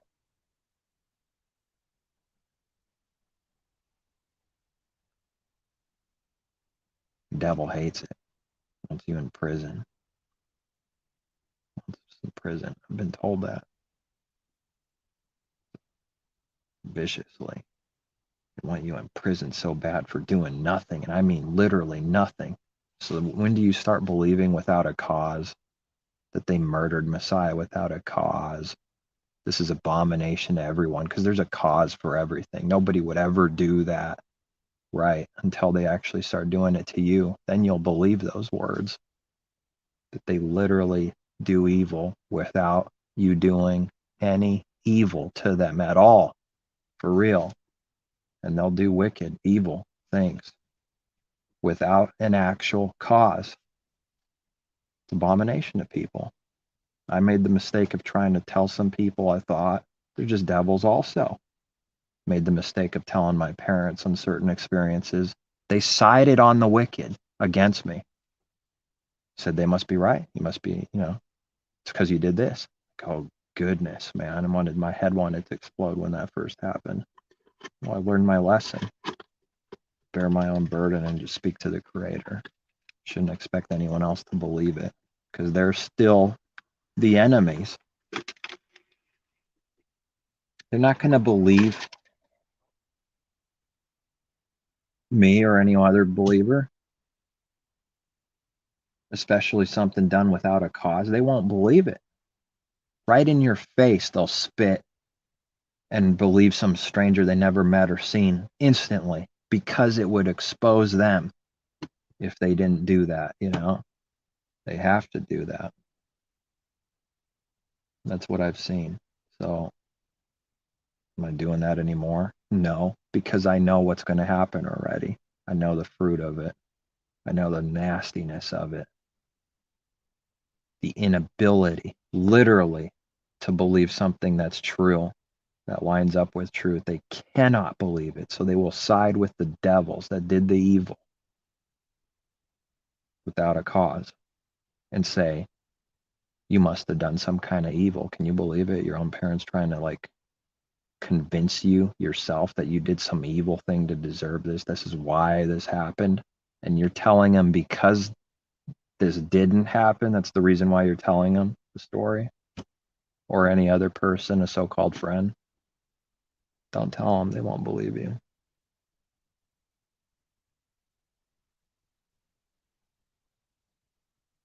Who's there to tell then? Well, pretty much no one.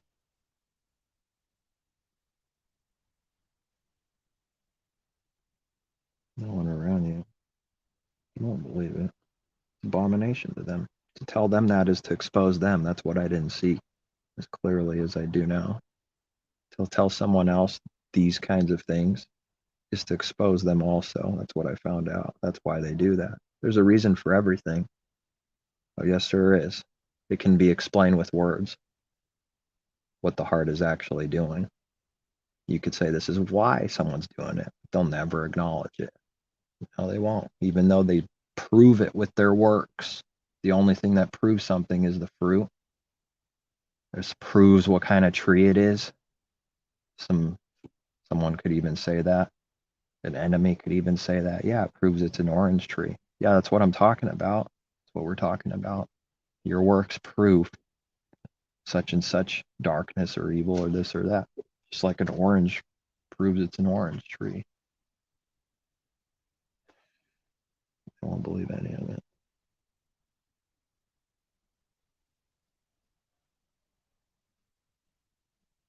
Say a couple words that's utterly true. The people will be frightened instantly or angry instantly, anywhere, anytime, as long as it's true and comes from above. That's how much people are lying and pretending in fakes. It doesn't bother other people because nothing they say is true, just like them. That's why I've seen just one or two words, a few words, real quick, or with some kind of response with belief, with confidence that goes against what they're saying or anybody the world says. It's instantly like, oh, that's an enemy, and then he tries to murder you. You're not going along with the world, running the race with us devils, sleeping with the devil, running with the devil. So, it's not a coincidence that they talk about their father so much in movies and music, or maybe more specifically music, maybe. But yeah, in shows and movies too. In movies, they paint the picture of good and evil. It's all false. They're talking about the covers. Never going to have any spiritual understanding going on in a movie. It's not what people will perceive. Real good works in a movie, they will see what looks like is good, and that's what the devil will cry for too. It's what he wants to be, masquerading as a messenger of light. That's what good is to the devil.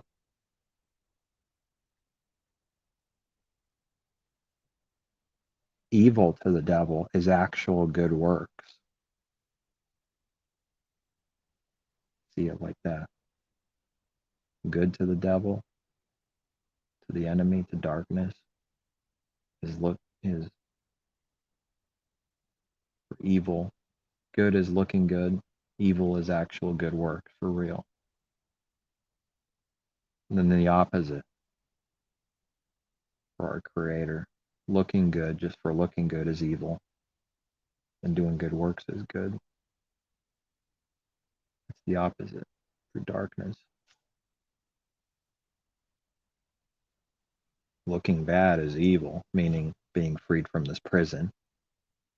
So you don't conform to what people are in slavery to constantly look and behave and say and talk. That's evil.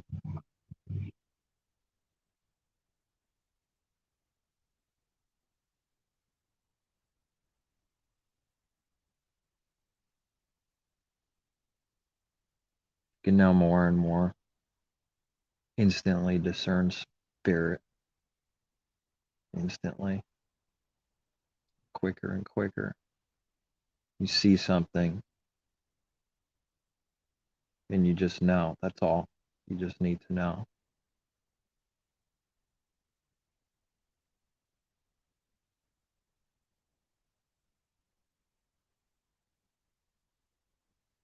Eyes everywhere, searching all things. Father shows you. Boom. That person's not one of my people. Okay, thanks. I know. I see it.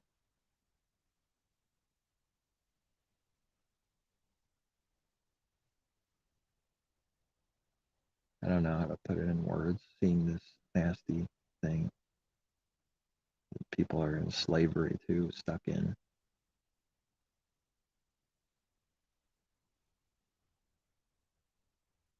I'm in disbelief sometimes that I'm even talking about it because of how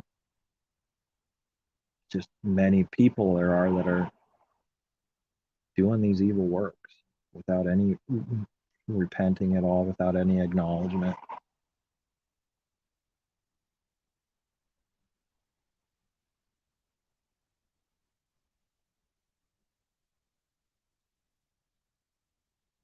I don't know. Is it a random? Does he randomly pick his people? Is there any other reason? It's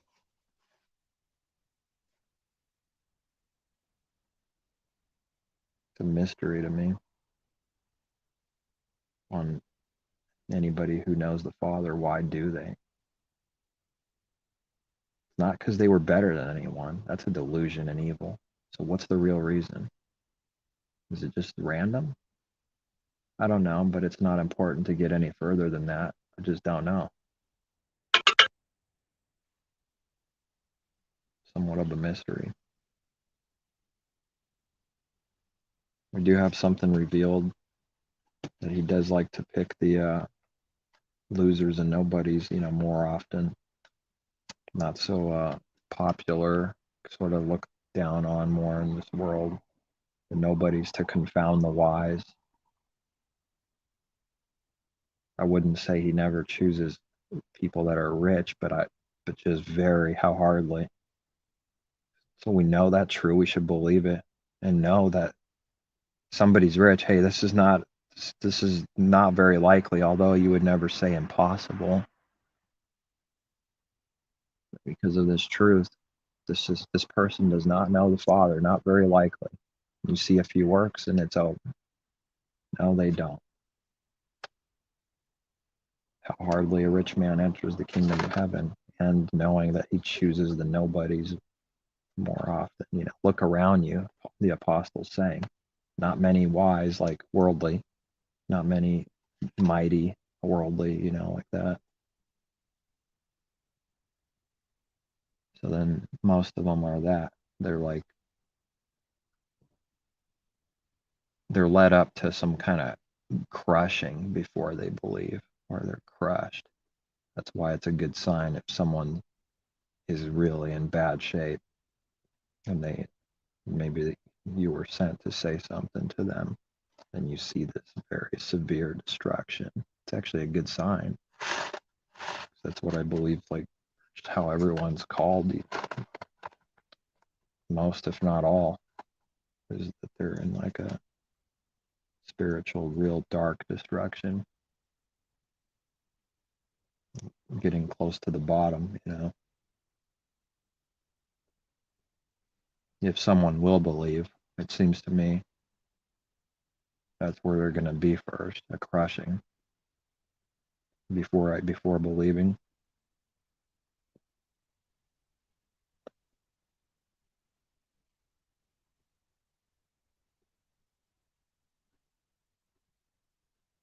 I think I'm going to end it here.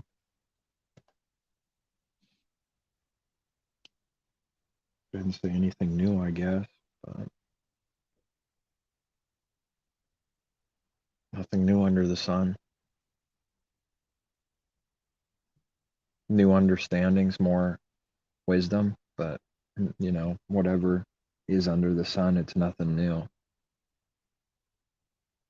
What mankind does, he cannot do anything different. But they try to make that look like it's false once again. The devil's always trying to make it look like the creator is our father is wrong about everything. No reality to it. He can't do anything different.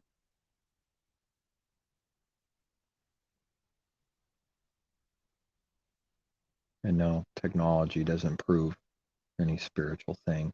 And man doesn't even do it anyways. Where does it come from? Where'd that understanding really come from? From man? Just came to him one day?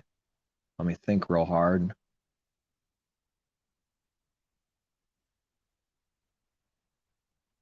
Everything's given. What does man know? Born little baby, nothing, knowing nothing. How come man didn't figure this out a long time ago? It's a little strange. Why at a certain time? But I suppose that wouldn't be good enough for prideful people.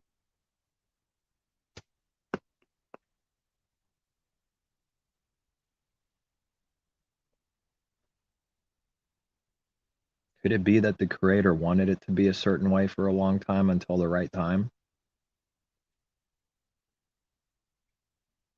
No, that's abomination. That means man doesn't have the final say or creation or power of it. You know, they want to be in power and be looked to as the creator themselves of something, not wanting to give the glory or respect or due, like we do read for a reason. This is what mankind does. The creator is to teach in his word that he deserves some kind of, what is that word, due, credit, due, and mankind doesn't want to do that. Look around, all the evidence for it, a lot of power, a lot of wisdom, unimaginable.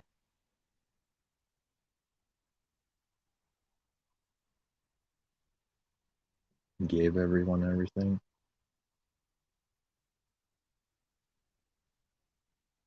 Guess it's got to be like that to make the contrast between good and evil.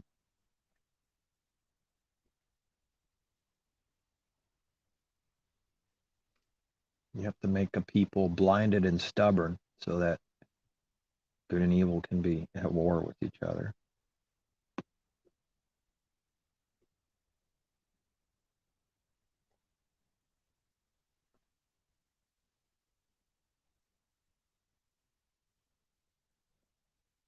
Man knows something about this war.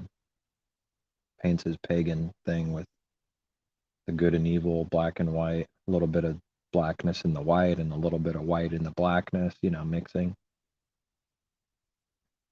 Good and evil, it shall be forever. It must be like this. Just the delusion that mankind will conquer it. His heart's got to change.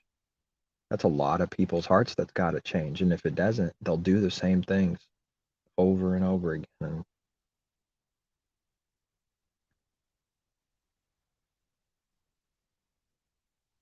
And that's what they've done over and over again. Vanity. I don't know how many times that word's used in Ecclesiastes. Vain. Vanity, vanity, vanity, vanity.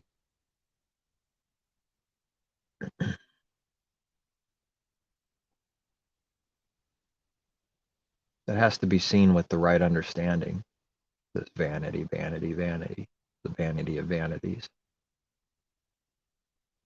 It's not just saying outright that everything is worthless and stupid.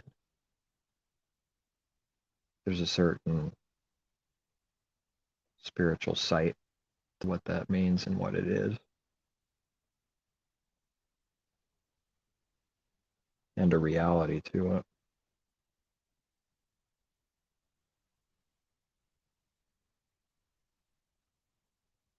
And this is a man, we believe, that had it all, a lot of riches, power, And that's his conclusion.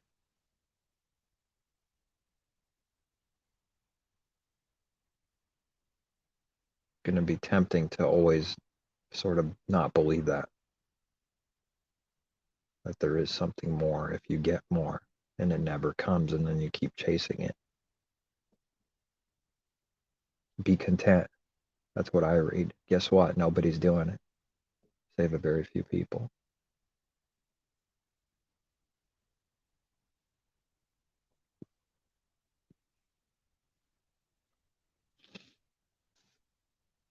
It's not realized in someone's heart till it is. I suppose the poor people are better off in a certain way than really rich and concerning that. But if they had the opportunity, I wonder how many of them would be content. Maybe very close to zero.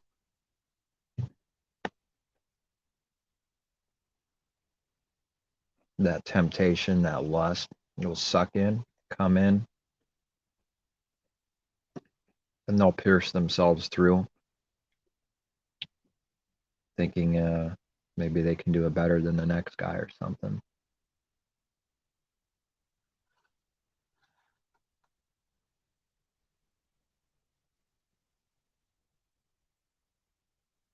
They use the word happiness. Money can't buy happiness. But I don't see the works in the heart to prove they believe that. I'm not seeing it. And it's said in like a weird spirit. Weird. There's no understanding when it's said. It's not about happiness. Anybody can smile. That's what you would call what, happy?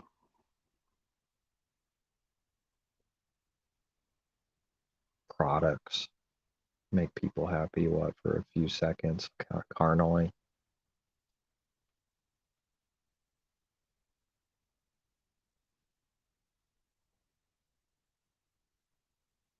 Yeah, it's true. It can't buy anything.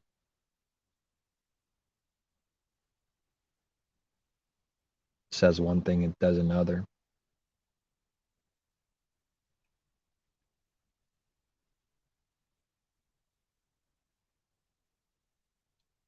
Could buy us out of some debt, maybe.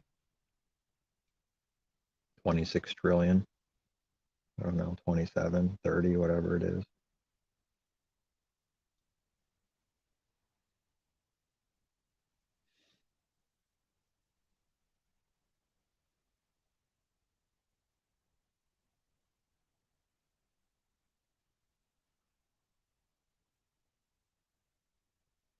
What happens next in the father's story?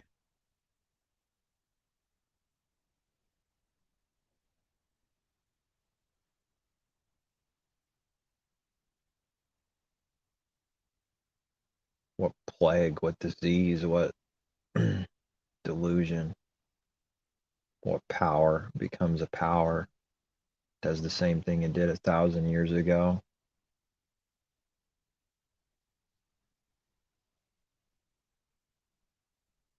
What grand lie to deceive so many people. And it happens again and again.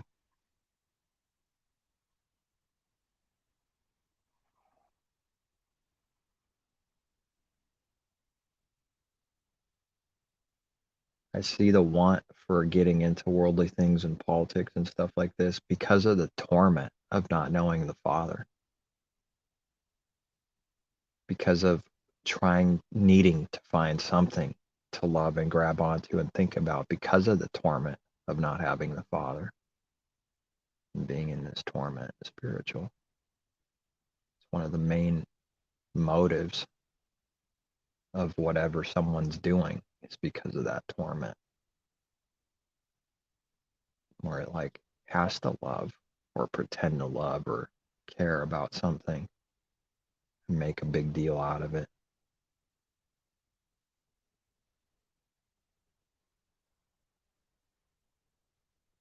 You can't blame them. That's their kingdoms. This is their reward right now. So you have to make it amazing and put the right music to it, the right words at the right time that they think sounds really wise. And then they receive like a mostly plastic trophy, maybe some gold, I don't know, covering on it for winning some game. And it's like that music and everything. You've seen it before. I'm sure people have.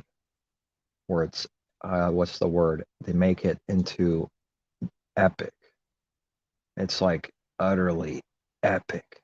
And I'm looking at it, I'm going, this is nothing. What is this? And then they die. And they got these trophies and they leave them behind. And then they're forgotten, but they think they're not because they left a legacy or something behind. So, like, it's so insecure, it needs to have people remembering its name after it's dead and doesn't even know. Doesn't even, not even able to see if this is happening or not. Gives it some kind of comfort. Someone will keep saying its name for a little while or forever. Such is mankind without the Creator's love and truth, comfort in them. They have to try to get it some other way. Desperate.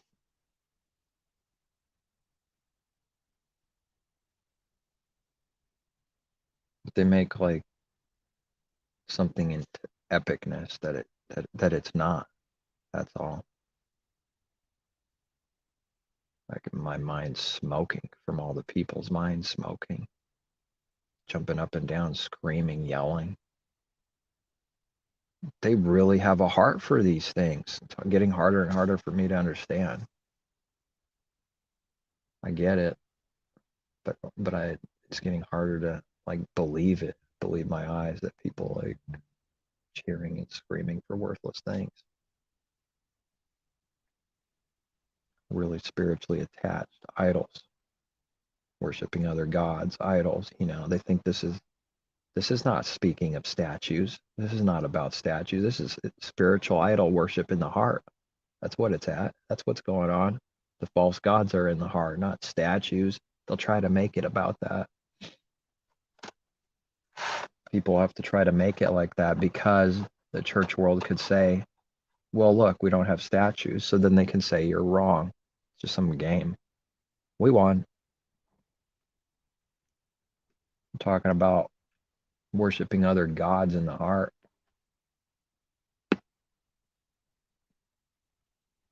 Idols could be anything. Could be people, money, games. And it puts it so high in its heart, worships it. That's worship, people jumping up and down, getting goosebumps, freaking out when someone shakes their hand. This is utter idol worship. The person's a man, he's going to die. What of it? If that person was a bum on the street that had his hair all nice and everything else, but a bum, that little girl or woman wouldn't look twice at that bum. You bet that's true every single time. Compared to knowing the same exact person, millionaire or some famous person, compared to that, it would never even look at that bum twice because it's a bum. So hot, I gotta fan myself. Right, because of the legacy, because of the image. That's what's hot.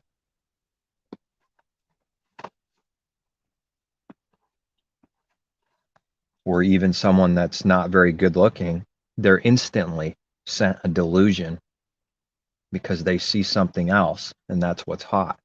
It's not even about the look so much, although you could say, sure, it is a little bit. It's about the image. Me being attached to that image, oh my gosh, I need worship.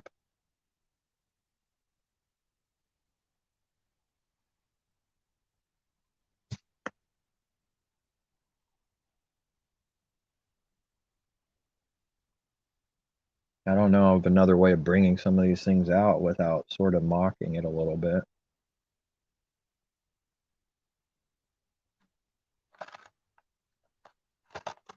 Scriptures talk about this all the time. Doing things like this, worshiping man, idols. This is what it is. American Idol. Right. Sodom and Gomorrah. We'll do whatever the Creator said not to do. Spit in his face. American Idol, baby. You shall have no idols. American Idol. What are you going to do now? What are you going to do now? But the Father is not what mankind thinks of. If the Creator's brought up at all, he's not the vicious monster they want, him to be. They want to see people do evil. They want you to be a vicious monster so they can say you're just like them.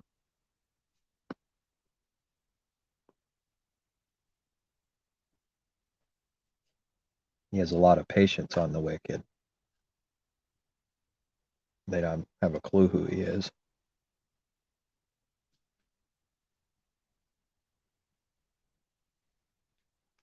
They're being judged, though. They're not getting away with it. Not forgetting that part of the judgment is getting addicted more and more to breaking his laws, which would be like American Idol, the people there. Part of, so this kind of judgment, it tricks man. He never believes at any point that he's being judged at all, and that all the evidence is pointing towards it. He can't get out of it.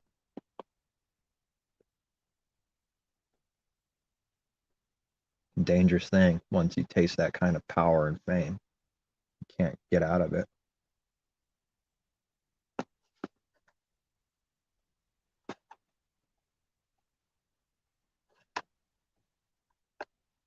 How come he said, "Away from me, Satan," to Peter? You don't want the things of the Creator. Was he talking to Peter? Well, yeah. Yes and no. That's what someone that's not, spiritual or has this understanding, they won't see or believe the enemy actually exists. And they might find themselves doing the same thing in their own mind, where you see the person, but you know why this happened, and you're talking about the enemy, putting this person in slavery.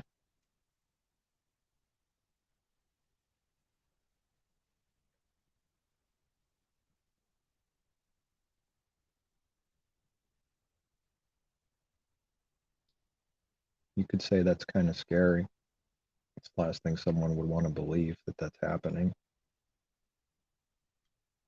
They're being seduced and controlled like that, tricked and deceived.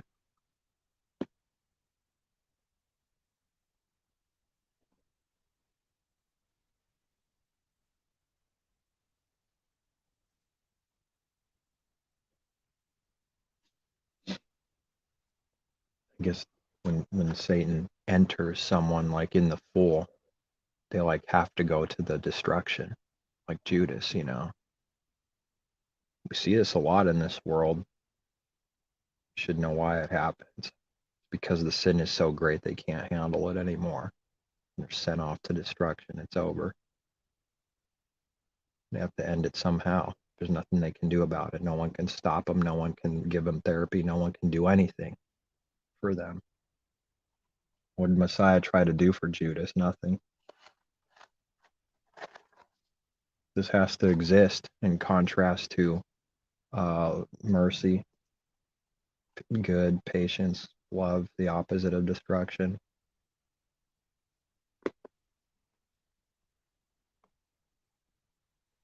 Someone could say that's very wicked of the Creator.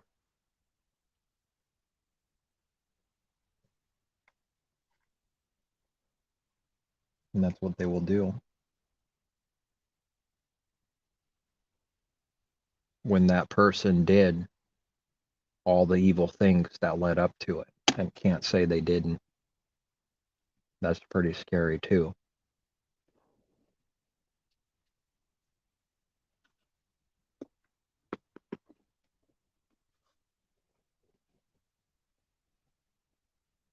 Or somewhere deep inside,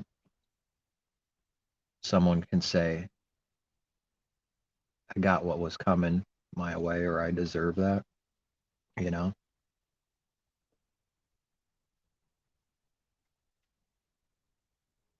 You wouldn't want to see it happen, but it happens a lot in Hollywood. Probably way more than they let out. Be my best guess, because they're trying to paint the picture, the cover, that it's wonderful and great, because they have to do the opposite of whatever truth is. That this wickedness and power and massive fame, which has to do for self, which is a deep, heavy sin, severe destruction. They're going to try to paint that as good, which means that they hate you and want to murder you, because that's what it does to get into that.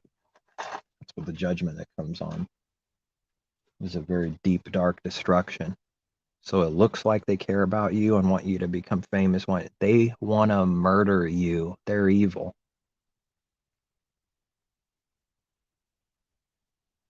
Can't go by looks. Can't go by what someone says.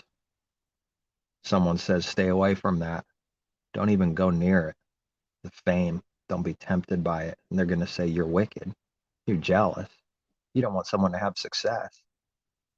It's all backwards.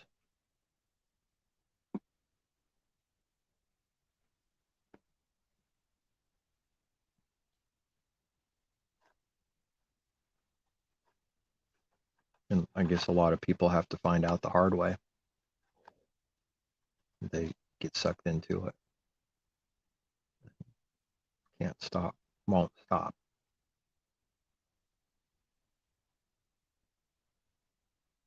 It's crazy. And they make movies about it. Sure they do. Dancing with the devil, making deals with the devil.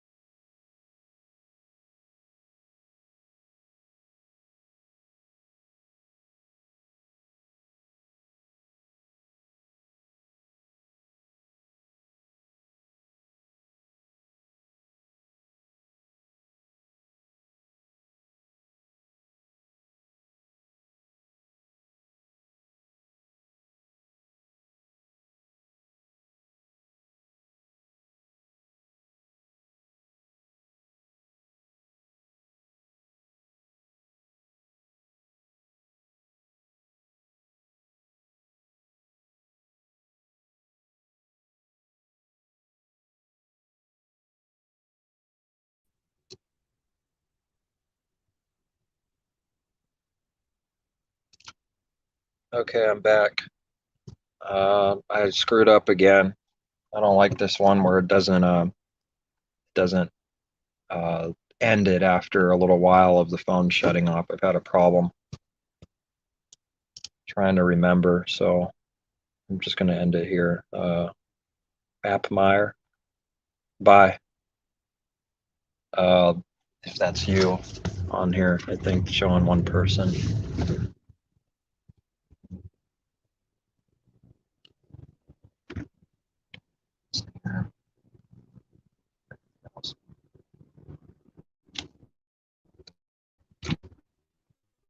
Right now.